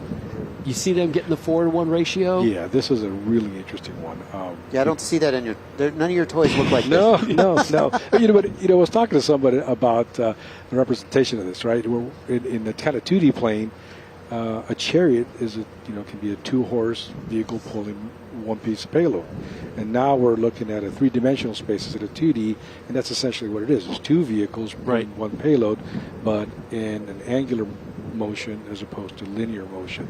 So it's not too far off mathematically, but it is really fun to look at. I found myself questioning, FAA has a 55-pound limit. If you have 2 airplanes tethered with a steel cable, and I don't know if we know the answer, is that 1 aircraft or 2 for the purpose of the FAA? Do you get credit for? I cannot speak for the FAA. I do not know, but I think it's a very interesting question. We'll call it a system. Yeah. We'll call it a system. Yeah. I'll tell you what, I'll make a video of it, and then if the FAA comes and yells at me, we'll know the answer. For someone that doesn't understand aeronautics and propulsion very well and forward thrust, how do they move forward and how do they make turns? That is a control problem that's really difficult with these because you're right, they have to change the plane of the vector of lift, just like a rotor does, right? And so a rotor, it's a lot of complexity with cyclic and collective on these aircraft, which I'm really not an expert on. But they do change the plane of thrust, and it allows them to change the direction where the vehicles go. That's simplistic. Right. So, let's go out there and take a look as Sherman Aeronautics continues to mesmerize us. This is Driftless. They are up in the air, the team out of Neenah, Wisconsin. This is another mesmerizing one. Now, my question, and JB might answer this as well, it looks like they have weight now attached to it, or is that? I agree. I see a plate there. I see a plate there. They have flown without it, so it looks like it's a half weight. Yeah. And you can see some of the electronics there going around that little gray box at the top. They've just basically got all of the electronics, the flight controller and other things that are involved, just mounted right there on that hub, or sometimes in some cases literally inside the rotor blades. Yeah, these are fascinating because these fall in the category of propulsive driven rotor, and they could be a prop that pulls the rotor around, or it could be something you see like tip jets. Either the exhaust is coming through the rotor itself to the tip to make it rotate. But you'll find that in conversation with some of these, they've asked, for example, if they could do a qualification flight without the weight. It was an interesting conversation because without the weight, it's less stable. So having this extra weight at the bottom, its center of gravity drops, it's easier to control. But in a real operational environment, at the end of the day, you still have to drop something and leave. Yeah. So you have to control it both ways. Yeah. They could add weight as long as they stay under 55 pounds, but then that counts as part of the aircraft, not part of the payload. Exactly. You know, as we look at this aircraft here and we think about that giant disc, it's very easy to visualize. We can translate that back to the two airplanes with the steel cable. That is just a big disc, and in the same way that this one tilts, that one has to tilt. You ask and we deliver. So I'll pull that thread a little bit. Exactly right. And if you look at the center location of these two vehicles, there isn't a lot of velocity. When there isn't a lot of velocity, the airfoil doesn't have significant lift. And that's where the efficiency loss is. So what they're banking on is, why bother having weight in the middle that's unnecessary, and just focus on the lift in the ends and have it rotate faster. Yeah, that makes a lot of sense. That's a very interesting perspective, yeah. Because, of course, the center of the circle isn't moving as fast as the tip. Exactly. And the more velocity you have going over the airfoil, the more thrust and the more efficiency. That's a hell of a perspective. So here we go. Get an idea of what they can do. So they're going to come back to their landing pad and safely put this thing down and see if they try to go for a competition run. I can tell you, obviously they're not allowed to go out on the field for safety reasons, but I can tell you as a drone pilot, we hate walking. I like to say I didn't start flying drones because I wanted to walk. I wanted to sit, and I wanted to look at a goggles while my drone flies around. If we land somewhere or crash somewhere, we have to walk to retrieve it. It is called the walk of shame. Well, it's all about safety here, and Ed can attest that DARPA is very serious about the safety to the point that they don't even let us go out to the flight line. Everyone has to be checked and behind fences, and which, it makes sense. So Sherman Aeronautics is going to bring this thing down slowly. Does this give you flashback? I don't know if any of you, I'm older, so flying RC aircraft with a string. Yeah. Oh, yeah. Yeah.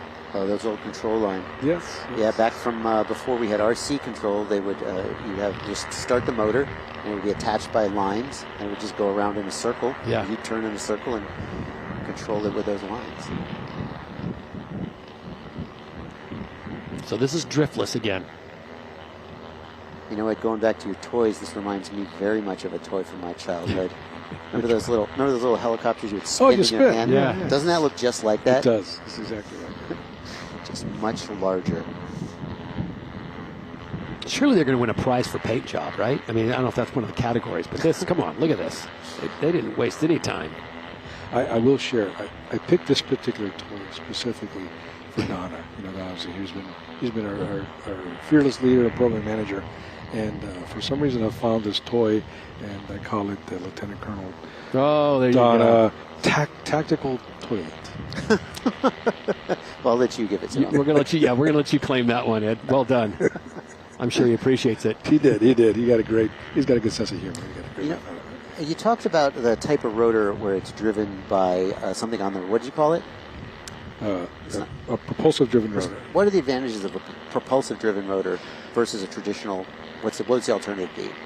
Well, a regular rotorcraft has the engine and gear system centrally located at the center of gravity, and then it has a torque system driving it to turn it. Right.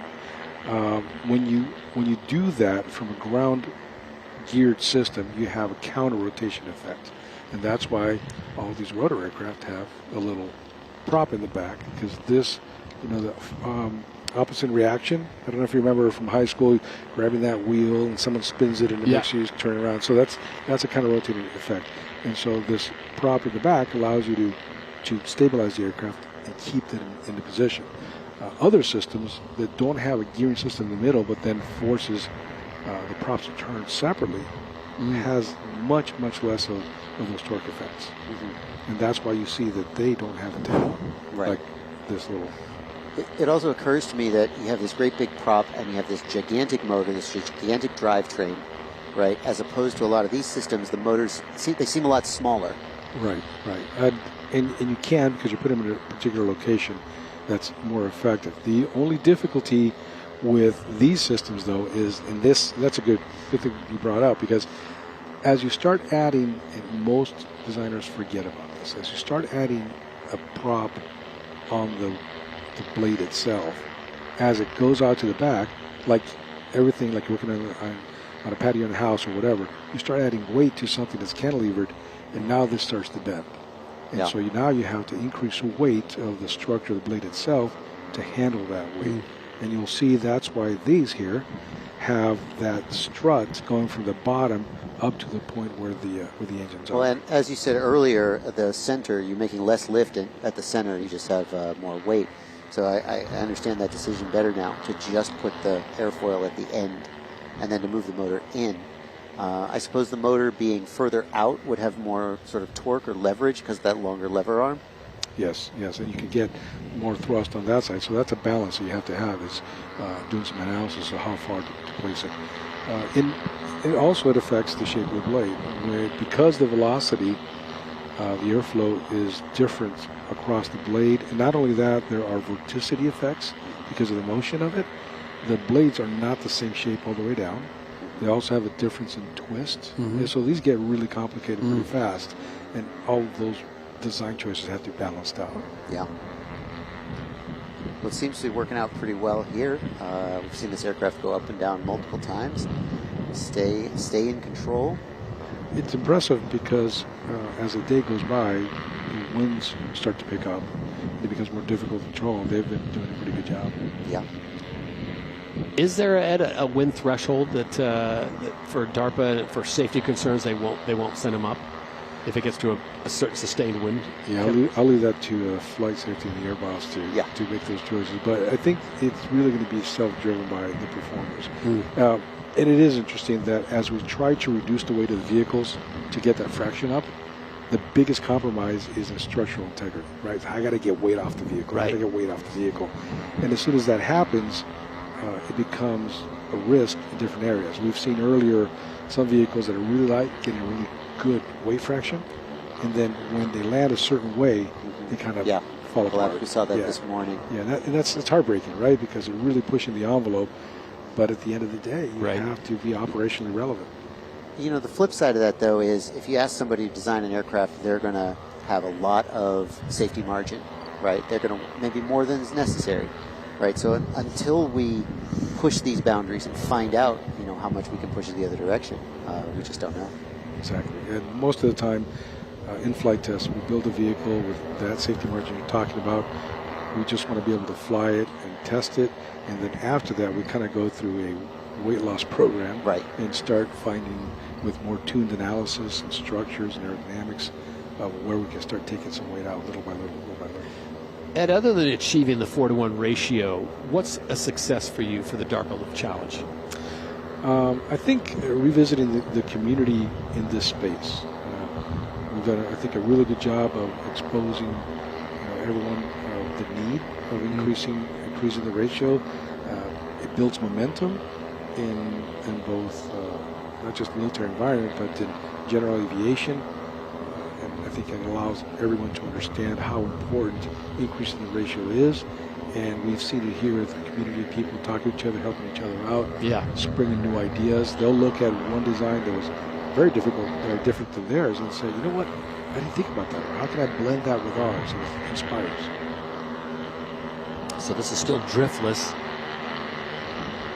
What a great shot. Yeah. This is looks like a downward-facing drone shot. I know that we've got some drone operators here getting footage for us. I'm just glad they didn't paint those rotors green because you wouldn't see anything.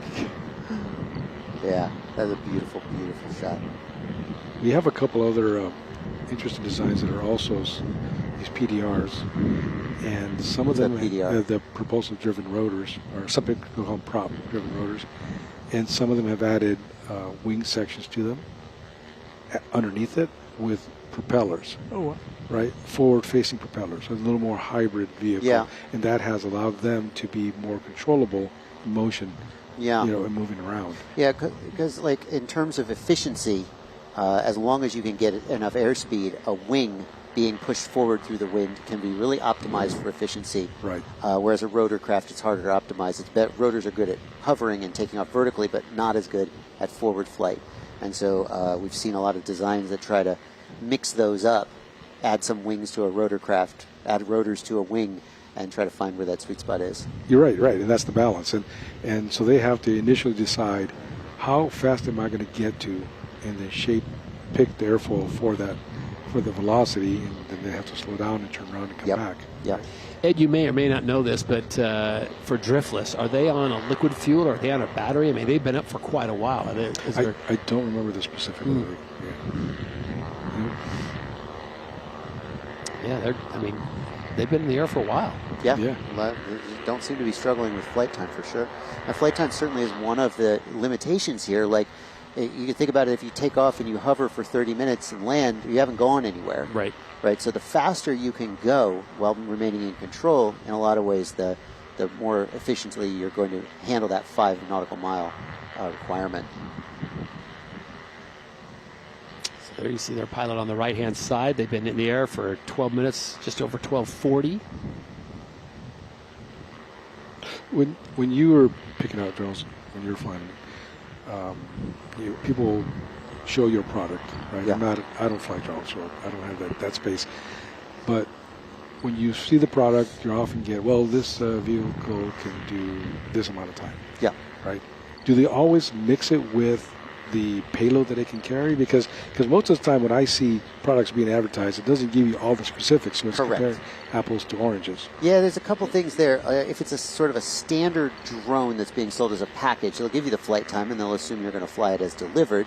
And sometimes those flight times have a little bit of marketing fudge, but a lot of times you're right that when discussing flight time, you have to take into account the weight of the payload. If you take a cinema drone and you put a 5-pound camera on it, you're obviously going to get much different flight time than without. So yeah, you definitely have to take that into account.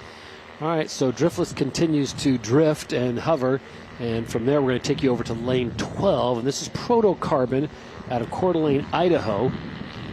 Met their owner, John Brendel, earlier today, and he's got some interesting ideas and talked to me a lot about the fabrication of what went into this. And they made the drive all the way from Coeur d'Alene, Idaho to here in Dayton. And they're ambitious. I'll just say that. They're very ambitious of what they're trying to do. And you talked about this JB swinging for the fences, going big. This is a going big moment, possibly. I'm trying to look at the design here. Ed, does this look like, I see the big rotor. Does this look like a traditional helicopter style with a tail rotor? It does look like a traditional, but I'm looking for the tail rotor. I don't see a tail rotor, though. Yeah, I'm a little confused as to how this thing's going to get in the air. That would imply that it's either a prop-driven rotor, and so it doesn't need that counter torque as much, or maybe from this angle we can see a little better. I think there is a tail rotor. I'm just trying to flash back to early this morning when I was walking through the prep areas and I saw and spoke with John. And there isn't any kind of prop driving the main rotor. Yeah, I agree. And I don't see another boom coming out the other end. So, presumably that's what that is. Maybe we just don't see that. I know he told me he had a prop strike earlier this week. Oh, I see it. There you go. There's the rotor. I can see it. He had a prop strike and he basically had to patch it on the frame. Took a shot and he patched it and feels pretty confident about the strength. It's amazing to me that a prop strike could be recoverable. You'd think something spinning so fast it hits something, it's just done. I mean, there you go. That's nice. A great shot. Here we go. Oh, got to start up. So this one is interesting because the timing of the main rotor with the rear rotor has to be precise so it doesn't... Yeah, it looked like they were overlapping, didn't it? Yeah. They are overlapping? They are overlapping. Okay, so they're timed so that they don't hit each other. Which would make you happier, Ed, if the winner of this competition was a traditional design with refinement like a helicopter, or if it was a novel design? Any progress in any of the sciences associated with aviation is a great result. Sometimes doing the same conventional vehicle but looking at it from a different angle and you do it just smarter and better is a great result for everybody. Sometimes a really different configuration is also amazing to go out and do more research on it. So there's a lot of ways to look at that angle. Speaking with the technical advisor for the DARPA Lift Challenge, Ed Marin, and I don't want to make Ed happy if he goes home and someone on the street's having a garage sale and they've got more toys with props and things that he could add to his collection. We appreciate you bringing out the Paw Patrol and the Raising the Dragon and the Donacopter. I mean, that's fantastic. It's been very interesting, very educational.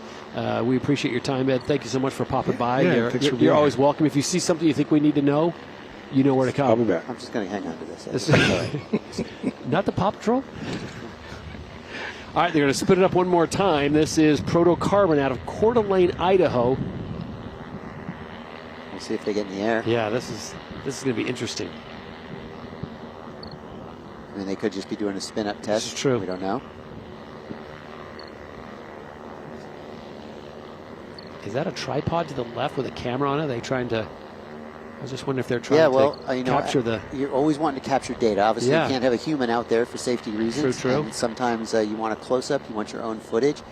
If anything goes wrong, you definitely want to be able to do a post-mortem. And if everything goes right, you want to be able to share it with your social media. So they've spun it up twice and then shut it back down, and JB makes a good point. You can't put a camera out there. I mean, we can't put my man Parker out there on the flight line when they start spinning those blades up. That would not be good. DARPA is all about safety, so we're going to keep them behind the fence. Yeah, I can't help but notice that these guys appear to be back in the pits. Yeah, they're quite a ways away. Whereas everybody else has been out on the flight line. Makes me think that they're not intending to take off, that they're just doing spin-up tests. Yeah. Maybe they're looking for resonance. Maybe they're checking that main rotor to see if it's stable. Maybe they're just like you. They don't want to walk around and have to sign autographs and get selfies. They just want to, well, be left alone. It's a curse, but a blessing.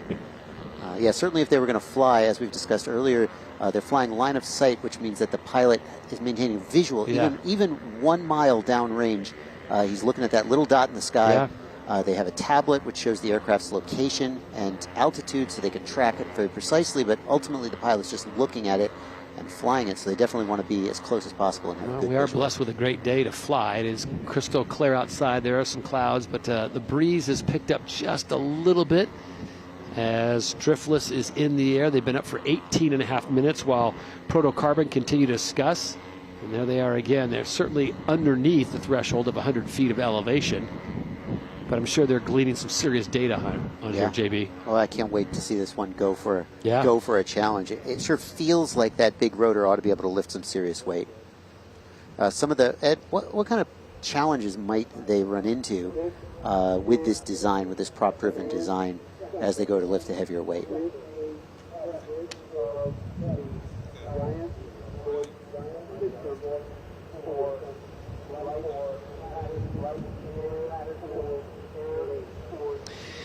All right, we'll check in quickly down near the flight line with Elena.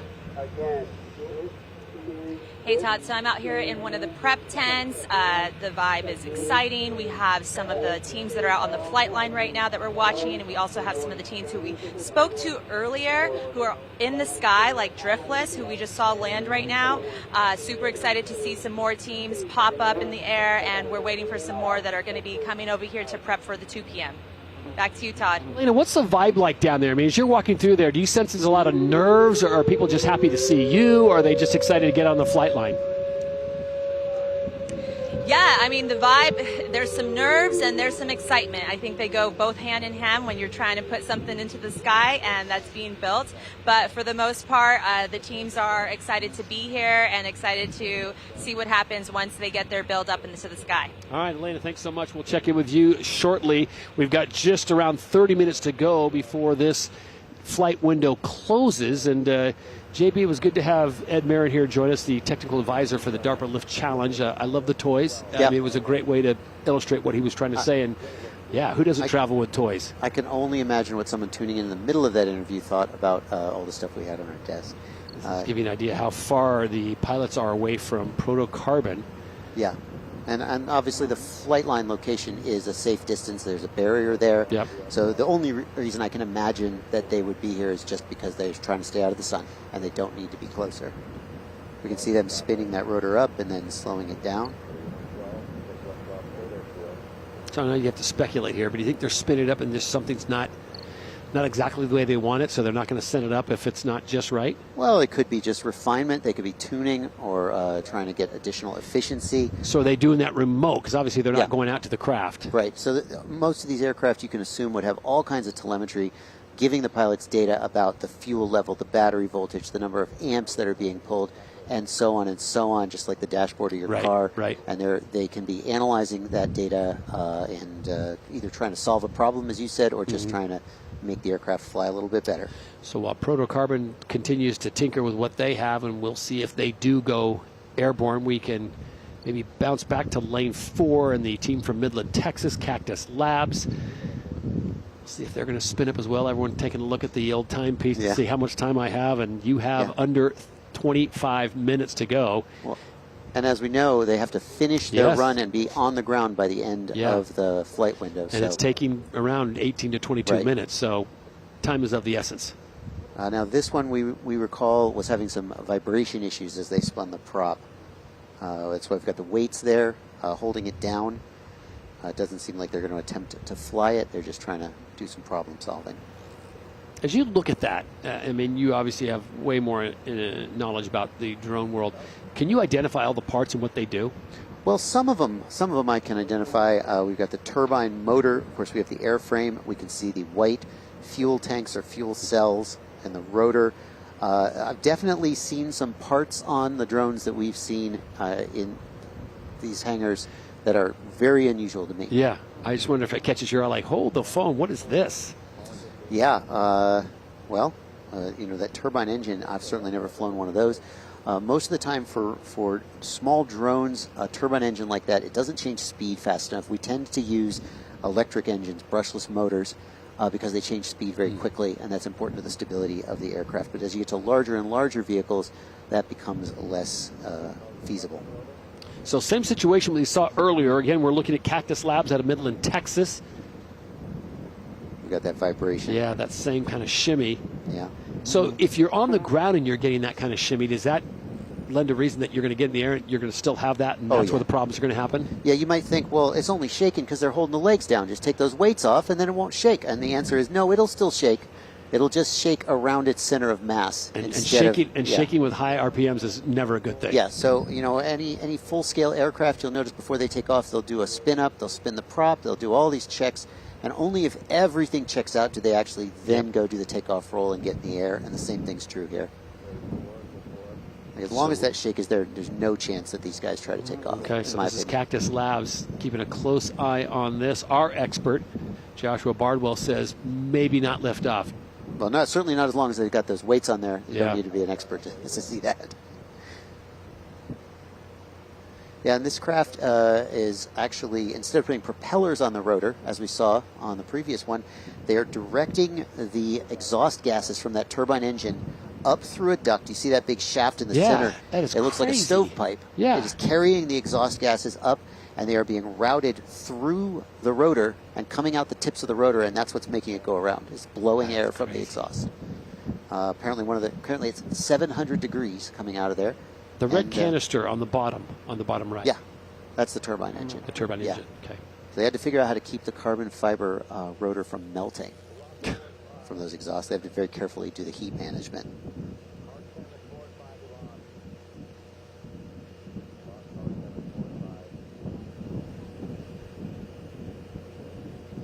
I'm just noticing at the very back of the tail, you see a little V hanging down. Right. I believe that is actually a telemetry or a propeller. I'm Okay. going to guess it's a folding propeller. Okay. I could be wrong. It could be antennas. Perhaps it's a folding propeller that's used for stability. All right, so we'll continue to monitor Cactus Labs there in lane 4 out of Midland, Texas. We're going to go over to lane 5. This is power and propulsion. We checked in with them a short time ago. Yeah, they had the tethered weight hanging below the aircraft. Right. One thing about a tethered weight is if you put all the weights in that tether, it might be a lot easier to disconnect it. You just one carabiner and just click, the whole thing drops off, as opposed to having to pull those weight plates off. And of course, the time of the run is the tiebreaker if the payload to weight ratio is the same. Now that I've made my analogy, whenever you see power and propulsion there, you're going to think Mission Impossible Tom Cruise, aren't you? Yep. No, that's Tom Cruise hanging Stuck off the in bottom your head. for sure. Stuck in your head. He would do it. Here all week, JB. We are here all week. So they're going to That's good. No, it's only day 4. We have got 3 more days after today concludes, as everyone tries to reach that 4-to-1 ratio with a lot of money on the line. Again, this is life-changing money, or if you're a small business, or I think one group calls themselves a ragtag group of aeronautical enthusiasts, this is game-changing money. So for those folks who are lucky enough to be in that top 3, you're looking at 2.5, 1.5, and 1.0 on the full ratio. And then these are great. These are just superlatives. Most revolutionary aerodynamic design, most revolutionary powertrain design, and the most promising. Each are going to get you $500,000. Yeah, and it's easy to think, well, what would I do if I won that money? I would go do a shopping spree or something. But obviously, the hope is that these teams will use this money to springboard this design into something bigger. Which is why you and I aren't in the competition, because we would race down and probably buy timepieces. Yeah, definitely. That's definitely. terrible. We'll give you a look at the leaderboard as well, as we are on day 4 of the DARPA Lift Challenge. Avidrone, if you were with us earlier today, amazing performance. They did the full 5 nautical miles and 3.84, so just under that 4-to-1 ratio. 29 pounds on that aircraft, and they went 112. And I'm telling you what, JB, it was smooth as butter. Like they could have stayed it for another 20 minutes. They made it look easy. Yeah. And that's what you'd like to see. Extreme Aeronautical sits in second, MacGyver in third, and then H squared. Yeah, on top of that, you'll notice the status is marked as in, and that means that they are still in the running and can continue to make attempts as long as there are flight windows open for them to continue to increase that number. Back to lane 4, Cactus Lab. So they were spinning it up. We saw the shimmy there. They have shut it down for the time being, as they are now approaching that critical no joy point of 20 minutes. So if anyone has designs of getting a qualifying run in, it's going to be now or never. Yeah, but not every one of these now or never. flight now windows. Or, yeah. But not for this run. Not every one of these flight windows people are using to actually make attempts. A lot of times they'll go out there, they'll know there's issues they need to solve, and they'll just use it to gather data and solve problems. And which they don't want you spinning up in the prep tents. Yeah, no, not allowed to do that for sure. You might get a call from Donna on that. This is lane 8, KC Space Pirates. Another one of those prop-driven rotors. You can see here that the motors are all the way out at the end, which is going to give them more torque. They're going to potentially be able to spin that faster with smaller motors and less weight, but then also have issues with balance. It also looks to me like we might have control surfaces that the wings can pivot to tilt the rotor disc. Yeah. It's an interesting group, as we said, out of Casey, Missouri, out of the small business category. Casey Space Pirates, a technical competition team best known for the NASA Space Elevator Games and NASA's Watts on the Moon. So they've got a bit of experience as another team gets ready to head out to the flight line. This is Sherman Aeronautics, and one of these days we're going to get that shot. And then my man Scott Barkey's going to get you a shot of them taking off. We did get to see them landing, though, which was pretty cool. You've seen the landing, but you want to see the takeoff. So we'll put that on the to-do list for SB. Probably just the reverse of the landing. There you go.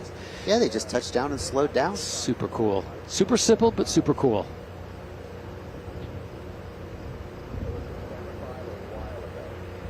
So this flight window now is approaching T-minus 18 minutes to go. After that, we will take a bit of a break, let all the teams grab some lunch, get hydrated, and then we'll be back with you roughly around 2 o'clock.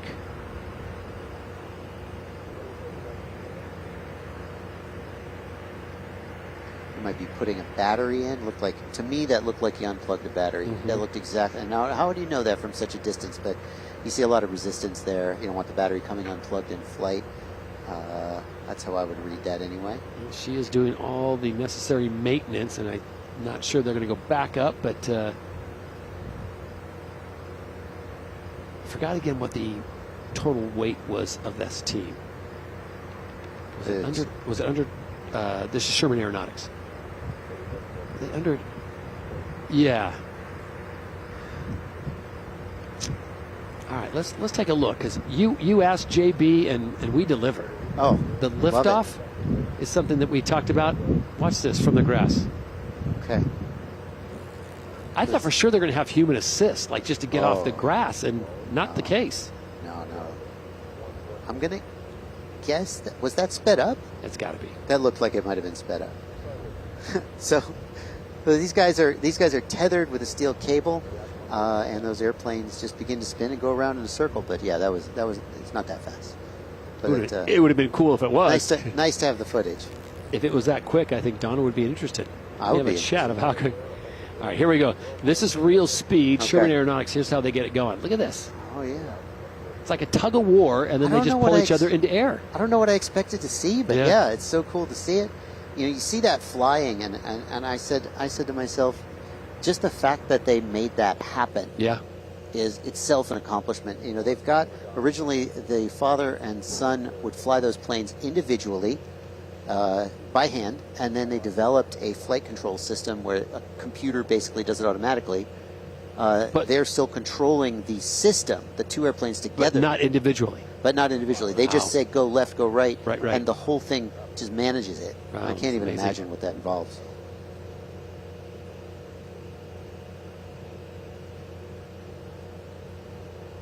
How are we going to see him go back up again? And that is the big question.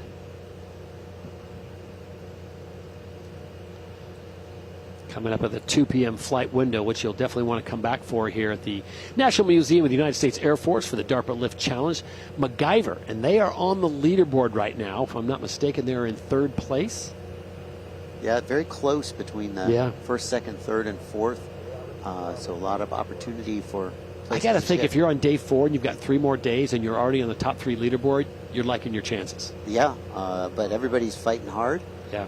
And there you go. MacGyver in third. 251 is their ratio, so they are certainly very close. 384 Aviadrone took the lead this morning with a 384 ratio. Saw them with a amazing 5 nautical mile plus run in about 17, 18 minutes.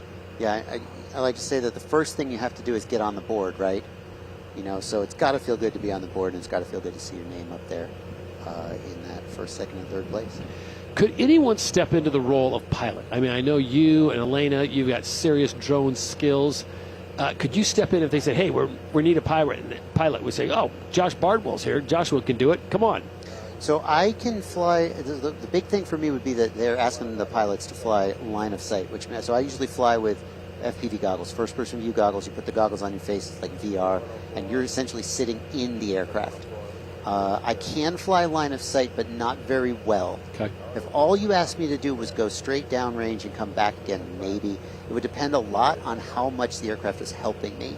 So some of these aircrafts will have auto level, they'll have stabilization. I don't think any of the ones here have like position hold, where you just take your hands off the sticks. But if it had a little bit of help, I could probably do it. But I certainly, I would want to be lower on the list. There's a whole lot of fantastic pilots here. In fact, we heard a story about a team borrowing another team's pilot, didn't we? Yes. Pilot was unable to go, and they reached out to another team, and they said, we'll step up. We got a guy. We know a guy. Yeah. So I think there's a lot of people here who would be higher on the list of remote pilots than me. It looked like Power and Propulsion was going to give it a go for a second, and they set it back down. Well, if they ask me if I know a pilot, I'm going to say, I know a guy. Yeah. I know a guy. You know, coming up on 15 minutes to go on this flight window. Again, we'll be back at 2 o'clock where you'll see much more. And it'll be a great one in that one with MacGyver coming out. And it'll be interesting to see if MacGyver says, you know what, third place is nice, but we like the money option in first place, so let's go ahead and bump it up to 3.85 ratio, or just let's put everyone out of their misery and go for 4. I mean, if you're in third place, I think you got to be happy to be in third, but also knowing that it only takes one person to knock you out. Agreed. And now you're not in the money anymore. So Sherman Aeronautics is continuing to tinker with what they have out there. They're still staying out on the flight line, and with 15 minutes to go, it does not look like anyone's going to be able to get a qualifying time in now, as it's taken at least 17 to 18 minutes to do that. Look at that. Gives you an idea of just how massive this facility is here at the National Museum of the United States Air Force Museum. It's been fantastic. I think DARPA and the good folks at the DARPA Lift Challenge, match made in heaven with this facility. Yeah, for sure. You know, it's worth pointing out that a lot of people are coming out here. They're working on their drones, gathering data, they're preparing for a run. Not everybody's going out with the intent to make a run, but there are rules about when you're allowed to spin up your motors and so forth. So some people are just using their time out here. And there's always valuable data to be gathered, even if you never take off the ground. And when you're trying to push limits like this, everything doesn't always go as smoothly as you might like. So there is the aerial view of the National Museum for the good folks of the United States Air Force here in Dayton, Ohio. We're about a little over an hour from Cincinnati, a little over an hour from Columbus. Those hangars are enormous. I mean, you could have 2 or 3. You could have the Cincinnati Bengals practicing in there, and they would have room to spare.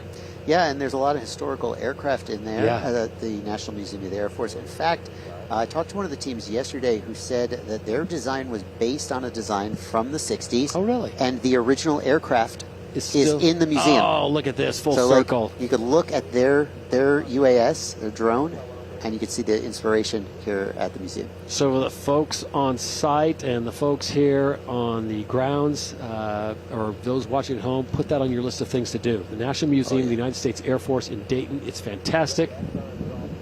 Give you a chance to, we'll pull back the, what do you think? We'll pull back the doors just a little bit and give you inside. Dono, I mean, he sold me on it. I was talking to him about it. He said, if you haven't been in, you got to go. You got to go. Yeah.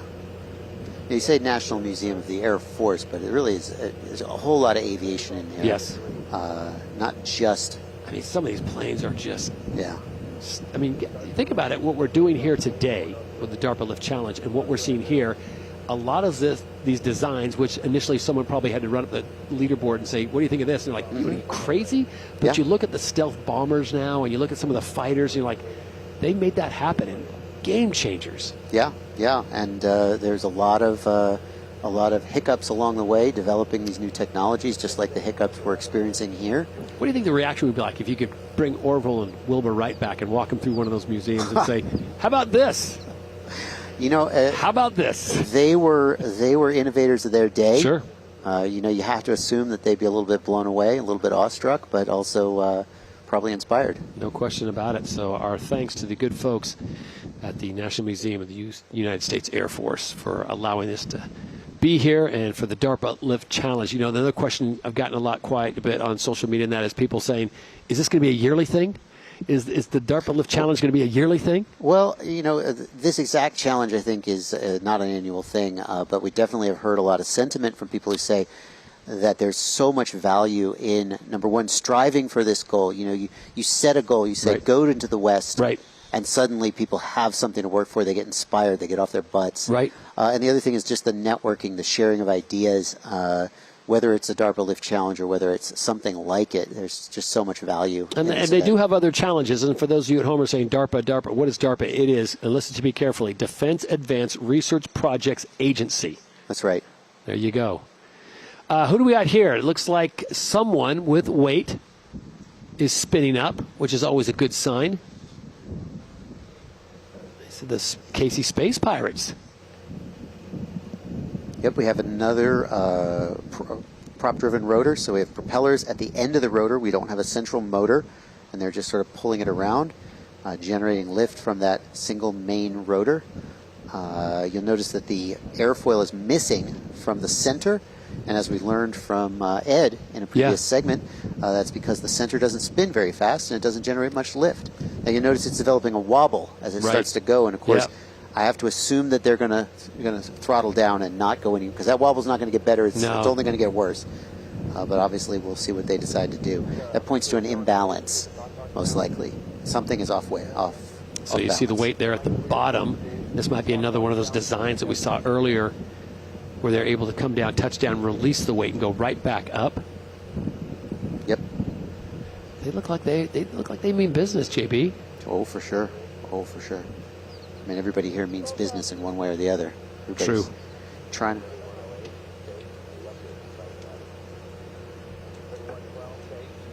Bounce over to lane 12. This is Protocarbon. This is the team out of Coeur d'Alene, Idaho. We've seen them spin up a couple times. Yeah. Doesn't look like they have any weight on. A traditional sort of helicopter-style rotorcraft design. It seems like they're just doing some spin-up tests. Doesn't seem like they intend to take off.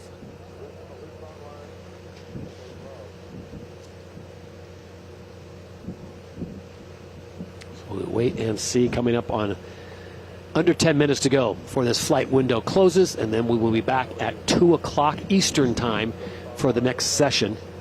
MacGyver, one of the top 3 teams in the competition right now, looking pretty good. This is Protocarbon, as we mentioned, out of Coeur d'Alene, Idaho. You know, Todd, you said earlier, you said we're looking for pilots, and I thought I would let you know there's a little bit of a controversy among full-scale pilots over whether drone pilots should be called pilots, since we don't actually put our butts in the aircraft. Interesting. Some of them object to that and would prefer that we call remote pilots, or that's why, I don't intend to solve that today. Okay. But everybody's here in the spirit of aviation, whether you're a full-scale pilot or a drone pilot, you want to get off the ground, get in the air. It's good coffee talk. Yeah. Coffee talk. Let me take a look at the leaderboard before we close out this flight window. Aviadrome, which we saw earlier today, 3.84 was the ratio. Very successful over the 5 nautical miles. There you see their weight and their payload, 112 pounds. Aircraft weighing in just under 30 pounds. So it was a special moment for them as they are oh so close to the 4-to-1 ratio, just knocking on the door. Those are the top 4 right now. Then we have the chase group, and at the top of that list you've got Defentex, the team out of Moab, Utah. You've got Mamino, another great team. Inksy, we're looking forward to see them. Aptos Aero still in the running. They need to get that ratio up. But I look at Defentex, and JB, look at that. 9.6 ratio. Are you kidding me? That's a very impressive ratio, but we have to acknowledge that they got into the air. It seemed like they struggled with their weight. They touched down hard, and they collapsed their frame. So it's maybe a case where they're swinging for the fences, but they're also missing a lot of strikes. For an aircraft that only weighs 11.7 pounds, being able to lift 112, oh my. 9.63's ratio, but will we see if they make a counting contest run and put themselves in that top 4 right now. Everyone chasing Aviadrone. Came out today, 3.84, got it done. I wouldn't say on optimal conditions because it's stayed pretty consistent, but there is a little bit more breeze now, I think, than it was at 9 o'clock Eastern time. Oh, for sure. The breeze definitely kicks up. And we have to say that they completed the run at 3.84 payload to weight ratio. They tried to run with additional weight, and their main rotor collapsed. Yeah. So they were right at the edge and were not able to go higher. If you could select a window, we've got windows at 9, 11, 2, and 4. Would you pick one? Is there an optimal time? Cooler temperatures in the morning? Yeah, cooler temperatures are going to give you denser air, although I suspect it's not enough to really make that much of a difference over the course of a single day. Definitely the wind would be the factor, and the wind tends to be calmer in the morning and then kick up in the afternoon as the day heats up. Yeah, definitely want to be up there during a thunder shower, which obviously we would not be. They would shut everything down, and we would all seek cover. So under 5 minutes to go before the flight window closes here at the National Museum of the United States Air Force, Dayton, Ohio. Todd Harris, Joshua Bardwell, Elena Buenrostro with you. And we will have much more at 2 o'clock as we will get ready to close this out, give you an idea of the scope and the magnitude of the staff and the people that have basically been working for weeks to put this together. As Donna pointed out, they talked about this, 9 months ago? Less than a year ago, and here it is come to fruition. Yeah, and although we only have a few minutes left in the window, people are using every one of those minutes to work on their craft. This is they're only allowed to do certain things, to spin up their motors and so forth at this location, so they're using all of the time that they can to try and either prepare themselves for a future run or just gather data that they couldn't get at home. Yep. The team from Coeur d'Alene, Idaho still, let's see if they're going to spin it up again. And the pilot has to be completely off the field before they're allowed to spin up. He has to go back to his safe location behind a barricade.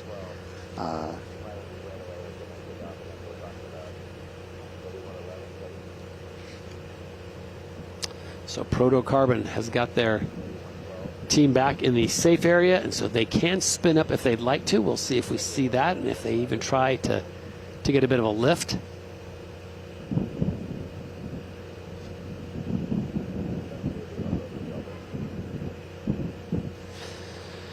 Coming up on the bottom of the hour here, Eastern Time, 12:30 is shortly. The window will close. And again, at 2 o'clock Eastern Time, we will be back with another group on the flight line, and they will be attempting to hit that mark of 4-to-1 ratio, including the team that sits currently in 3rd place overall, MacGyver.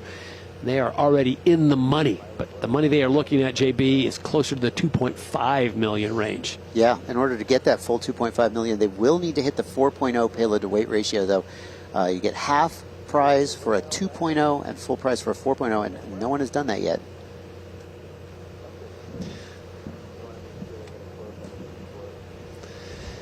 So they are really pushing it to the very end here. I mean, I'm sure they would take 5 more minutes if the staff would let them. Yes. I'm sure they'd stay out there as long as they could.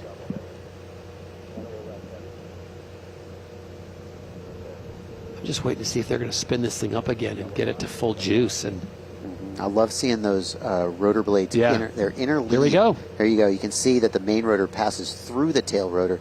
Tail rotor is spinning faster because it's a smaller prop. Smaller props tend to spin faster. And they are just mechanically interlinked. So there's a series of gears. The drivetrain comes off the motor, and there's a series of gears. One gear is driving the main prop, one gear is driving the tail rotor. And unless those gears slip, they physically cannot strike each other no matter how fast they spin. All that developed in Coeur d'Alene, Idaho. So we'll see. They've got it. So far, success. No strikes. That same system's used on full-scale aircraft as well. Hold on here. We're going to get a liftoff. Oh, I love it. Let's watch that thing get up in the air. And set her down again. I did notice it was rotating. A lot of times when you take off, you'll just hover. Yeah. If it takes off and begins rotating immediately, you could sort of ask the question of whether maybe that was an intentional rotation, and the pilot decided that he didn't like it and he set it down again, or maybe he just wanted to see it turn. Yeah. So Protocarbon maybe did exactly what they wanted to do, although we were hoping for a little bit more. They got some raw data out of that, and they're already discussing, breaking it down, debriefing, and you can see the pilot wobbling his hand, yeah, talking about what it was doing. Yeah. We don't know exactly what they're looking for, but. So they are down to their final 2 minutes. 120 seconds to go for all the teams out on the flight line, including Protocarbon of Coeur d'Alene, Idaho. Will they spin it up one more time, or did they get the data they need to make the adjustments they want? Yeah, and you can imagine that they don't want to do. Maybe they don't want to do a lot of flight testing. They're gathering data. Yeah. They're going to then go back into the hangars. They're going to make adjustments, try to solve their problems, and they just won't know until they get back out here again whether it's actually worked. Is it hard though to make adjustments when you can't spin it up? Yeah, for sure. When I'm working at home, I just run out into the yard, I take a flight, I do something, I take a flight. Bring it back in. Obviously, we can't do that here. And so you got to take the time you can to gather the data and then go back into the pits, make the adjustments, and then you won't know until you get back out there again whether they have worked. So down to the final minute here for session number 2 on day 4 of the DARPA Lift Challenge. Sherman Aeronautics looks like they are packing up, and they're going to head back to their prep area. You talked about the grass being long. He actually talked about, especially, you can see the tail wheel. You see how it sticks down, and it's kind of spring-loaded. He talked specifically about designing these planes to work in the taller grass. There's a big front wheel. Look at that. Gives you an idea just how light they are. Oh, yeah. Oh, he's going to grab both of them. He's going to do both of them? See, No, he's just showing off. That's a gentleman. That's just showing off. Come on. I believe that's a husband and wife team. And that's a good man there. Look at that. Just like that. I mean, what are we talking weight on that? Do you remember what those are? They're under 40 pounds? I mean, we know they're under 55 pounds total, right? So that'd be about 25 pounds each. I think they're a little bit less than that, though. Those wings are, they're designed to be as light as possible and while hollow. still being as strong as they need to be. The main weight on them tends to be the motor, which is a big chunk of metal, and the fuel. The nice thing about liquid fuel is that the plane gets lighter as you fly. Batteries stay the same weight whether they're charged or discharged. Well, technically at the atomic level they're not exactly the same weight, but they're essentially the same weight.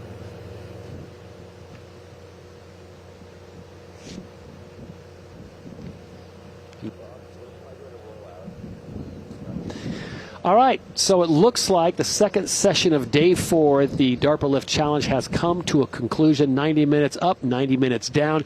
Teams now can go back, prep area, get some hydration, get a little sustenance, and then we'll be back at 2 o'clock Eastern time for session number 3 of the DARPA Lift Challenge here from Dayton, Ohio. I want to give you a good idea of what you've missed. Obviously, 3 days in the books, and we are in the midst of day 4. 2 sessions down on day number 4. Give you an idea of what you might have missed, but we had some great stuff, including a new leader. Aviadrone moves out in front with a 3.84 ratio. Mark your calendar, set your alarm. We'll be back in Dayton at 2 o'clock today for session number 3. You're watching the DARPA Lift Challenge.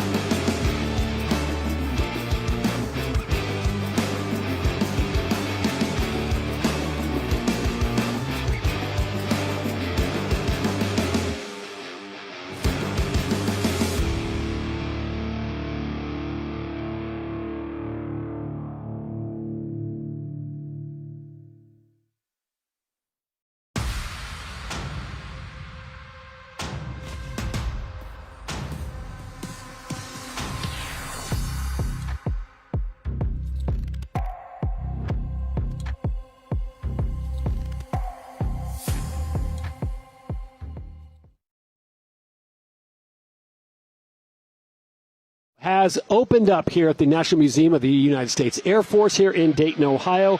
We're expecting 90 minutes of what could be, Joshua Bardwell, some amazing action, and we'll see if anyone can meet that threshold of 4-1. As we take a look at the leaders, Avadrone taking the overall lead earlier this morning. 3.84 was their ratio, weighing at 29.3 pounds.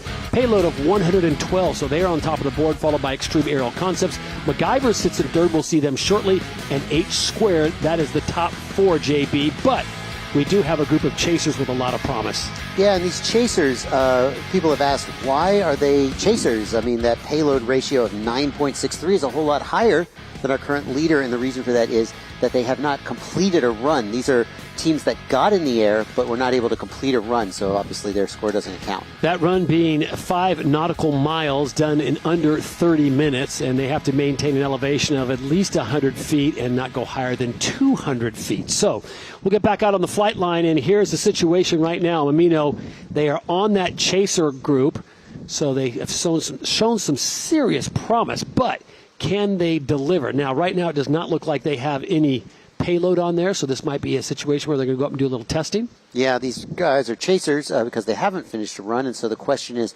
there a technical issue that they're trying to solve? Maybe some people we've seen spent their entire time at the flight line just troubleshooting and gathering data.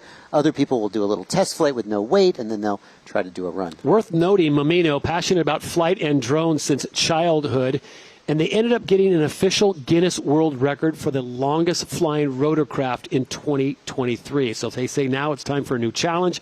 They've come to the right place. That's right. A real challenge to hit that 4.0 payload to weight ratio. Some teams coming close. Some teams exceeding it, but only for a short time, not able to complete the course. And that, I think, is the real nuance of this competition. It's not enough to just lift the weight in the air. You have to be able to do something useful with it. They may have been the team that's traveled the furthest, although we do have a team from South Africa, but the good folks from Puerto Rico, Dorado, Puerto Rico, they are set to go. Partners, a seasoned engineer from Lithuania with multiple inventions and patents, including for flying machines. Todd Harris alongside our drone expert, Joshua Bardwell. We'll hear from Elena Buenrostro in just a few moments. What's impressed you so far today for the first two flight windows? Oh, it has to be that first window when we saw a new leader take the first place, pass that 3.0-ish payload to weight ratio with a 3.84 and almost hit that 4.0 to 1, but not quite ratio. You are one of those folks that came into it like a lot of people saying there's just no way this is possible. 4 to 1 ratio, it just can't be hit. I'm not, hold on. Okay. And you were like kind of like it's not happening, but you're now a believer. I am a believer. Well, who could not be a believer seeing how close these teams have got? Yeah, my initial impression, just like thinking about the numbers, was that it wasn't possible. And then as I thought about it and saw these so many teams come out and make attempts, I thought, well, maybe it is doable. Maybe it's one of those things that's just on the edge of impossible. It seems impossible that, well, when you really try, somebody does it. And we can see if you're at 3.84 here on just the middle of the competition, surely somebody's going to break that 4.0. Well, the team that's already on the top 4 list is MacGyver. They currently sit in third place. This is the group out of Baltimore, Maryland, led by Timothy Dunn, former Marine with many years of experience in drone racing and robotics. Will Setzler works as a UAS pilot and expert engineer in UAS systems. And then Dave Groft is an embedded engineer. Martha Lopez, also an expert autonomy ground station operator. So it takes a team, but now MacGyver, the goal is to get above that 4 threshold. They're 2-5-1, sitting in third place, and we like to say they are in the money. That's right. A team that reaches at least a 2.0 to 1 payload to weight ratio is eligible for a prize, a half the prize, and then by reaching that 4 to 1 payload to weight ratio, you're eligible for the full prize. All right, we'd like to bring you as much breaking news as we can, and we got a little breaking news because the third member of our broadcast team, Elena Buenrostro, spoke with the good folks of MacGyver. Elena, what'd they have to say? Hey, Todd. So, again, I'm down here at the prep tents. I got to speak with Dave from Team MacGyver. They were heading out to their aircraft to get it ready. They're focused, a little bit of nerves, a little bit of excitement, but they're really focused on just getting it into the air, and we're excited to see it launch. All right, thank you, Elena. There is MacGyver, the squad from Baltimore, Maryland, as they are going to be trying to get to that 4 ratio. Will they be the first team, do you think? I mean, they've got a great opportunity right now. They've shown promise. They already sit in third place overall. If you were a betting man, which I know you're not, JP, if you were a betting man, do you say MacGyver gets it done today, or do they hold off maybe till day 5? It's hard to say who is going to come ahead, and we know that even if one of these teams does manage to take the lead, the others they're not going to stop chasing them. As long as they have equipment to put in the air and opportunities to fly, they're going to keep trying to take the lead. And if they have the lead, they're going to keep trying to extend their lead. So these are the final preparations, as Elena reported just moments ago. A bit of nerves out there, a little anxiety. Just want to get on the flight line, get this thing up. This is one of the other designs that we saw a couple days ago, and you might have seen it if you were live streaming on day 1 or 2. This is one of those, I would say, I don't want to say odd. I'm not judging here. It certainly is unusual. Odd. Yeah. This design is what they call a stacked airfoil design. So each of those little sort of fins or ribs is itself a tiny wing. And the idea is that the aircraft will take off and it will pitch forward, and then those wings will sort of stack above each other. Think about like a biplane or a triplane, just a lot of those, and they're going to generate lift, which will help increase the range of the aircraft. How dare I question the good folks from Stanford OHS UAVs out of Redwood City, California. They're composed of high school students and professionals alike. Edward and Antoine O'Hara, students at Stanford Online High School, and Oaz Kaushik, our RPIC and student at American High School, all shared a passion for drones. Guided by mentors they formed at Stanford OHS UAV. So we'll see what the youngsters from the Stanford area in Redwood City, California can do. Wow, that is just, yeah. Here's another one that's got a kind of a cool design to it. This is D material. And if you walked up and saw that right away, JB, what would be your first impression? It looks inflated. It looks inflatable. Certainly that would be one way to try to save weight. Everybody trying to figure out how to build an airframe that holds the thing together, lifts the weight, and isn't itself too heavy. Because obviously the payload to weight ratio is what matters. The lighter your aircraft is, the higher your payload to weight ratio, and the better you do in the standings. It sure looks like it's inflated. And it sure looks like it could do a water landing and have no problem. No kidding. No look kidding. at that thing. And you know, I think about it now, I'm like, well, that's kind of genius. I mean, they don't need that to be that strong, right? Well, the question is going to be, how strong is it going to, we're going to find out. How strong is it going to be just from blowing? On the other hand, though, if you think about it, think about a bounce house, right? You got a big fan that's blowing air into a plastic bag, and the bag inflates. Well, what is a drone if not just a bunch of fans blowing air? So you might as well go with an inflatable skeleton. So we're getting word that MacGyver is going to start a check flight first off, and then we'll see if they get about the business of going for the big money. Already in the money, top 3 right now. MacGyver, team from Baltimore, Maryland on the line, and we have liftoff. Always a good sign, JB, when they lift off it's smooth, it's steady, there's no wobble. Yeah, that is true. That is true. You want to see it be smooth, steady, in control. We're going to see this heads-up display come up with all the specs. This is, again, just a check flight, though. But look at the payload. The payload ratio, 3.15. So it really seems like the competition is in the 3s right now, fighting to get to the top of the 3s and, of course, break through that ceiling above 4.0. So this is just a check flight right now, but I'm telling you what, these guys look like they're here for the go. Oh, yeah. And as far as strategy goes, I mean, it makes a lot of sense. You don't want to load it up, take off, and just immediately run for the end of the field, right? Sure. You want to take off, you want to make sure it's flying. You have plenty of time, you have 90 minutes. You want to make sure that it's flying how you want it to fly, everything feels smooth, stable, and in control, and then you begin your run. At least that's how I would do it if I were out there. If that was the test check, that worked out pretty well. Perfect landing, smooth landing, up, down, no wobbles. Looked pretty awesome. Now remember, if they do complete it, and that's a big do, they got to go 4 nautical miles with the weight, come back, drop the weight off, then do another nautical mile.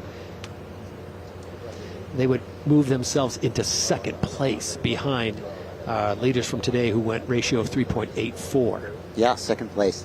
And the reason for that course is that different aircraft are going to fly very differently, loaded versus unloaded. And you might say, well, just make them do it with the weight. But obviously the whole point is that you want to take something somewhere and then drop it off and then presumably come home again.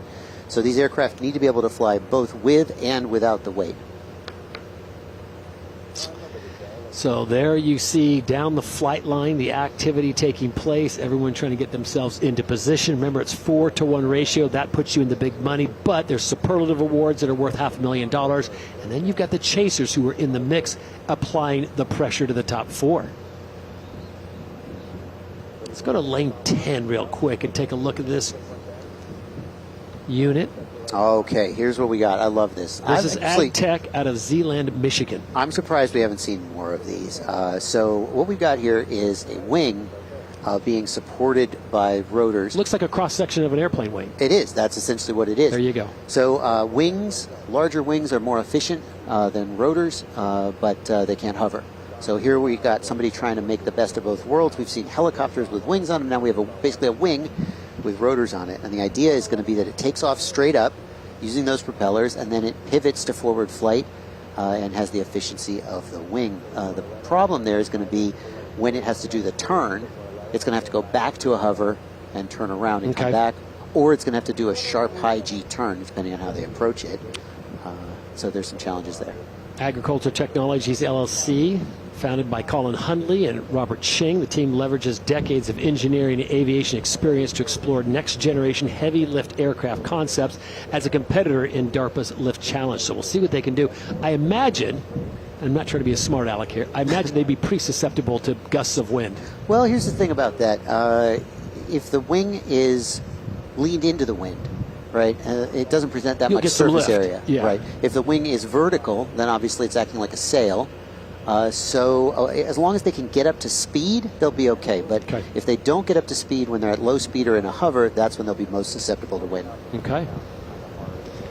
Just to give you a quick update on the weather, it's fantastic here. If you're watching the live stream, temperature right in the mid-80s, not too much humidity, but a good breeze coming along, not too gusty.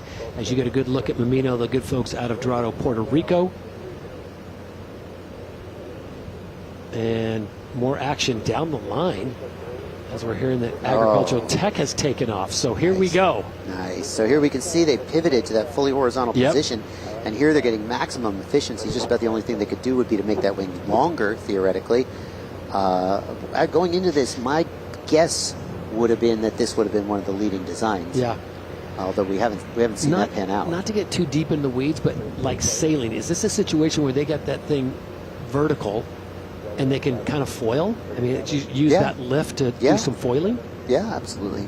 I mean, it's not going to generate lift when it's vertical, though. It'll generate cross drag. But on horizontal? I love to see how horizontal they're getting. Yeah. So the steeper that wing is into the wind, the less efficient it's going to be. It's going to be best when they can get up to speed and they can get that thing really horizontal. And that seems like a really good sign for them. I also love to see them going back and forth between vertical and horizontal, vertical and horizontal. No trouble with their maneuverability. That's really nice to see. This is just a test run for them, and the payload at 57.4 pounds, that vehicle 47 pounds, so ratio of 1.22. This is just fascinating. Oh, it's really flying around so nicely controlled.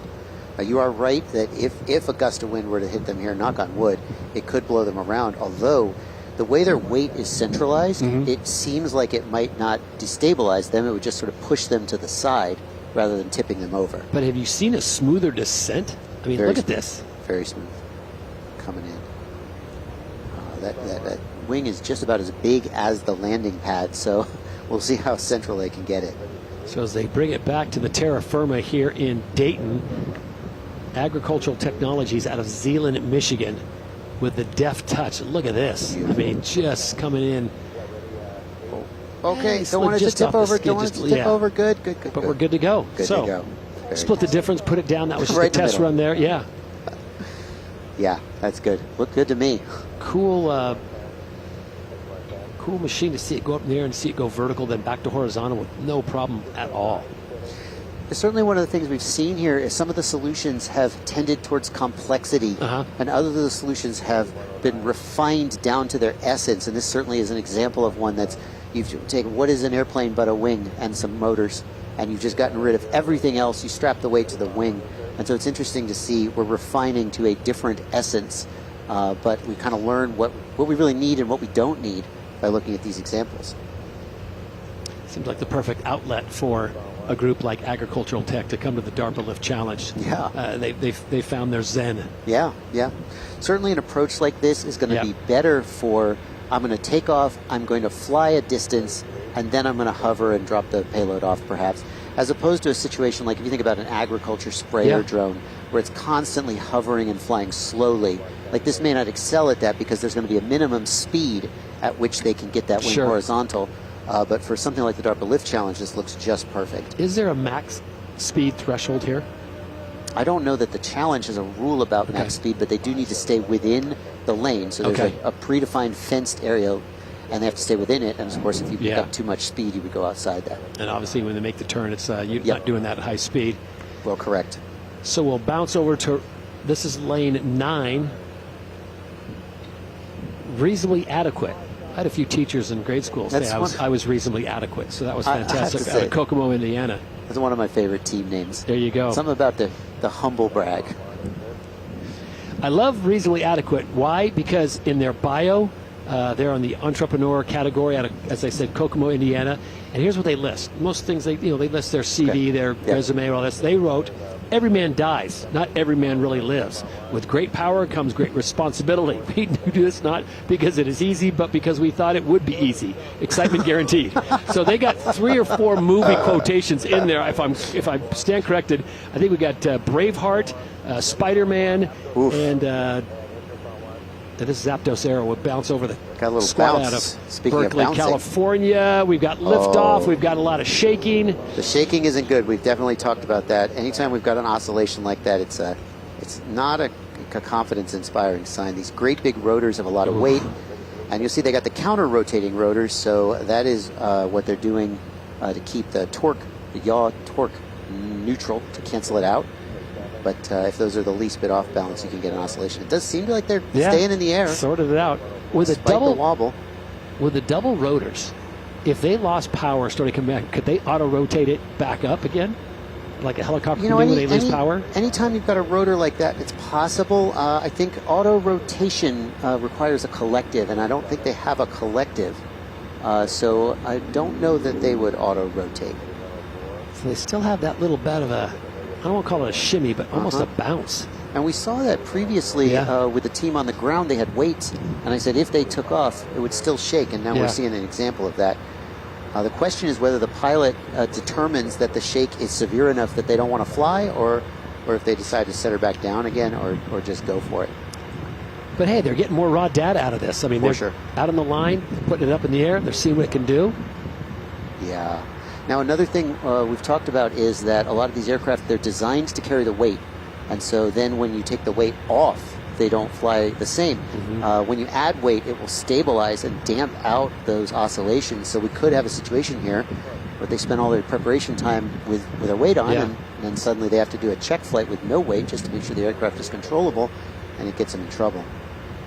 It does seem like that oscillation has increased a little bit as they start to fly. It's a cool design, though. I mean, it's simple, but it's kind of a cool design. Yeah, very cool. Again, we sort of stripped the helicopter down to its main rotor with counter-rotating blades and just some place to strap the weight. Somewhere there's batteries. I've seen some of these designs where they literally put the batteries inside the wing. This may be a liquid fuel. It may not be battery, but there's a lot of innovative designs here.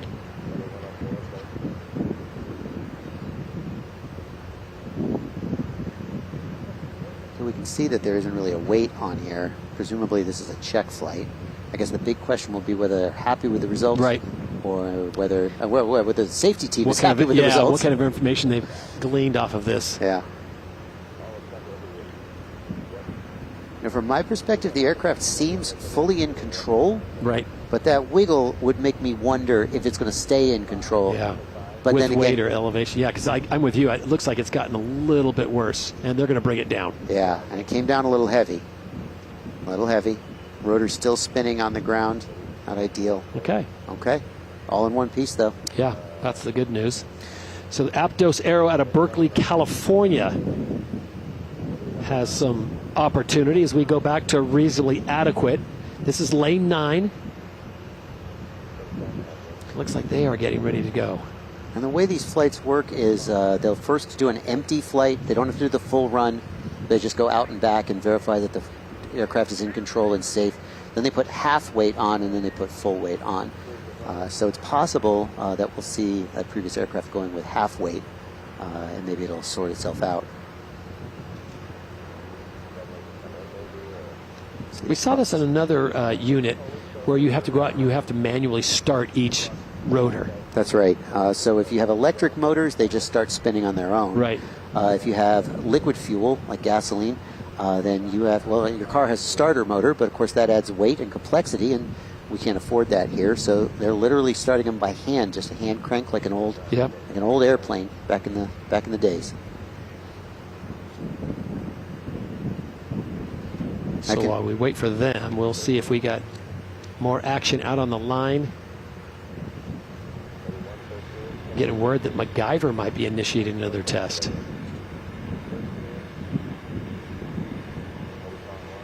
So this is a more traditional multi-rotor design, at least looking at it from here. We got 4 motors, we got a frame and an X configuration lifting the weight. And I think the challenge with something like this is that the constraints, the capabilities of a platform like this are very well explored. We've built a lot of these. And so the question is, what are you going to do? What are you going to change to give you the secret sauce to let you lift the weight that you need to lift and go the distance that you need to go? This team currently in 3rd place overall, MacGyver, out of Baltimore, Maryland. They currently have a payload of 171.9, so nearly 172 pounds. Their ratio 3.15 for a vehicle that only weighs in at 54.5 pounds. Yeah, about as much as a big bag of dog food, lifting 171 pounds. There's a possibility that this is just maybe a half-weight check, which would make it exciting if they decide to come back, tack a little more weight on there, folks. We could be seeing the first team to go over 4 ratio. Yeah, my big question with something like this is, like, you've got that 55-pound limit to stay within the FAA rules, and that has to be your entire aircraft and all of your fuel. So you need a certain amount of weight in the frame so it doesn't fall apart while you're flying, and then the weight that you have left is either batteries or liquid fuel. And at that point, then you start lifting the weight of the payload, and the question becomes, how long can you fly and what kind of distance can you get? It doesn't surprise me that this aircraft can lift 171 pounds. But what would be the big question is how long it can do it based on the batteries that it has the weight capacity to carry. So they are looking at the data they gleaned just from that short liftoff, and they're starting to figure out what they can do. They're sitting in 3rd place overall. Their current standings has them at a 2.51 ratio. And remember, the magic number is 4 to 1 ratio, and that puts you at the top of the heap. Yeah, so as a pilot, what I would be doing here is, I know that I did the 2.5 to 1 run. I know I succeeded with the 5 nautical miles. And I'm looking at, basically you look at your car and it's got a, distance to empty, right? Well, on the drone, I can look at the number of amps that it's pulling, and I can estimate based on my battery capacity how long I could fly in minutes. If we can do the 18 to 20 minutes. Yeah, so what we could do is we'd put the heavier weight on, we'd take off, we'd do a little hover test, and we'd see how many amps we were pulling, and we'd run some numbers and say, based on this, does it look like we're going to make the 5 nautical miles or not? And Guys, the last thing you'd want to do is get to 4 nautical miles or 4.5, and then we're out of juice. Yeah, I mean, the good news is they can just set it down and land it. Yeah. It's not like they're going to lose it in the wilderness. The question would be, if you look at the numbers and you're like, well, there's no way we're going to make it, then you're going to come back, you're going to refine, you're probably not going to make the attempt. You don't want to waste the time. But if you look at the numbers and you're either like, yes, definitely we think we'll make it, or maybe we'll make it, and let's go for it. And that's, but you can definitely get that information just from a minute-long flight. Just to throw some more numbers at you, 1 nautical mile is the equivalent of 1.15 miles, or 6,076 feet. 4 nautical miles is 24,304.5 feet. And yes, I just pulled that off the top of my head. Of course you did. But 1 nautical mile equals 1.15 miles. So if we do 5 nautical miles, you're looking closer to 5.5 miles. Yep, statute. And I didn't even use an abacus. So here we go, as we're all waiting to see if MacGyver is going to go up. And if they do, with the payload they have, trying to do the calculations, would they move into 2nd place? They would move into 2nd place, where they currently sit in 3rd. Yeah.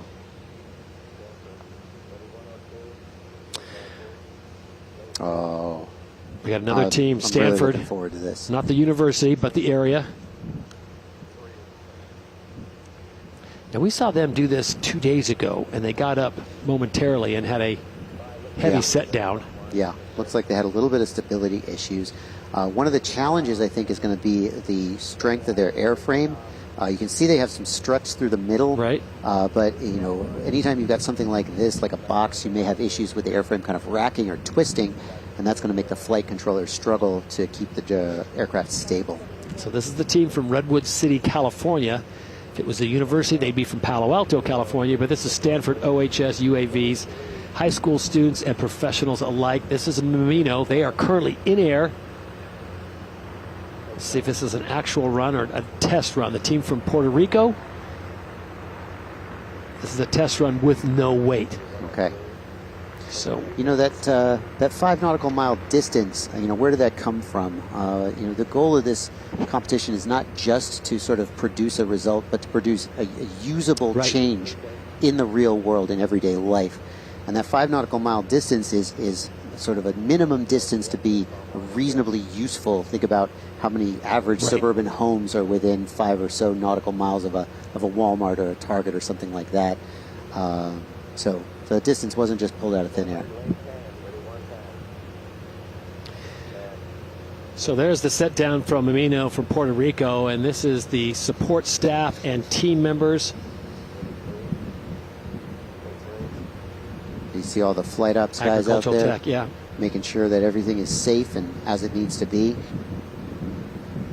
Big focus on safety here. Look how they've mounted the weight just right on the side of that side cut wing. So the team from Zeeland, Michigan, more bodies out there going over it as much as they can piece by piece, but I think this is the one that I'm really excited to see what they do, because the fact that they can rotate from vertical to horizontal without a hitch, they're on to something. And it's such a simple aircraft. There's not a lot of moving parts. There's not a lot of long struts that have a lot of stress and torque on them. I think there's a lot of potential here.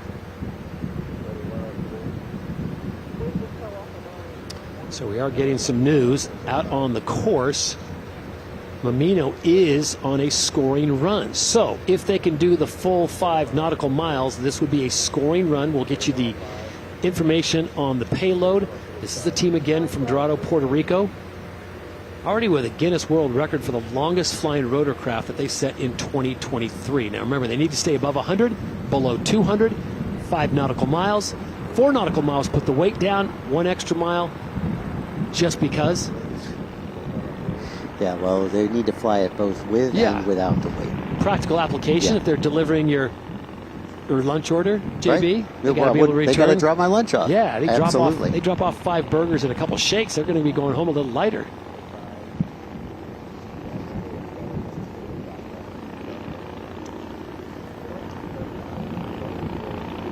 So they're sitting at 149 feet, dropping down to 115, 109. So not a scoring run, so scratch that. They went below 100, and you notice the ratio in their payload at 2.4.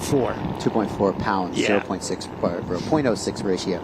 Yeah, if at any point during the run they exceed 200 feet or go below 100 feet, the run is null and void. Also, there is a fence, a virtual fence around the outside of the flight lane, and if they go outside that, that will cancel the run. And they are down. That did not look like a controlled landing. That looked like they came down quicker than they anticipated, but I'm sure they learned something. It's never good when you see parts of the aircraft sticking up from the ground afterwards. It's not a good sign. I thought that was a bird out in the forest just sticking his head up, checking things out, but that is not. That's part of Mamino. Let's look at this one more time. Looking good. They were at 120, then they were at 90, and then they came down quicker than probably anticipated. But the rotors are still going. I don't see any signs of disassembly, like something broke off. You know, you're stressing the motors, you're stressing the batteries a lot. You can get into a situation where the battery overheats, where the voltage drops out. Sometimes the battery will drop a cell and the voltage will drop off all of a sudden. And at that point, all you can hope to do is put it down in a safe manner, even if there's damage to the craft. So because of rules and regulations and safety, does that mean that Mamino is done for this flight window because they're not able to go out and retrieve that in the middle unless they have a backup that they brought out to the flight line? Again, for safety reasons, if your drone crashes or lands out in the field and can't take off again, you're not allowed to just go out there and retrieve it because there are other competitors on either side of you potentially. But if you have another drone, or in some cases, if you are close enough that it's deemed safe, you can go and retrieve it. It looked like it was pretty far away. Yes. So it's possible that they are out of the running for this. So that gives you a good idea of just how expansive this facility is here at the National Museum of the United States Air Force in Dayton, Ohio. There you see the flight line area. We've got teams right now that are building themselves up, all trying to get to the 4-to-1 ratio here at the DARPA Lift Challenge. First event of its kind, and this is something that's just, I guess it's in some ways peculiar, but it is fascinating because of the practical applications that potentially lie within this competition. Yeah, for sure. You sometimes see competitions where, how long can you stand on your head? Well, that's interesting. How long can you spin a plate? But there's not a lot of practical application there. And the idea here is, we don't just want to do something amazing. We want to do something amazing that is going to have a positive effect in the world.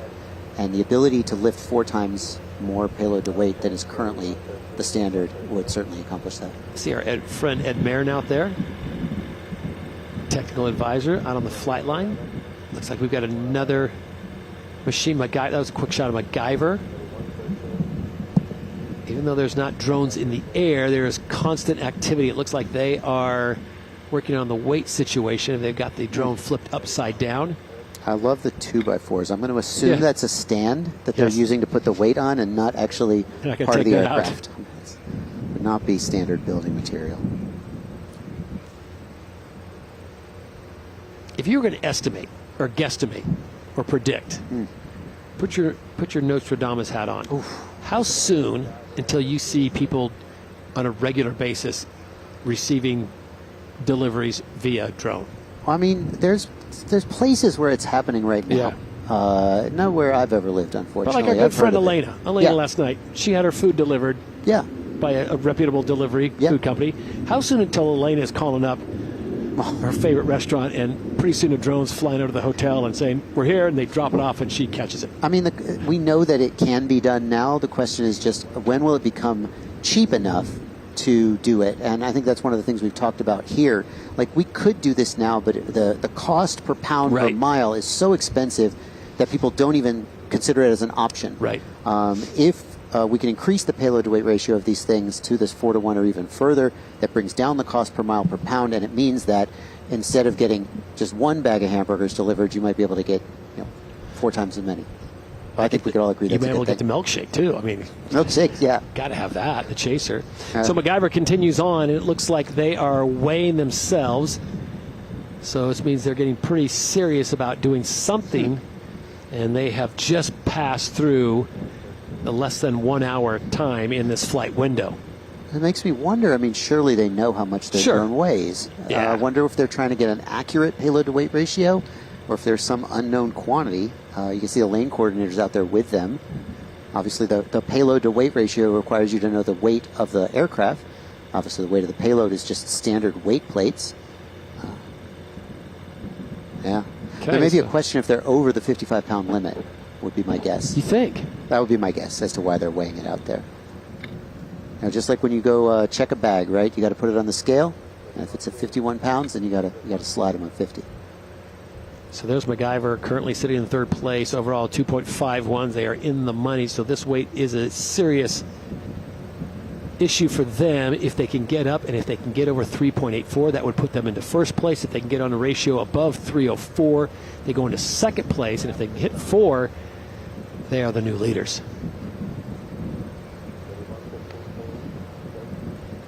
Meanwhile, my favorite raft, D Material, is up and off the ground. So we'll see what they can do. Cool design out of Bedford Park, Illinois. This apparently inflatable. Yeah. Looks inflatable.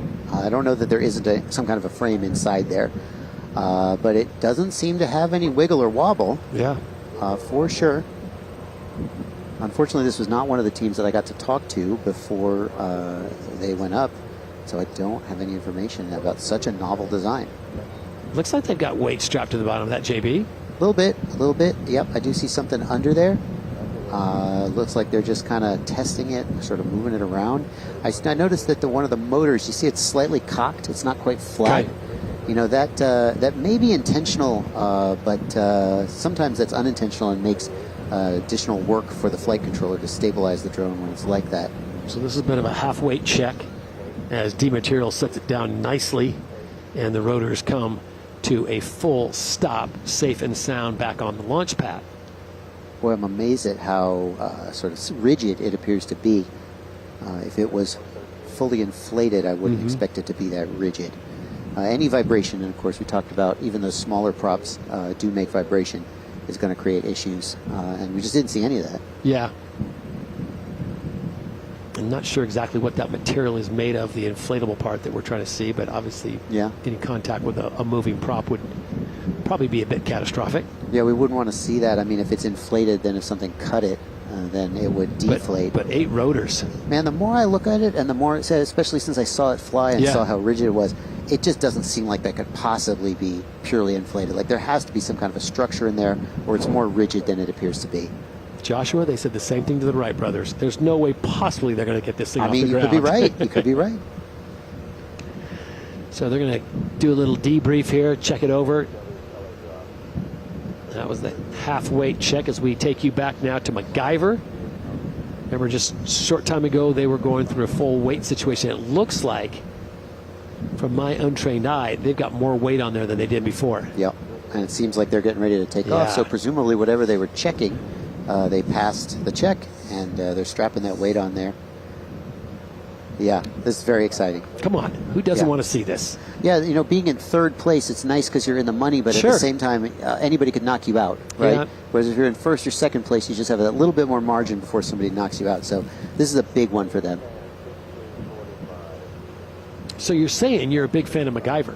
Well, who the isn't? show Right? or the who drone? Isn't? Who isn't? The both. show or the drone? Both. I think both. That's Don't date me though. Okay. Kids don't know what MacGyver is. Show to the drone. So they've got that set on that platform right there. Can you count with your eagle eyes? I see 4. I think I see 4 full plates. Looks like 3 full plates and maybe a smaller plate. The penultimate plate in between. Oh, I do see. It was a bit of a gap. Yeah, no, you're right. They probably got that bigger plate on the bottom because it gives a more stable platform than the smaller plate. They don't want like an inverted pyramid. We'll know the actual weight if they take off. We'll get that. Well, the fact that it's taking those 2 gentlemen. Yeah. So they take it off the stand. This is a good sign. All right, people.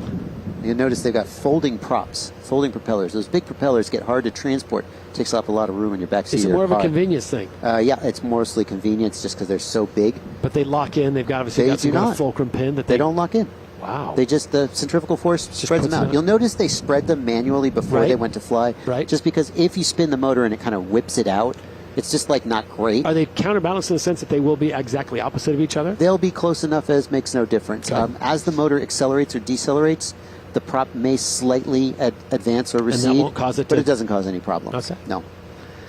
Knowledge for life. Thank you very much, Joshua Bardwell. As we get ready to watch MacGyver possibly take off with a full payload, we'll have to wait and see. Once they get in the air, we'll flash up the ratio, the weight, and if this is a legit competition run for the team that currently sits in 3rd place out of Baltimore, Maryland.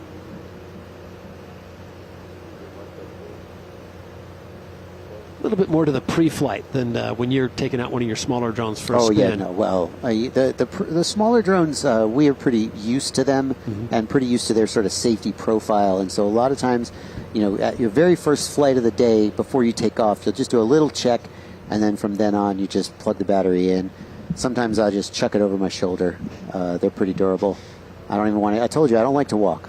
So I just throw it out in the field. Going back to your experience, would this be a game changer if they went with the goggles? Interesting question. View. Yeah, so they're flying line of sight, which means the pilot is seeing the aircraft with his unaided eye. And that means, especially as you get down to the end of the field, that's basically just a little dot in the sky. Now, these pilots are highly trained, and as long as they can see that dot in the sky, they can actually fly it pretty good. But the way I'm used to flying is with first-person view goggles on. It's kind of like virtual reality goggles, and it's like you're sitting in the drone. There are ways in which you have more situational awareness with the goggles because you can see things that are close to the drone, but you can only see what's in front of you. Whereas if you are flying line of sight, you have a much broader, but it's harder to know where the drone exactly is in space. So there's pros and cons. I would say this would be easier for me because I'm just not used to flying line of sight, but the pilots they have out here are pretty skilled, and I bet it's just another day at work for them. Okay, so we are looking at MacGyver to see if they are going to give this a go. Looks like a pretty serious payload right now. Currently sitting in 3rd place. Just waiting for the spin up.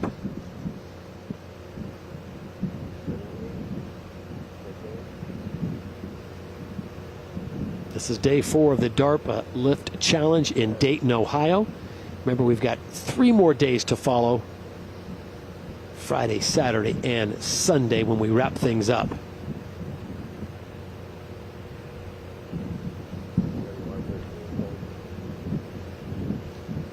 So the next thing we can expect to see is that they will spin the motors.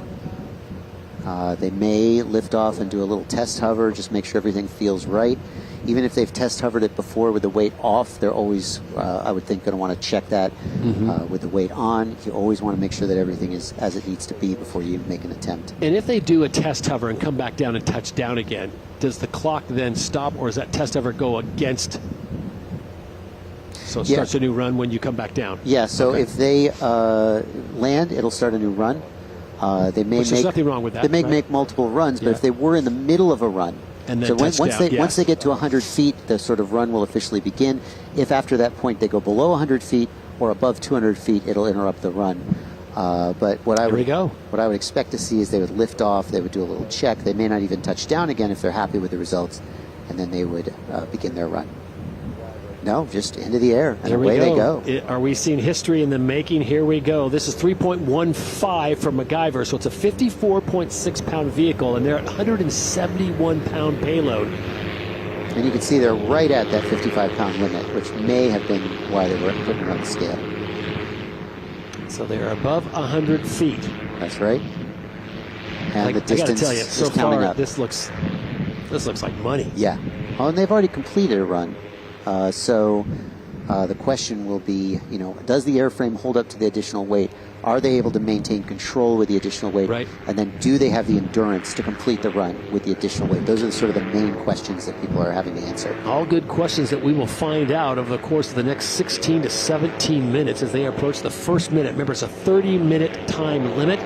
They are at 130 feet, so they're good there. Their ratio 3.15 would put them into second place if they can complete the entire course, which is 4 nautical miles with weight and 1 nautical mile after dropping off their payload. And we see here they're stopping and they're turning around, I believe. They get dropped down to almost 120 feet, so they're probably going to want to stay closer to the middle of that range. Now they're getting up a little higher, so they seem to be having a little bit of variance in their altitude. As long as they stay within that 100-foot margin, they're going to be okay. How hard is it to fly that and keep it level? I mean, stay at, let's say, 150. Stay at altitude. It's pretty 150. It's pretty hard. Just if you're working off visual reference, it's just very hard to sort of work the triangles on how high the drone actually is off the. So they have instrumentation. So the same readout that we're seeing, they have access to it, and the guy who's with the pilot, the assistant, can be reporting to him.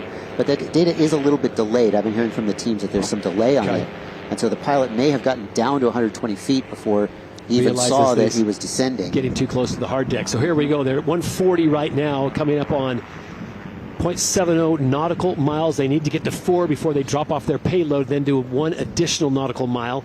Time does not look to be a problem. Remember, it's a 30-minute time limit, and that is also a tiebreaker if you were fastest. If we get to a situation where 2 teams are even on payload ratio, it'll go back to who did it the quickest. Right now, it does not look like MacGyver out of Baltimore, Maryland is having any problems at all. Yep. We can also look at that speed down at the bottom, 29 miles an hour right now. There's an optimal speed. If they go too slow, they're wasting energy because they're basically just hovering and they're not advancing. Correct. And if they go too fast, like, your car is efficient at 60 miles an hour, it's less efficient at 80 miles an hour, even though you get there sooner. So they've got some optimal speed, and I'm sure they put a lot of work into figuring out what that optimal speed is to maximize their endurance.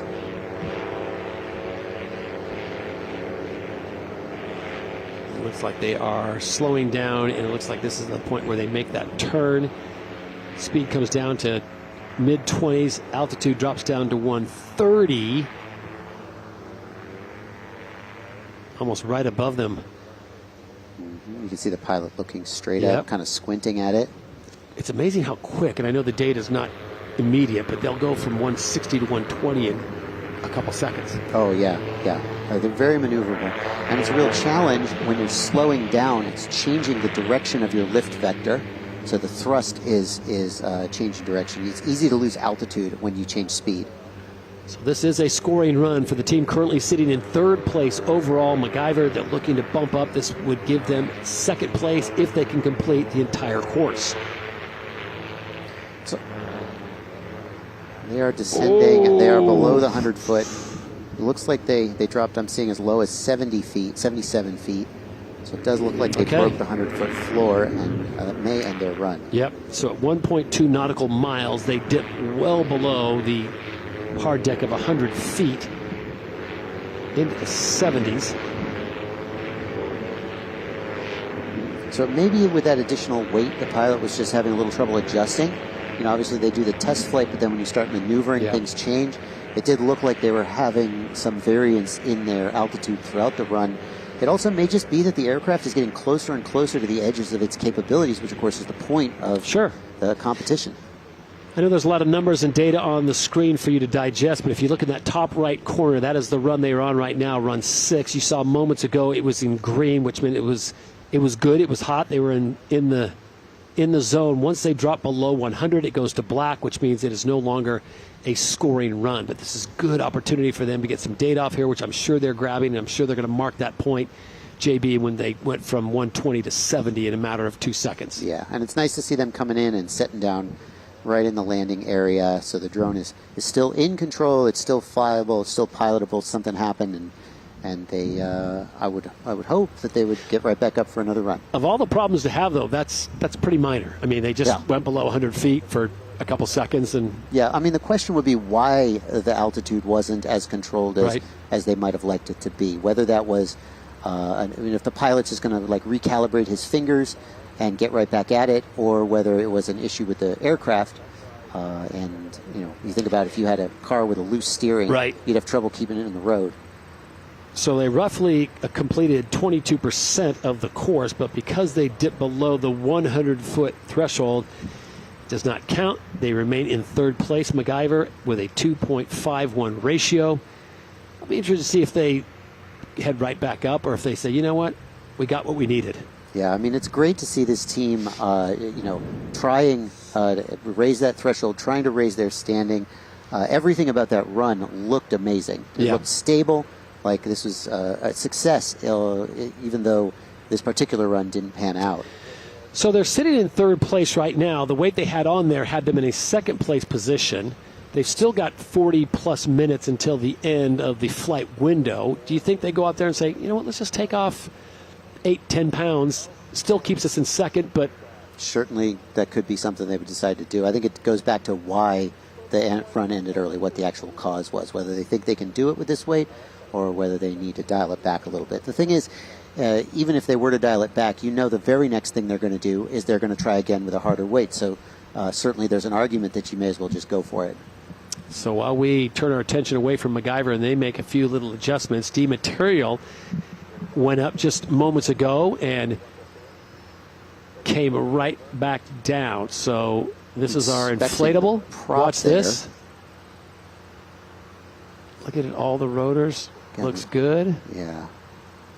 And not so good. We see that one arm drop. That suggests that motor stopped making thrust for some reason. Either the motor bogged down, the prop slipped, something happened, and that motor stops making thrust. And of course, if all the motors aren't making equal amounts of thrust, a multi-rotor can't fly. It's not like an airplane where if you lose your left engine, you can still fly on the right engine. We don't have any wings, so that is. And frankly, I think they're lucky that there wasn't damage to the airframe, as there doesn't appear to be. It does look like they're just going to set it back down and go again, so for whatever reason. I just want someone to go out there, namely you, and just to see how rigid that inflatable is. I want to see, is it like a pool toy, or is it, okay, here we go, he's kind of leaning into it. Maybe Elena can find it in the hangar tomorrow. You know, another thing I'm seeing that relates to this last event is that they have coaxial propellers. So you'll see on each of the arms there are two propellers, and one of the things that can do is it can result in redundancy if you have any kind of failure.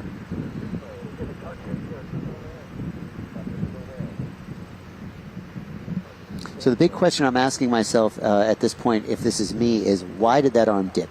The last thing I want to do is go, I don't know, and then just try again. Now, obviously, if it's me and a hobby drone and the only thing that's at stake is maybe I crash, then maybe I'll go for it and I'll just take my chances, but you don't want to do that here. And so... This is reasonably adequate in lane 9.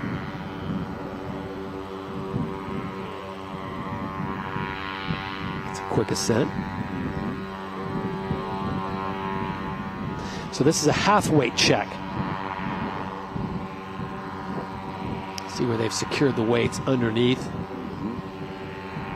I mean, you can see the practical applications. I mean, straight away. It's where the payload could be right under there. They could make multiple stops. Yep. Dropping off your groceries. Oh, that not is good. If they save that's a save of the day. I think he's got it back. He's got it back. Look at that. That's good. That may have been a gust of wind. Now the question would be, is this an inherent instability in the craft? Is the craft having problems, or did it just get rocked by the wind? Regardless, you got to be thinking, do I need to bring it down? Right. Am I going to get it to the ground safely? It's a nice save, though. Look Am at I that. able to keep flying it? And it does look like it's stable again. That's good. Oh, there we go. That almost looked intentional. I was going to say, that almost looks like it's getting buffered around, or he was just trying to dip to see. Yeah, see if it'll do it again. Do it again and replicate what happened just moments ago. One of the rules with RC flight is you make all your mistakes 3 mistakes high. You're going to try something radical, get 3 mistakes high off the ground, so that if you make 3 mistakes, you still haven't hit the ground. Sure. Altitude is your friend. If anything goes wrong, it gives you more time to save it. Unfortunately, there's certain kinds of things that you just can't shake out on the ground. We can do all the testing on the ground we want, and in the end, we have to put it in the air, and then we have to bang it around a little and see if it reacts badly. And sometimes that results in a crash, but that's just all part of sort of pushing the threshold ahead. Coming down to the ground, though. Much calmer descent this time. Yes. They're going to hover just off the deck. Yeah, the problem, though, JB, is they're halfway down the course. Right. So if they set this down and they can't get it back up in the air again, they're pretty much done. Because with 36 minutes left, unless they have another backup. drone. And we have seen teams come out to the flight line with backup drones already in tow. It is true. It is true. Well, they seem to be bringing it back. So if you're just tuning in and wondering what in the world is going on here, this is the DARPA Lift Challenge from the National Museum of the United States Air Force in Dayton, Ohio. DARPA, of course, standing for Defense Advanced Research Projects Agency, and this is all about seeing what these drones can lift. Bottom line is we're trying to get to a 4-to-1 ratio, the weight of the craft versus the payload. And if you can get that done, if you can make that happen with your design, you could be in for a very nice payday. Let's just call it an investment in the future of your design and program. Absolutely. Absolutely. $6.5 million in prizes for the winners here. First place getting $2.5 million, but only if they break that 4-to-1 payload to weight ratio. Breaking 2-to-1 payload to weight ratio gives you half the prize. But of course, everybody wants to, well, not just for the money, but just for the prestige and the success to get as high on that leaderboard as they can. Is the 4-to-1 ratio equivalent to the 4-minute mile? Is this a threshold that's like... Yeah, that's a really good analogy, and it's a good analogy because a 4-minute mile is it's a kind of thing that it seemed like we could just barely not do it, and then somebody did it, and then for various reasons we could do it. Yeah. So I think the hope is that if we can do 4-to-1, then maybe that will springboard us into 5, even higher 6 to 1, yeah. And this is not just theoretical, right? At the end of the day, if you want to use vertical lift to carry something, then you're thinking about the cost per pound per mile. Right. And the lower that number gets, in the same way that right now we have high-speed internet and we can stream movies. We don't have to go to the Blockbuster anymore. Do I have to go to the dial-up AOL? Right, exactly. If we didn't have high-speed internet, we couldn't stream movies. And as we bring the cost of that vertical cargo carrying down, who knows what kind of opportunities might open up. You got to think that with that bit of technology that you just spelled out there and the advances even in the internet, I got to figure in 20 years, internet's just going to be like air. It's going to be everywhere. And it's going to be the same speed, and you're going to be able to do anything. There's not going to be restrictions on it. Maybe drone delivery will be everywhere. Maybe vertical lift will be everywhere. This is true.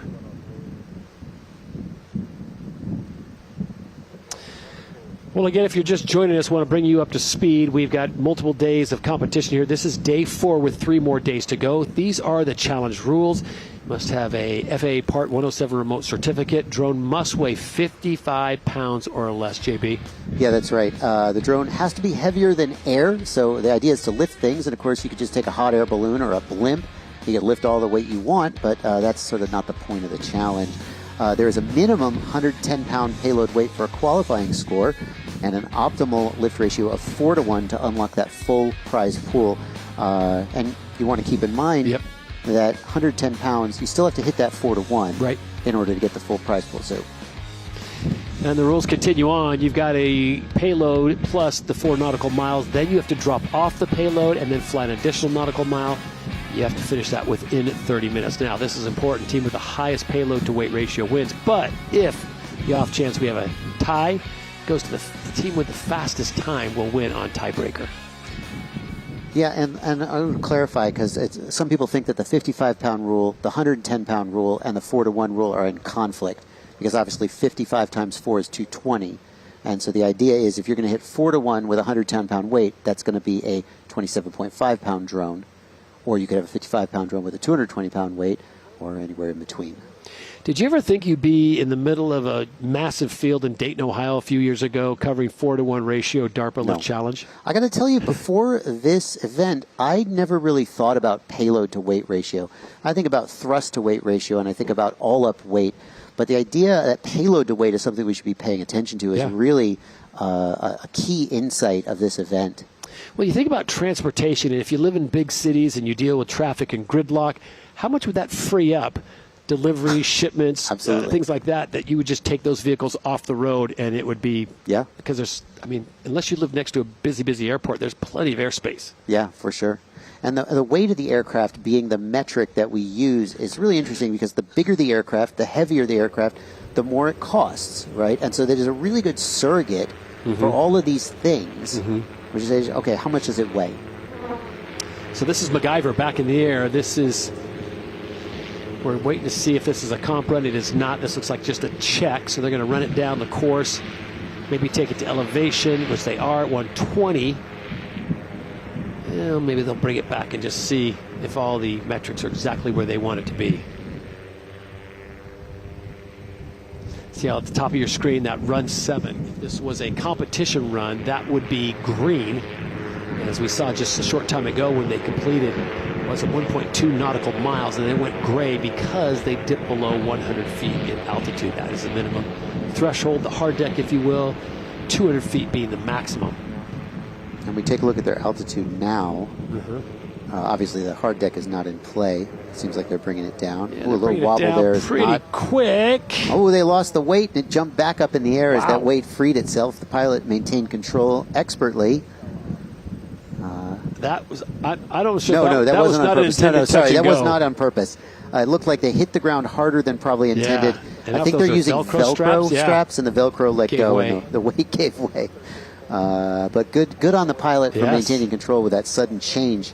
And not to get those Velcro straps up into the rotors. Yeah. So they bring that down, the 2 plates, the 171 pounds of payload. There they are.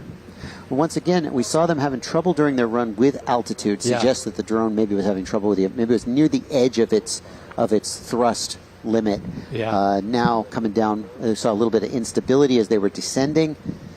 So definitely feels like they might be at the edge of what their drone's capable of doing. And of course, they're not going to stop. They're going to keep pushing that limit, trying to figure out ways. They've got several more days here.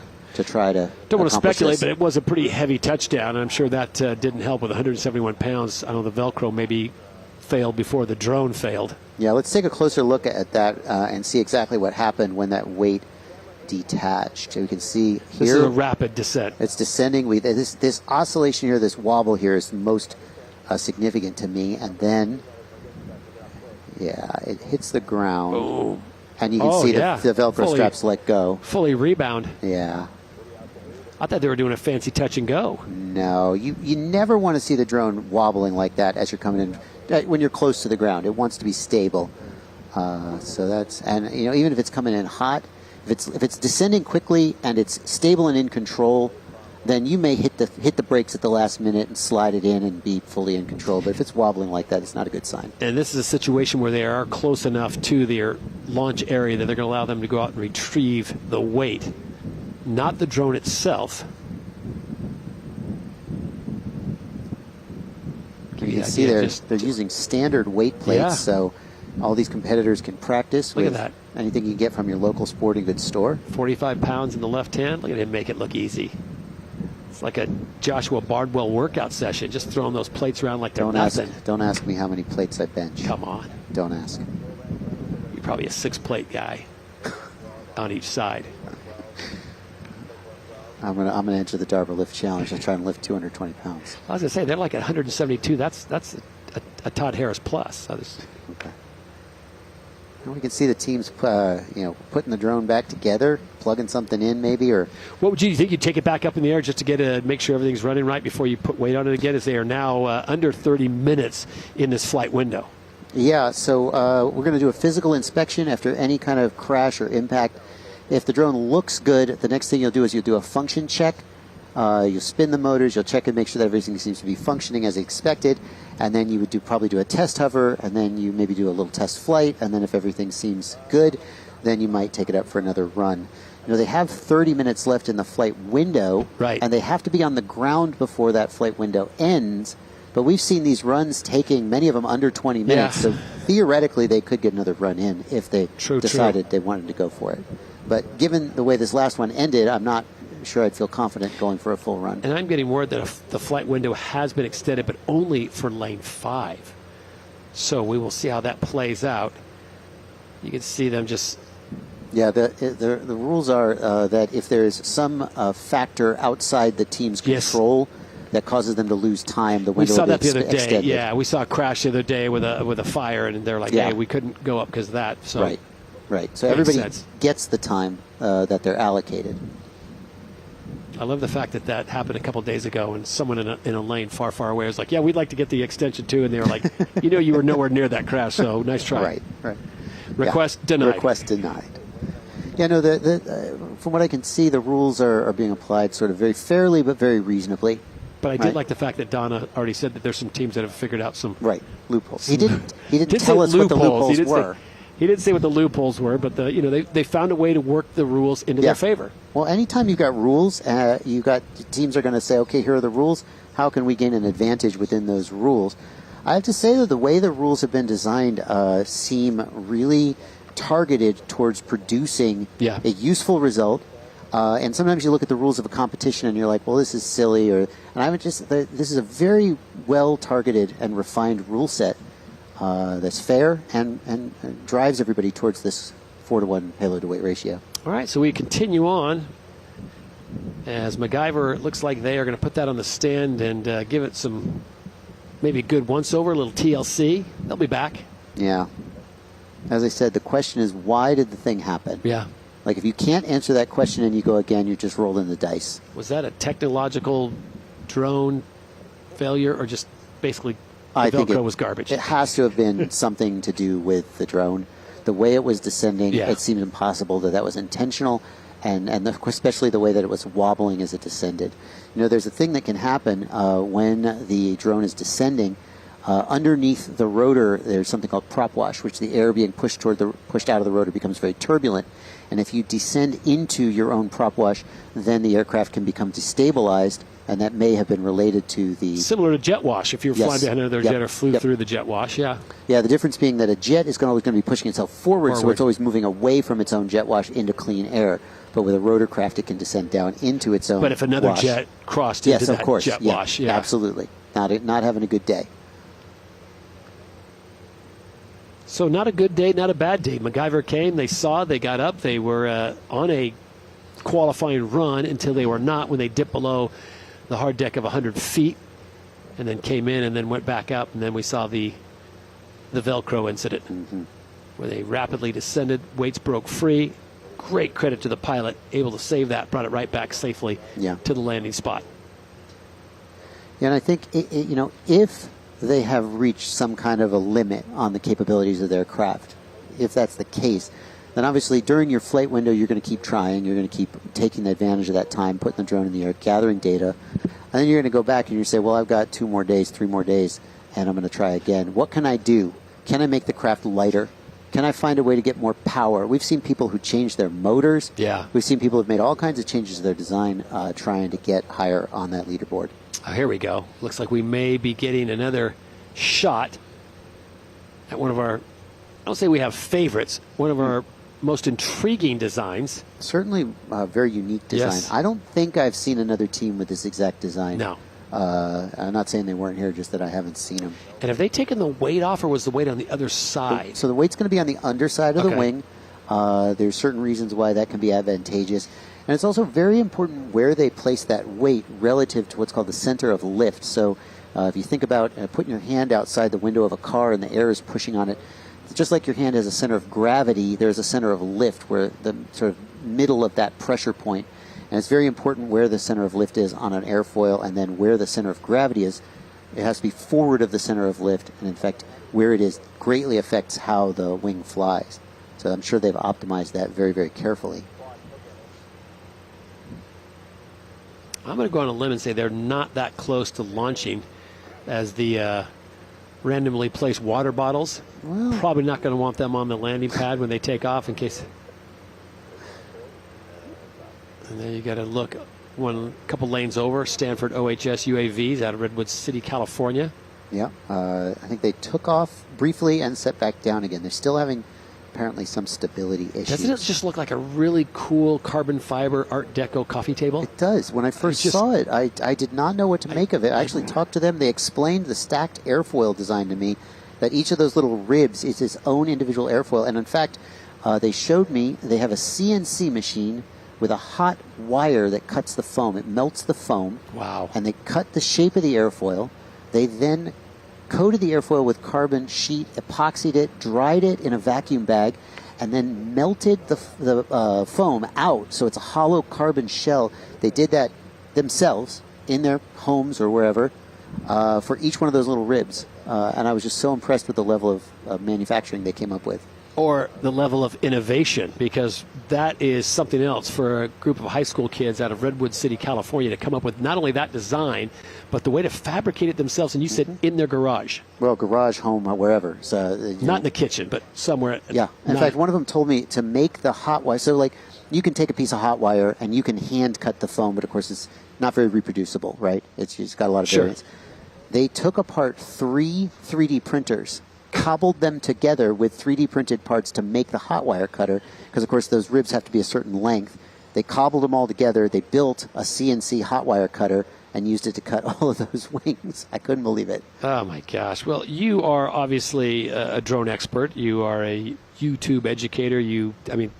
Talk about how you got into this industry and what keeps you in the industry. What drives you? Yeah, so I got into the industry like so many of the people here did, which is I saw a drone fly and thought, that's the coolest thing I've ever seen. How can I do that? And then I bought a drone. I bought an off-the-shelf drone, and I thought, so I used to build RC airplanes. And I thought, I'd like to build one of these, but surely no one could build. Turns out you can. There are all these open-source projects, and I started building my own drones. And just the love of flight, the freedom, the ability to not just fly like a plane, which is awesome, but to hover, to go around, is just amazing. And then when did you make the jump into the first-person view with the goggles? Well, I almost immediately. Okay. Almost immediately. I wanted that so bad. In fact, I used to go out to a soccer field and fly planes, and I didn't like having to drive 15 minutes to the soccer field. And I saw these guys flying with FPV goggles on their face, and because a drone can hover, you can slow down. You can fly around anywhere, pretty much, if you're a good enough pilot. I said, that's what I want. I don't want to drive 15 minutes. I want to fly around my house. So I immediately got into the FPV goggles. I feel like the applications, which are many, and people continue to innovate what they can do with them, how they can use them. But in the world where I work primarily in sports, we have drones now that are following boats out in the ocean to cover it. And they get so close, it's almost like you're on deck with them, and then they'll back out and they'll come back in. And I think that's the greatest seat in the house. I mean, it literally puts you in the action. Yeah, drones are really changing how sporting events and other types of events are shot. I mean, I've seen football games with literally there's a drone on the field with the players, and I kind of can't imagine what it must be like to be that pilot. But those are all sort of camera drones. They're not lifting anything heavy. Right. Of course, here we want to lift stuff and carry stuff places, which is an area where drones haven't, because of this payload to weight ratio that we're trying to crack, haven't really excelled. Well, we are back to the action, and this is Mamito, I believe, in lane number 3. They are back up. This is the team from Dorado, Puerto Rico. We saw them earlier with a heavy set down, but they are back up. No harm, no foul. Looks like they do have a bit of weight on board. It does not look like that. It's going to be a qualifying run for them. And we've talked about how sometimes these drones are designed to carry the weight, and so they may actually not fly as well when the weight is removed. So they may be opting to keep that weight on there to aid in stability or something like that. We don't know for sure. So this is just a check flight. Get a good shot from them. We've got you covered all around the course. Yeah, this here is our drone camera that we're looking through. We have two drones in the air shooting this. Any chance that cameraman's in the running for the money? I don't think his drones are this heavy. What do you think, Evan and Steele? They could easily get for the $500,000, right? Oh, well, here's the thing. They're fantastic pilots. You've seen their work in Hollywood and other places, and you're seeing their work right now. Right. But being a great pilot and a great cinematographer doesn't necessarily mean you have the chops to design. Like, people ask, why aren't you in this competition, Bardwell? And I'm like, I don't know, man. I fly drones, I make YouTube videos, and I think about drones a lot, but I'm not sure I have the chops to actually compete against some of these guys. All I'm saying is, if I have a vote, I'm putting Evan and Steele up for superlatives. Yeah. Oh, well, superlatives all the way. Give them the $500,000. Yeah. Come on. There you see the team from Redwood City. It looks like they are spinning up, and then a quick acceleration on one side, and they kind of dump it over. Yeah. So two things can cause that. Number one is your front motors just didn't spin up. You had some kind of a problem. The back motor spun up, and of course it tipped over.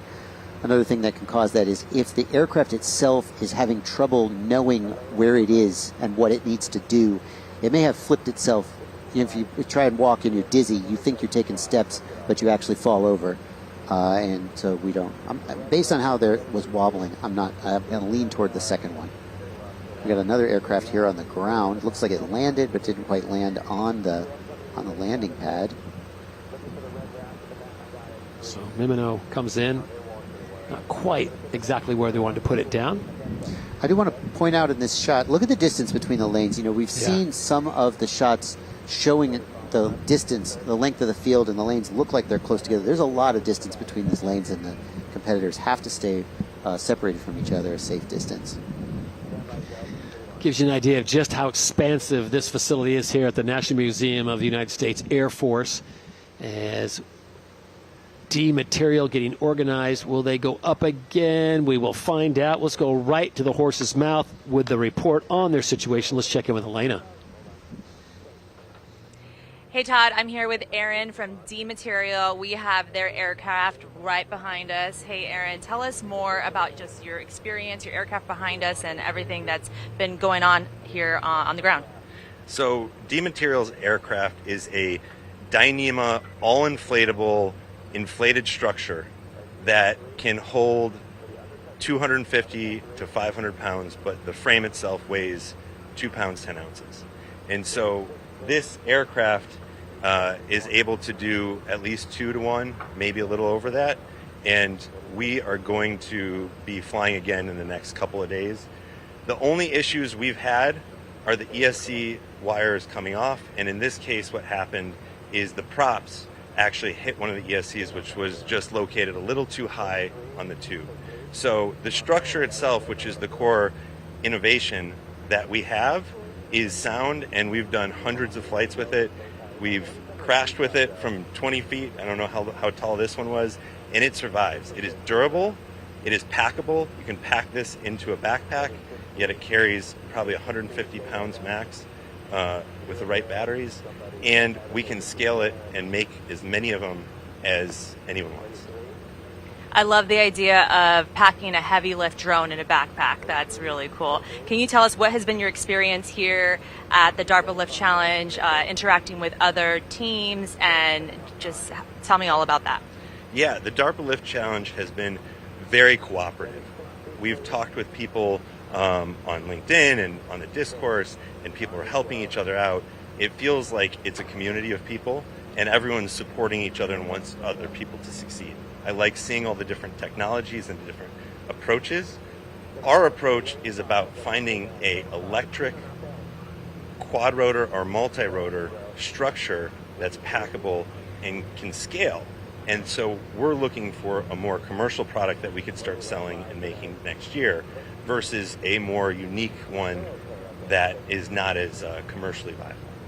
Awesome. That's definitely a unique design, and I'm also feeling the community here on the ground. Back to you, Todd. All right, thank you very much, Elena. Great information there, and I'm telling you what, that might be the coolest design now that he's told us a little bit more about it. So fully inflatable, no frame. Wild. Wow. All right, let's get back out on the flight line. This is Spitfire Defense out of Daytona Beach, Florida, founded in 2025 with the mission of equipping men and women of the United States Armed Forces with the most capable autonomous machines in the world. Now, this is a cool design. Yeah. I love the paint job. Got the American flag on there. I mean, this is like ready to go. If you look at this, you see a lot of these designs. They have great big lifting surfaces, whether that's a rotor or a wing. They're designed to try to be efficient, but that means they tend to move slower because they have additional drag. Okay. I look at this and I do not see a great big lifting surface, and that makes me wonder if instead of going slow like the tortoise, we're looking at the hare. Okay. We're going to try and just do it as fast as we can and get it over with. I imagine with a name like Spitfire, you're not going to be the slowest drone out here. So we'll see what find happens. out. In the foreground, you've got that yellow bucket slash, is it part of the drone? Is it? I have no idea what that is. I don't know. We'll find out together. Yeah. Maybe a starter of some kind for the motor. It does look like we have a wire coming off the motor. Okay, here we go.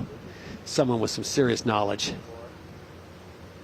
And this looks so different from all the other ones we've seen. A lot of them are huge. Like, can you imagine this thing carrying 100 pounds? Where are they even going to put it? Sitting on its tail. This design is called a tail sitter. For obvious reasons, I hope. Sits on its tail, takes off straight up, and then transitions to forward flight. The idea is we basically can fully optimize for that forward flight. Is this like a Harrier jet? I mean, well, a Harrier jet does take off vertically, but it takes off vertically with a downward-facing engine, and then it transitions to forward flight with a rearward-facing engine. The big question with this tail-sitter design is how do you land it? Transitioning from taking off vertically and leaning over and going fast is easy because you always accelerate on takeoff. Transitioning back to vertical and touching down on the tail can be a little bit more of a challenge. I'm going to go on a limb and say they're not quite ready to lift off. Maybe one too many backpacks on the launch pad. Yeah. So, okay. So that looks like that yellow thing is more of utilities. Yeah. He's going to lay that thing on this. Oh, look at that. There's some serious looks like a jet or a turbine engine, perhaps. This is a very different design than we've seen so far. Very exciting. I mean, I cannot wait to see this hit in the air. It's the anticipation. So I see that we are getting close to the end of the flight window. We don't know if this team has been allocated extra time for any reason. But if they're going to actually attempt a run, they're going to need to get going. They will need to get it on the ground before the end of their flight window, wherever that is. And we've seen the runs take typically around 20 minutes. Yeah, unofficially, that flight window will close in 12 minutes, but we have been told that some lanes may be getting an extension. If this goes fast, as it seems like it might, they may not need all that time. Are they taking the outer shell off this thing? Is there... Yeah, so perhaps they are fueling it. A lot of times what you'll see is that you'll fuel the aircraft on the pad before it takes off. You don't want to be carrying it around with fuel inside it. That is just a possibility. Now you can see there's a tool in his hand. He's removing the fuselage. Yeah, okay. Oh, good call. Bingo. Certainly looks like they're fueling it. Presumably they're about to make a run of some kind. Dumb question. Yeah. What kind of fuel are they running? Well, it's a red can, so I'm going to guess it's gas. That's jet fuel? Usually fuel? what that means. I don't know what color jet fuel. So red is usually gas, right? Yellow is usually diesel. Blue is kerosene. Blue is not water. Don't make that mistake like a buddy of mine tried to put a fire out He grabbed the blue container and he poured it on the fire. It was kerosene. He never lived it down. I don't know what jet fuel goes in.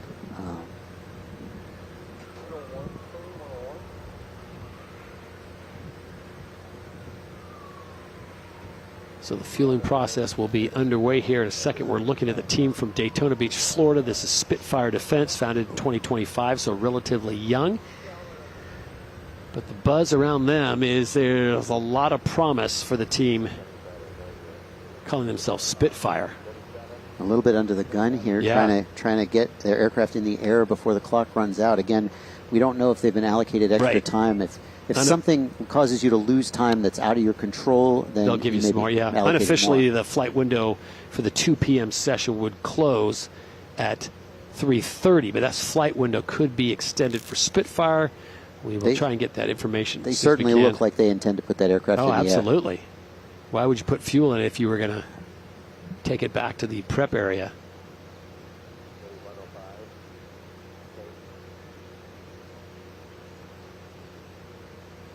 So usually these will have some kind of a hand-cranked fuel pump.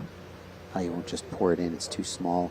A lot of times the fuel cell will be a soft plastic bladder as opposed to a rigid shell. For weight?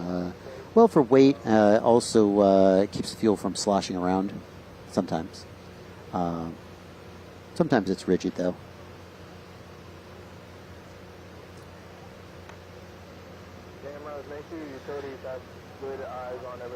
So the 2 o'clock flight window is rapidly coming to an end. This is Spitfire out on the flight line. Will they get the opportunity to have an extension on that, and will they get a chance to get up and show us what they can do? I want to let you know we do have one more flight window scheduled for today. That's coming up at 4 o'clock Eastern time here in Dayton as the DARPA Lift Challenge rolls on at the National Museum of the U.S. Air Force.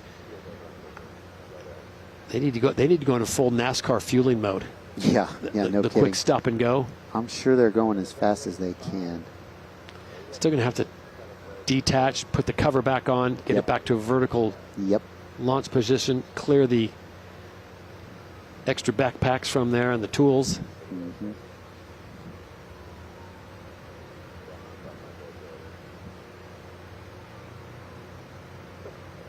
You see him checking his clock, checking his watch. So I think he knows he's under the gun. I think he's been aware.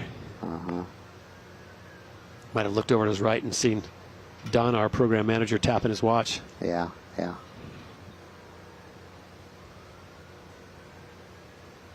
Okay. Looks like he's turning the valve on of some kind, perhaps. We got a towel to clean up the spill, I would guess. While they continue to get ready for a possible launch, we're going to set it down to Elena, who's with the team from MacGyver in Baltimore, Maryland. Hey guys, so I'm here with Tim from Team MacGyver. Hey Tim, so tell us what happened while you were out there just now.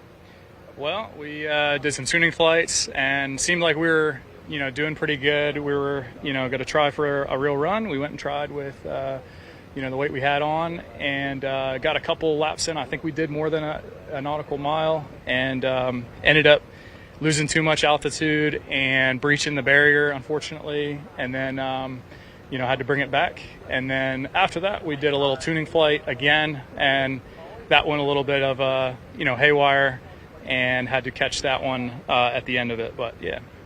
And what are the next steps for the team? What are you guys going to do after this? We're going to go back to the hotel. I'm just going to take a look at the drone, make sure all the structural integrity is good. I have another drone as backup, and I have more batteries as backup, but I think you'll definitely see us back out there. All right, and how does it feel to be third place right now? Feels pretty good, but it seems like everyone's doing really well, and everyone's going to give us a run for their money. So, I'm curious to see what everyone comes out with the next couple of days. All right, well, thank you, Tim. Back to you, Todd. All right, thank you, Elena. Timothy Dunn, former Marine with many years of experience in drone racing and robotics. So I've got my money on him. I think he's going to pull it off. I love the fact that he's going to go back to the hotel, check out the drone, maybe do some work inside the hotel. Never bet against a Marine. No, absolutely not. Semper Fi. One of the things I love about this format is it's not one and done. Yep. Right? So even teams who have succeeded, they've accomplished the challenge, they can keep trying to increase their score, and everybody who's in second, third, and so forth can keep trying to get better and increase their standing. And that's going to maximize the result here. We're hopefully not just going to break that 4-to-1 payload to weight ratio, but who knows how high we might go. So this team is in lane 5. So this is Spitfire. They have not been given officially an extension, which means they are seriously on the clock, as in 6 minutes, to get that outer cover screwed back on and get this thing up in the air and see if they can do something. Yeah, the question would be, what do they intend to do with roughly 5 or 6 minutes? Yeah. Why not just say, okay, well, we missed our window, and perhaps they haven't test hovered it. They want to just get it in the air. We haven't seen this drone before, so there may be some value in just sort of getting it in the air and just checking it out. They certainly do seem like they are rushing to get it in the air, so they presumably believe they have some value to get from even a few minutes of flight. Well, we will see just how generous the air boss and the officials are, because they've got 5 minutes unofficially on the clock. Now they're starting to clear the platform area, and we'll see if they can get that again. The piece that they just took off, they've got to reattach that, get it up, clear the area, get behind the barrier, and possibly get a launch. It's never good when you're doing something like this under the gun like this. It's when there's pressure like this that potentially mistakes are made, and you end up kicking yourself and wondering if you should have just slowed down. But then on the other hand, if you know what you're doing, you get her done, and you got to be able to operate under pressure. Well, this is going on. We've got a team in lane 1. They're trying to get something up before the time, and it was Agricultural Tech in lane 10. Here we go. This is the one we were all kind of looking forward to seeing, Agricultural Tech out of Zeeland, Michigan. Okay, it's really low to the ground to be transitioning like that. Yeah, no, I'm guessing that transition was not intentional, and it does seem like there's some damage both to the wing and to the airframe.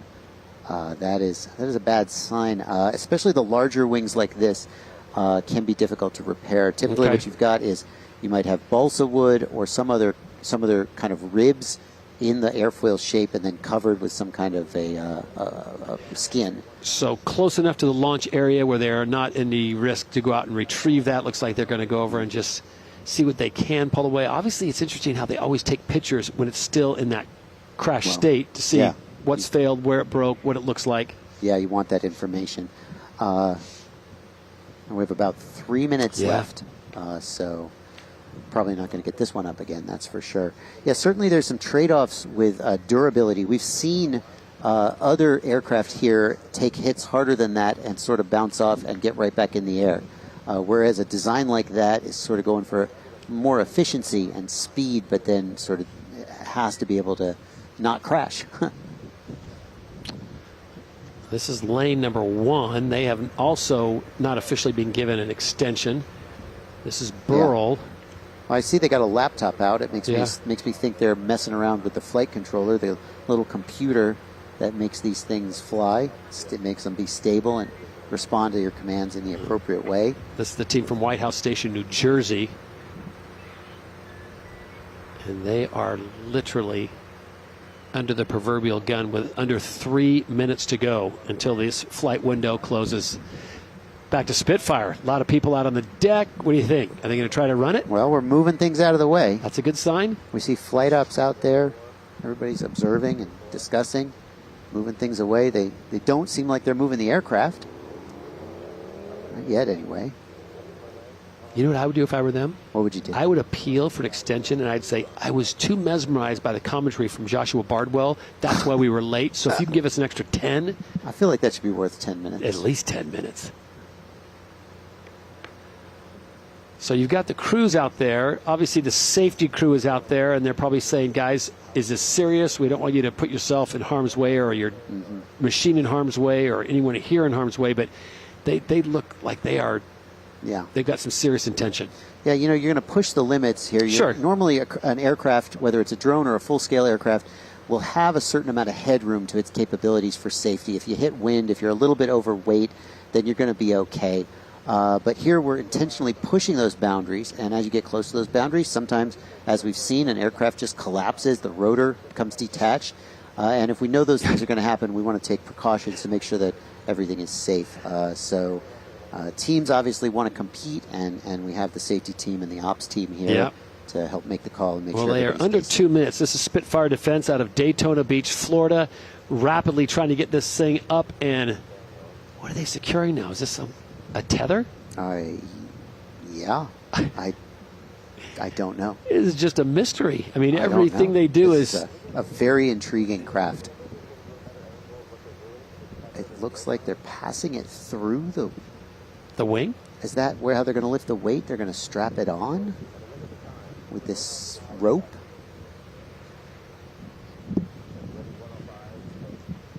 Wild. It's a rope. It's a rope. It's just a nylon rope. And there's the weight. Rope. There you go.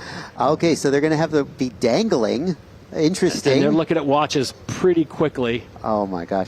So we talked previously about how when the weight is dangling versus attached, it can pendulum, and it creates a real challenge for the aircraft to stabilize it. Here we go.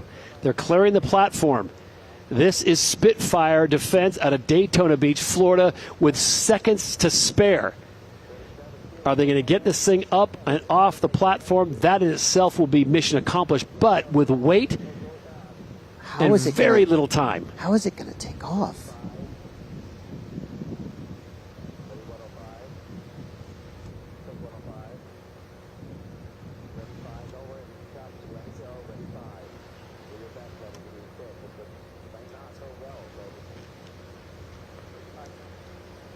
Okay, so here we go. Technically, they are at the end of the flight window, but here's what I'm seeing. Typically, a tail sitter like this will accelerate as hard as it can to get in the air and transition to horizontal flight. Problem being, if you've got a 15-foot tether and a weight at the end. How do you take that slack up gradually? Well, you're going to jerk. Alternatively, you can have a VTOL aircraft that takes off slowly, gently lifts the weight, and then gently accelerates. This is a very interesting engineering challenge, and I cannot wait to see how these guys have approached it.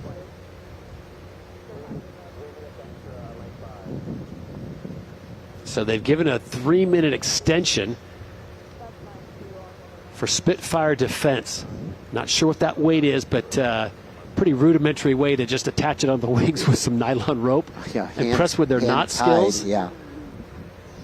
Definitely got the knot tying merit badge because they made quick work of that. Yes, sir. Yes, they did. We can see them testing the control surfaces, doing a function check, making sure the control surfaces move in the intended way and to full extent. The last thing you want is to take off and have one of your control surfaces not work, and then you end up in the ground. So all eyes right now on Spitfire Defense.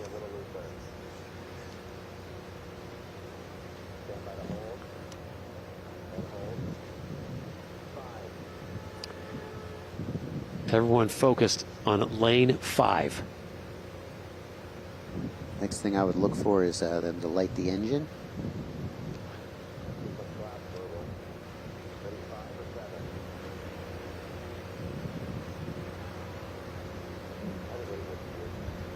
So their 3-minute added window has commenced. Obviously, JB, not enough time to get up and do a full run, and this looks like it's going to be a half-weight check.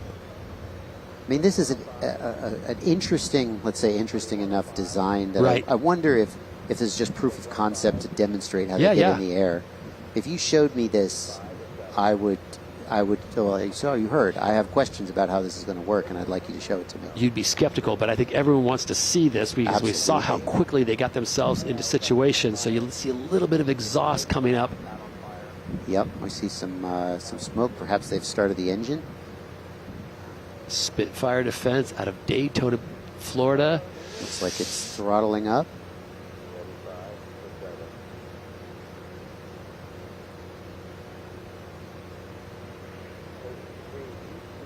Coming to the end of the first minute of that 3-minute extension.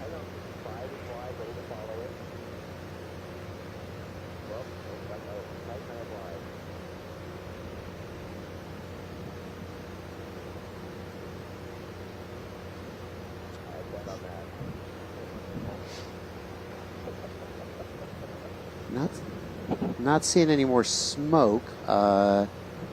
So I don't know if the engine. We're seeing a person approach the pad. It suggests to me that they are not going to take off. We saw the smoke come out of the engine. We saw it sort of throttle up a little bit, it looked like, and now it seems like it has shut down. Guessing that they are not going to take off. It's a pretty interesting shot with Spitfire in the foreground and another drone in the distance waiting to be retrieved. Yep. The flight window unofficially has closed, but we're still waiting for the... Looking like we're about 2 minutes into that Airbus window. Technically have a minute to go on their extension. That's just by my clock, not the official clock. I just call that Josh Bardwell Swiss timing. Yes, it's sir. Pretty accurate. Yes, sir, that is accurate.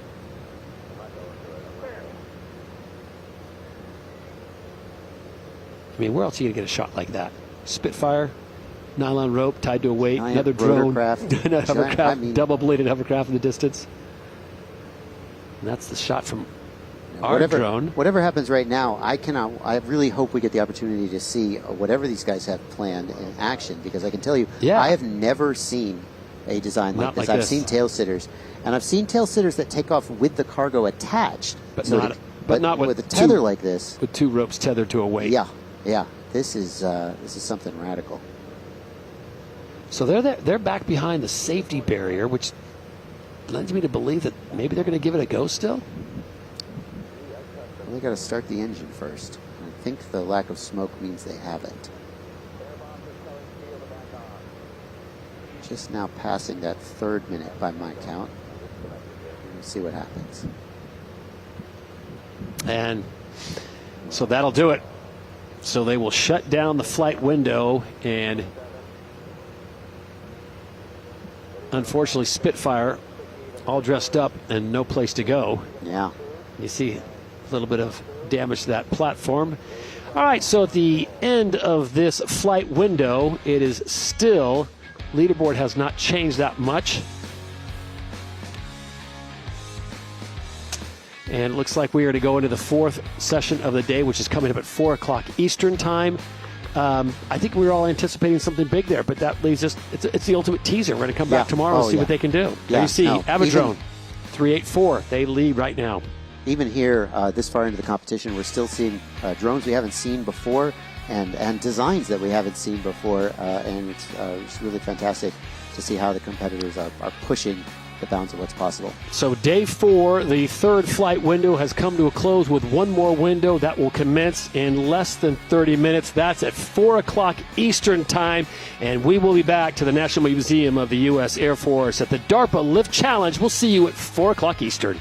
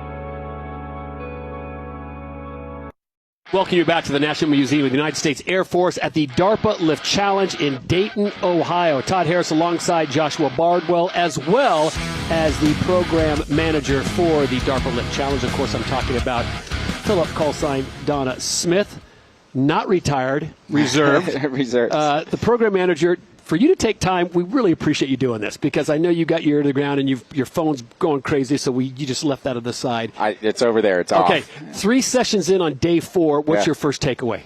I'm really actually proud about the progress that the teams have made and the rebuilds that have been happening in the background. So we were really worried after about day 1, day 2 that everybody would crash out and there would be nobody here for today. But some have, but a lot of them have, ordered parts overnight, gone back to their Airbnb or wherever they're staying, and just built all night long. And it's the commitment to this is just, eye-watering. So that's been really cool to see. And we have 3 more full flight days. I love the fact that Elena has had some interviews with some of the teams after a malfunction or a crash. And they're like, yeah, we'll just go back to the hotel. We're working tonight. I'm like, this is not a duct tape glue situation, but they're like, get us back in the game. One of the teams, I asked him, I was like, so how are you guys feeling? And he was like, well, we took a nap in the Walmart parking lot, so we're good now. And I was like, all right, let's go. Yeah, I've even heard stories of teams getting parts from other teams, getting tools from other teams. Like, the level of support is really impressive. It is, yeah. We have a discourse channel going on with all the teams on it. And at first we didn't see a lot of, chit-chat back and forth, but there was this guy out from California. He's got a mohawk. He was the first flight of the first window, and his aircraft just took off, flipped over, and crashed. And he was like, all right. He got on Discourse, and he's like, well, I made one record, the first crash of the DLC event. And then he was like, I'm going to this restaurant, bar. Anybody want to hang out? I got plenty of time. So, yeah, it's been fun to see that.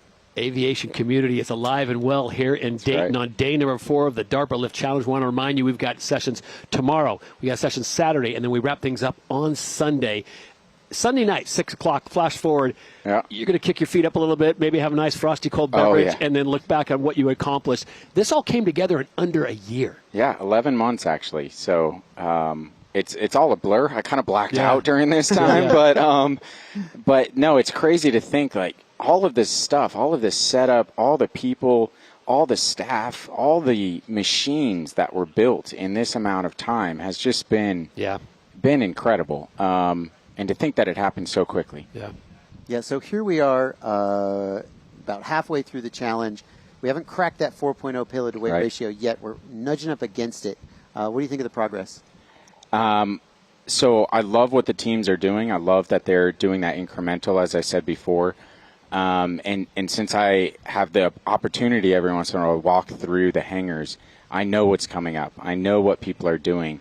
And I also know that some of those aircraft that we saw in the last window that didn't get to take off, I know what it is, and they know what it is, and I know that they just have, they really need like 20 minutes back in the hangar to fix something, and they're right back out there. So that gives me more excitement that, teams that people are watching, I've been hearing people are rooting, and I bet there's some betting sites out there that are all right, it's going to be this, it's going to be this one or that one, but those guys are coming back, and we hope, but we're seeing that they are, and so we get to see them all again.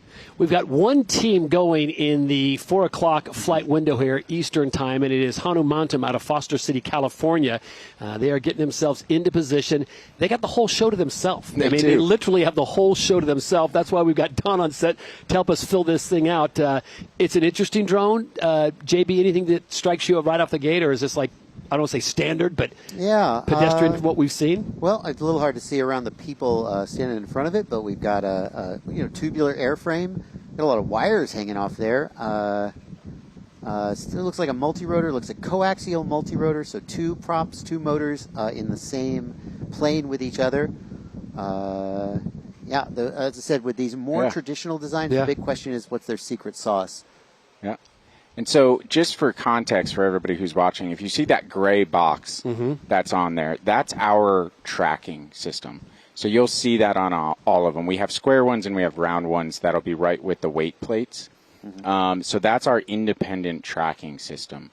that box has to travel the 4 miles and then the 1 mile unloaded. It has to stay with the aircraft the entire time. Does it count against their payload or their weight? It counts towards the weight, which is why when you see the weights, they're not even numbers. It's always like 2 pounds or 2.3 pounds over. Right. That's the weight of that particular tracker. So we've got Titan, which is a program that's getting all the analytics and all the information, all that stuff. What does that stand for?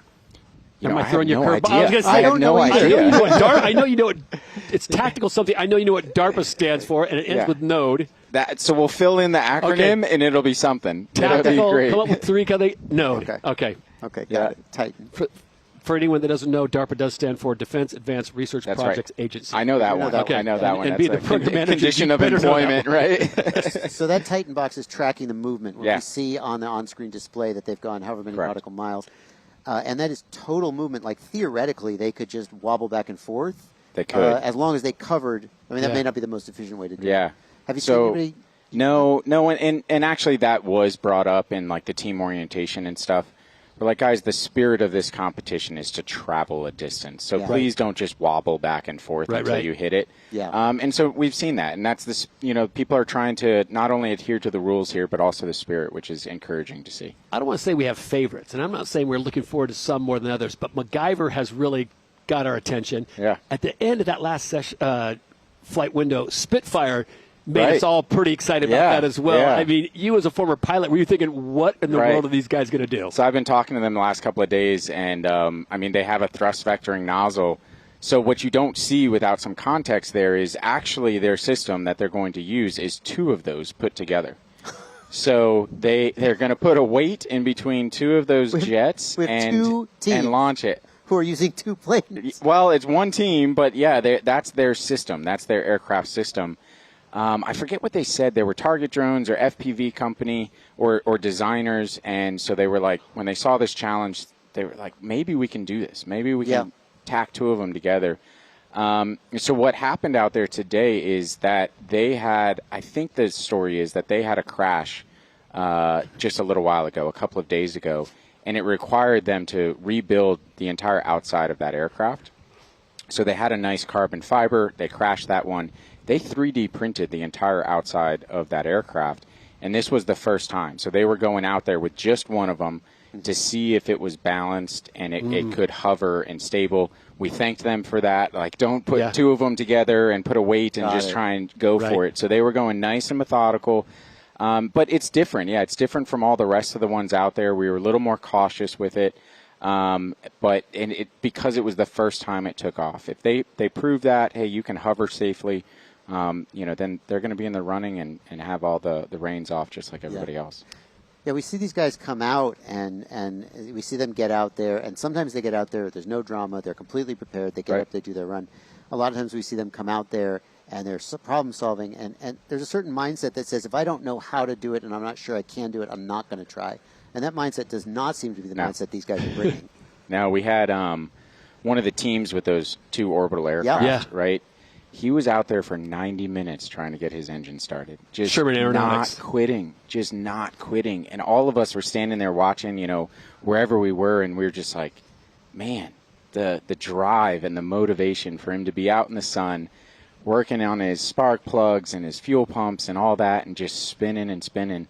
And he didn't quit. We had to finally tell him he had to get off the spot. It's awesome. I have some breaking news, and it just came to me by way of someone smarter than me. Tactical Intelligence Targeting Access Node. There we go. I knew you knew that. You were just testing. It was a backronym. They were like, we want this to be Titan. How can we make this an acronym? Yeah. But it's amazing the data that comes off that system and from all of them out there.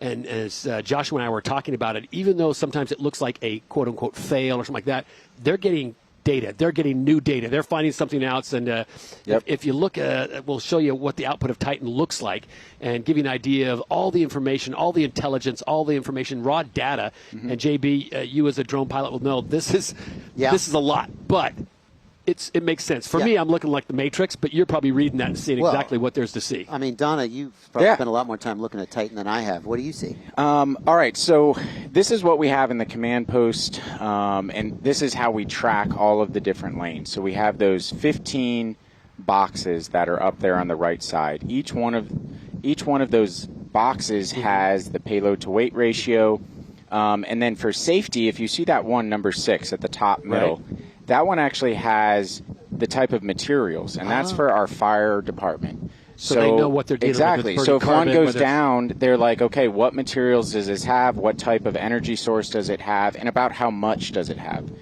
So that card just flips over, pretty cool looking. I don't remember which run this was from, but there we go. See, look at that, nice and smooth. Ratio. And then you've got the different information. You've got complete runs. You've got a violation. So on number 2, Stanford OHS, run ended early. So the lane coordinator who's out there, the guy standing right next to the RPIC, or the remote pilot in command, is able to enter into his tablet out there and give us a little data about what happened. So you can see result, you can see distance, and then the ratio there. So that's how we're tracking it. And then on the left side, where you have the map there, you're able to see all 15 lanes and then the trackers moving back and forth on there. And then you see those different boxes that we have. So we have a green box in the middle. That just tells the pilot that they're safely in the middle. That's a 60-foot wide, good zone, 60-foot tall box. Okay. If they move into the yellow, nothing, no penalty, right? It's just like a yellow light. You can be in there, but it's just a warning. It's like, hey, you're getting close. Once you hit the red boxes around each one of the lanes, that ends the run. Okay. So you've got to design an aircraft that is controllable enough, and therefore for the future use is safe enough, right, to be able to stay inside of those narrow parameters. And then if you get outside of the entire box, so there's a box around all 15 lanes, if you get outside of that one, we hit our emergency procedures. So we have immediate landing, kill switches, and some other counter-UAS capabilities. And that's to protect the community around us, the participants on the airfield, and over on the base. And if they get outside of that, normally it's not pilot air. They're not just freelance. They've lost control of it. Correct. Yeah. So we've hit it a couple of times. Yeah. People have done like a banking turn, and the lane coordinator comes over and says, got it, but it's under control, and he's bringing it back in. So we give somebody a mulligan for the first time they do it, and then the second time we actually ground them, and we come up with a procedure that is acceptable and safe before we launch them again. And then when they launch again, we're on them in a white and rice. Let's talk about how the width of that lane affects the strategy, because they have to do a turn, and of course you could stop, hover, and go the other way, or you could do a banking turn, as you said. Yeah. And then there's another one. You can do a banking turn with altitude. Oh, okay, like climbing. Yeah, so that way you come in with speed, you climb to slow down your speed, and then you turn back around to gain that speed and come back. So right now we haven't seen that. That's been a strategy that a lot of teams came into, especially the wing design teams. But I think that was overly ambitious because we're right on the edge of that control ability of the aircraft, that if you're starting to do dynamic maneuvers like that, we have no idea what's going to happen, right? Yeah. So most people, thankfully, are taking it safe. They're taking it nice and controlled. They're going up there, they're stopping, and they're coming back. And what we're finding is that power draw that is required, the voltage and amperage that's going through that system, is causing havoc on those at those power draws. Right. And these are the lessons. This is the data that we're actually looking for. And it's also what we hope the world knows, right? So, hey, sub-suppliers, right? We have a problem with this particular part, an electronic speed controller or something. It's affecting all of the designs out here. So now we need to go and research and develop electronic speed controllers that can handle this type of voltage so that we can do this, right? And that's, we've got the flight data, we've got the different design data, but that subsystem data is maybe even more important than what we're seeing here today. Plenty of action still going on as we are in the fourth and final flight window of the day. Just one team participating in there. That is the team Hanamontan from Foster City, California. We're hoping to see them up in the air just in a matter of moments. Behind us, you can see the prep area, the hangars. Still a lot of activity there as everyone's using as much daylight and time as they are allowed to see what kind of changes or fixes they can make. And Elena's out roaming in the prep area. She's found a team that looks like they've got some positivity ready to roll. Let's check in with her right now. Elena? Hey, Todd. I'm here with Alberto and Luis from Max Weights, and they have a interesting build right behind us. Why don't you tell us about it? What makes it unique? Yes, so basically we have a quadcopter that has all composite structures, plus 3D printing that we have done, reinforced with carbon fiber into it. Also, we have a whole system of integration avionics that makes these automatic flights really easy to do. And plus, we have a whole harness that has been customized for the size to carry. In this case, we have the barbells, but it can be customized to any type of load under the US system. Mm-hmm. And what has been just the overall experience here at the DARPA Lift Challenge for you? How has the energy been, and how are you feeling? Well, of course, the energy has been amazing, here with a lot of people around us, and other teams, being super nice, the DARPA team also, being very, professionals, and I was expecting, not less than this, this is a unique, organization, and I think everything is well organized, so everything is running, perfectly, so I really like it, so it makes us very comfortable. And you guys are going up tomorrow, and this is your first time building a heavy lift drone. What has that overall experience been like? Has it been challenging? What are those challenges? Extremely awesome in terms of the opportunity. We are bringing the opportunity to bring your experience and your knowledge into a solution, and the matching of the problem to the solution is a great opportunity.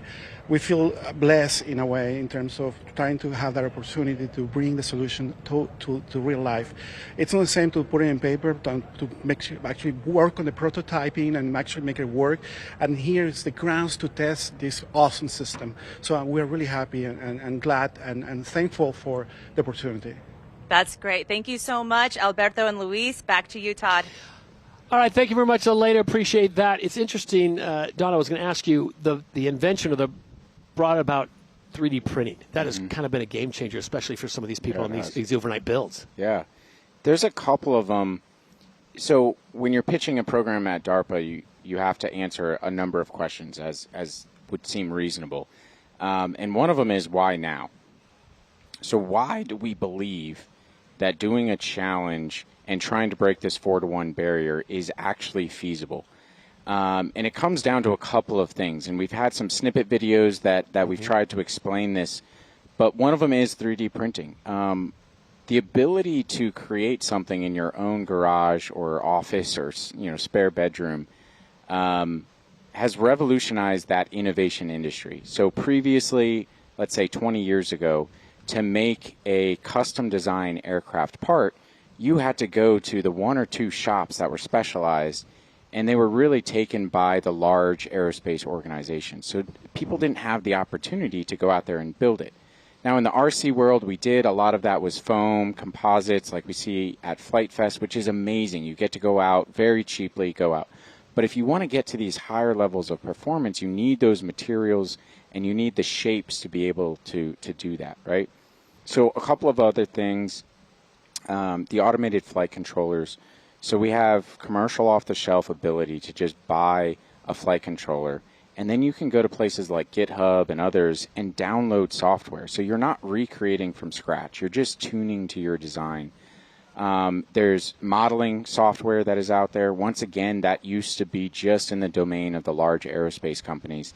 And now someone can, with a $100, $200 subscription, get access to that modeling software. So all of this makes it so that now with materials, software, and testing, modeling, you're able to create these designs at a much lower cost and from the comfort of your own home.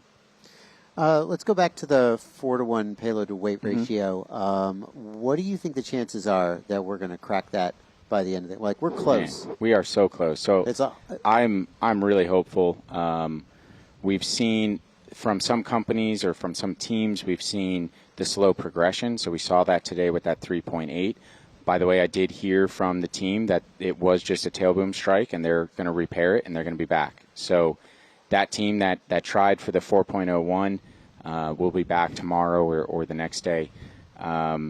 But I think we're going to get it. I think we're going to be there. Yeah. What I'm really interested is now we have two different styles. So we have a traditional helicopter style, and then we have this team with a quadcopter, but who's making his own battery, and that's what's putting him way above everyone else out there, right?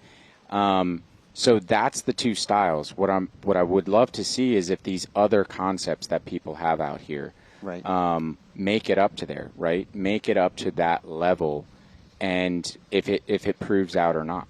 Yeah, there's a lot of value, I think you'd agree, in these novel designs. Sure. Whether they achieve that 4-to-1 or 2-to-1 or whatever it is, and we're learning a lot. Yeah, and because this is a very specific application, right? 150 feet plus or minus 50, and this short course, each one of these designs, if they're successful, will be applied to different scenarios, right? So whatever you're trying to do in the commercial or military world, each one of them will have strengths and weaknesses. So the value of seeing these diverse designs has a direct application to that end customer. All right, so we can take you out on the flight line in the final flight window of day 4, and this is Hanumantum out of Foster City, California, a Silicon Valley, California deep tech venture redefining heavy lift UAV dynamics, built by PhD scholars, engineers, and entrepreneurs. Their design targets a 4-to-1 PO ratio, unlocking defense, agricultural, logistics, and commercial aerial markets. So this is a no-wait flight check at this point. JB, I kind of gave you a little bit of a curveball there, having you break down what this thing is all about with people in the way, but now you get a clear shot at it. So give me your full intel. Well, we can see, like I say, it looks like a pretty standard octocopter, 8 motors, coaxial, so the motors are aligned in line with each other. That does mean that you lose a little bit of thrust from the bottom motor because they're sharing a thrust column, but there's also advantage. You have a more compact and simpler design, a more robust frame. Again, the question with one of these designs is going to be, what secret sauce, like the custom battery you mentioned, Donna, are they bringing? Because we mostly know what the capabilities of a platform like this are until we start like throwing curveballs at it. See the pilot on the right-hand side, keeping an eye on his unweighted drone at this moment. What's been really fun from my my lane coordinators, my flight line staff, is the different personalities of those remote pilot hands, those RPICs. And there was one guy who was just sitting in a lawn chair with the remote control, just in the zone. Like, he didn't even know that the world existed. It was him, the plane, and the full concentration. You see people out there fully animated. It's really interesting to see just how people are connected, to that drone, and it shows up in their body posture. You have flown Harriers. I have. Have you ever tried flying drones? Yeah. Is it like, this is crazy? Yeah, it's it's totally different, right? So the seat of the pants feel is how we fly aircraft, and these obviously don't have that. So it's a totally different skill set. So this guy looks like he is controlling a good bit, or he might be just in a backup mode. So the way that works is you have it on an autonomous run. Sure. And then if something goes awry there, and all of a sudden, the wing kicks up or the program isn't working, he's got to switch on that controller to be able to switch it off and go into manual control to try and save the aircraft. Let's talk about that, because it has looked to me like most of these pilots are manually controlling their aircraft. If you ask me to do a run like this, it seems like you get a lot of efficiency by just letting the computer do the run. It's going to hold altitude, it's going to hold position. It just doesn't seem like a lot of these pilots are doing that. So it depends on where they are in the stages. If you look at the ones that are on their first test flights like this, or even the shakier ones, shall we say, or even the different designs, flight controllers don't have that. So when you have these really novel concepts, there is no GitHub to pull that down. So you go back to human control of these things, and it's just a guy there trying to fight the elements and keep that thing aloft. On the flip side, when you have that flight control system down, you generally just hit the computer, say go, it flies back and forth, and then you have that backup controller in case something goes wrong. I think a lot of the teams are actually hand landing them. In order for an autonomous landing, with this small of a landing pad, you're relying on the GPS coordinate, which could err, and you're also relying on the speed, the the controller and its sensors to be able to land there, right? We also don't want to add weight by adding a camera, so it can do like a visual indication. So that's why you'll see a lot of times it'll come to a very steady hover somewhere around 20 feet, and then you'll see the pilot bring it down all the way to the landing site. So what I'm being told now is there's a bit of precipitation out on the flight line, so this flight window has not been terminated, but they're going to bring the drone in under cover and just protect it. But yeah, just to give you an idea, we are about, what do you say, quarter mile away from the flight line, maybe a little more. It's not raining at our position, but it is out on the flight line. I definitely see some clouds in the distance in that direction. We talked about earlier, we usually don't fly these drones in the rain. Not at all. Yeah. And that was one of the things that we actually assured the teams coming into this competition. It's an anomaly of a competition is that you maintain certain parameters that they don't have to design to. So we did a 25 knot wind limit. 25 knots is huge. That's big. That's a lot of wind. Luckily, we haven't come close. On move-in week, we were hitting up to like 15 or so, but now we haven't really hit it. On the video feed right now, you see that flag whipping a little bit. That's probably around 10 to 12 knots flapping there. It's different all the way down. There we go. We got the windsock. Look at that. I was right on my 10 to 12 knots. So if you guys don't know, each one of those ribs on a flag is a distance, is a speed of the wind. So as the wind kicks up, you can see those different ribs, and that'll give you the different speed. Man, you learn something new every day sitting next to Donna, right? That's true. I never knew that. Yeah. What do you find? You find that there's similarities and differences between full-scale pilots? Of course, you're both a full-scale pilot and an RC pilot. What do you find similarities and differences between them? The passion, you know, the love. Like we love doing it. It's really expensive to fly manned aviation, so being able to still get up in the air and do crazy stuff. I mean, you know, right now we don't have it, but off in the distance, you guys can't see it. We have Flight Fest, and they've got airplanes flying all over the place. So it's kind of distracting talking to you with these all these cool airplanes in the background. But that's why we do it. It's for the love of of aviation. There you go. Our director, Scott Barkey, gave us a great there we shot go. at this. Was there a demolition derby earlier today? 'Cause there was about 60 of them up there. And I was going, what is going on? So I haven't been there yet. They have another one at 7 o'clock, so I'm going to go to that one. But no, it is. They call it aerial combat. So for 30 minutes, everybody launches their airplanes and just tries to take each other out like a demolition derby. It is one of the most entertaining things. If you're watching back home, you can YouTube Flight Fest, and you can see a lot of the replays from the past years. They're filming all this right now, and will be putting it up onto their website as well. But it's actually really exciting. Right now, you know, this is the first move-in day, so the public is pretty light. They have a good number of people that'll be moving in tomorrow, but by the Saturday is generally their highest number. So their record has been 170 aircraft up in the air at the same time, all fighting each other and seeing who can survive. The last one standing. It's really fun. Yeah, if you get a chance to make your way to Dayton here for Flight Fest, it's something you do not want to see. Remember, we've got 3 more days, Friday, Saturday, Sunday, before we wrap things up here at the DARPA Lift Challenge. Right now we're in a little bit of a weather hold.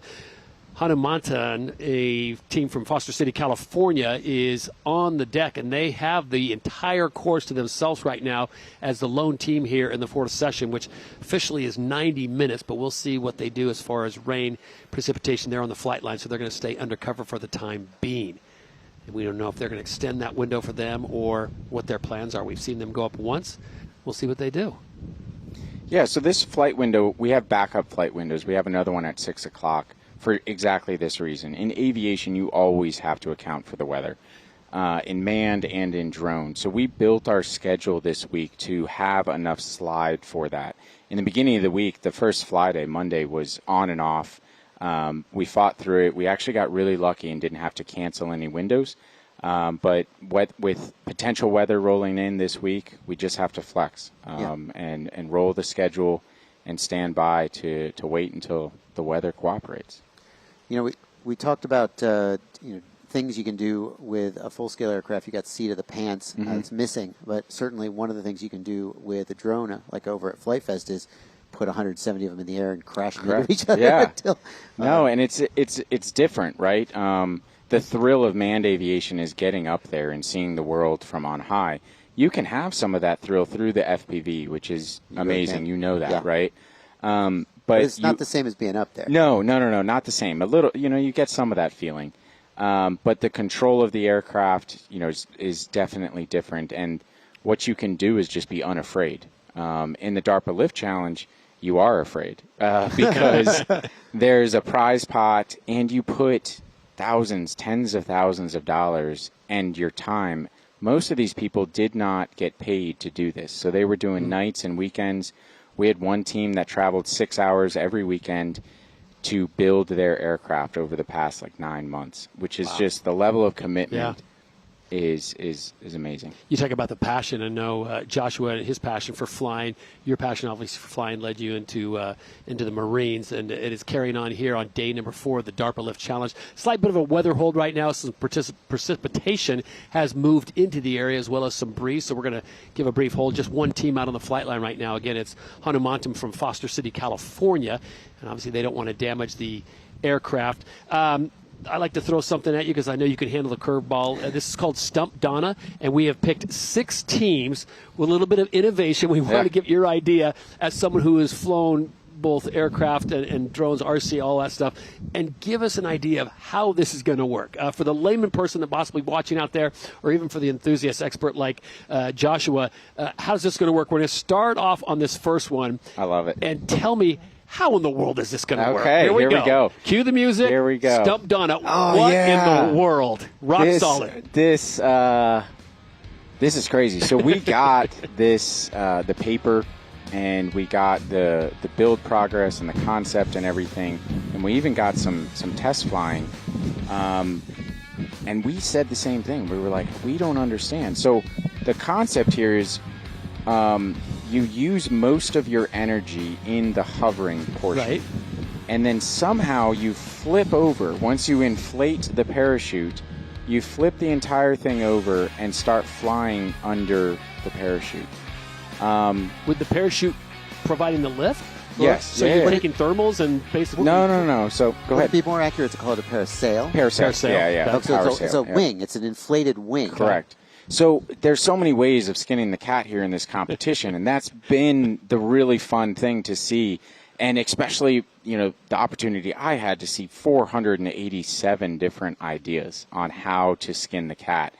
And so this one, very interesting. They weren't the only ones. There were actually a few teams who had parachute styles. They're the only ones that ended up making it here. Actually, there is one more in the hangar still trying to work through some things, so we might see them. But yeah, so the concept is a parachute is very light. It's a very effective airfoil for its weight. So instead of adding all the batteries into it to maintain level flight like a quadcopter, octocopter does, they inflate that parachute and then just ride it like a parasail. So now that quadcopter, after it does its lifting, it just tilts into a power mode or a propel. And so it'll start moving forward. It'll carry that parachute using very, very little battery and then being able to complete the course like that. So it's a novel way of doing it. We're excited for them and to see if they can flip it over and see if it works. Good answer on Stump Donna. So we move on to contestant number 2 of Stump Donna here at day number 4 of the DARPA Lift Challenge. This one is like moment of zen for me. The Sherman Aeronautics. Yeah. And we talked about them and how it's a husband-wife situation. The takeoff alone is kind of cool. Right? So there's 2 of these teams as well. We saw that yesterday with the guy trying to start his motors. So this is amazing. It's kind of, in a way, it's graceful, isn't it? Yes, I was going to say, it's very soothing. Yeah, it's like a flock of birds flying around. So this is actually a concept that has been around in idea, that technically this could work. So I don't know if people have done it before. I'm sure people have, but I feel like the world is seeing this for the first time. Yeah, certainly I did. And so, all right, the theory behind it is these 2 airplanes are actually working like a helicopter disc. So A helicopter has that rotor going around in a circle. If you were to cut the first part of that rotor, you would have, the lifting surfaces on the end. Well, they said, well, let's get rid of all of that weight and just put a wire in between it. And so the aerodynamics is actually the same aerodynamics as a large rotor disc on the top of a helicopter. Now, the controls, that is ridiculous. So they have to be able, each one of those aircraft has control surfaces, right? And that's how they control the thing. They have to figure out which way is up and down and north as they're spinning around. Right. And then as they're coming around, let's say they want to move towards you, Josh. So this one has to go down, but because it's turning left, it's this way, right? It's not this way. Right. And then the whole disc has to move. Right. And then when they come over here, they have to maintain that. So every revolution as they're going around, they're adjusting their flight controls on those individual airplanes so that they can maintain that stability. It's crazy. Yeah, it's awesome. And it wouldn't be possible without modern miniaturized flight control computers. One of the things we talked about previously was there are old ideas that didn't make sense with the technology of the day that maybe reviving them with today's technology makes sense. Maybe this is one of them. That's right. And so talking to those two teams about the applications, one of the really interesting ones, those ones that we just saw were home-built aircraft, but they're extremely simple and cheap to make because they're just a set of wings, a tail, control surfaces, and an engine. So compared to the helicopters that we've seen out here, they're a fraction of the cost. And that has value in and of itself, right? When we talked about Flight Fest and being able to crash and rebuild rapidly, that's one of those systems that can do that. And then also, just to think that somebody's idea was, I'm going to take an airplane that takes off of a runway normally, and I'm going to spin it in a circle so that I can take off vertically. It's awesome. All right, it's crazy. Third and certainly not least, but the third and final contestant in Stump Donna. Have a look at this. The name alone should get it some extra points. Happy Hellfire. Now, this does not look like a drone to me. This looks like a paraglider with something else, but what in the what? Yeah. So like the powered parafoil that we saw before concept, this is taking a powered hang glider concept. And once again, they're taking an idea from another form of aviation, and they're saying, okay, how do I make this vertical? So overall, that platform is extremely light. It's definitely not at the 50 pounds. The problem is because we require them to do that unloaded mile, it means it's extremely light, right? Yeah. And so you have to get enough. You have to have enough mass to not get blown around by the wind. Right. And that's exactly what happened to them is they started getting a little bit of wind, a gust, and at that light loading and that unloaded configuration, they just weren't able to keep it going and fight against those winds. Yeah, it looked to me like they were trying to pitch over into forward flight and they could not get their nose down. Correct. As soon as they started to pick up speed, their nose lifted, and they need more weight. Yeah. Yeah. So they were able to get past their unloaded check flight, and on the loaded, which is the one you saw, now they have an opposite problem of a pendulum type movement, right? So they put their quadcopter on the bottom of the aircraft, and then they put their weight in the middle towards the top. And just like trying to hold a broomstick at the end, right, that's very difficult to do.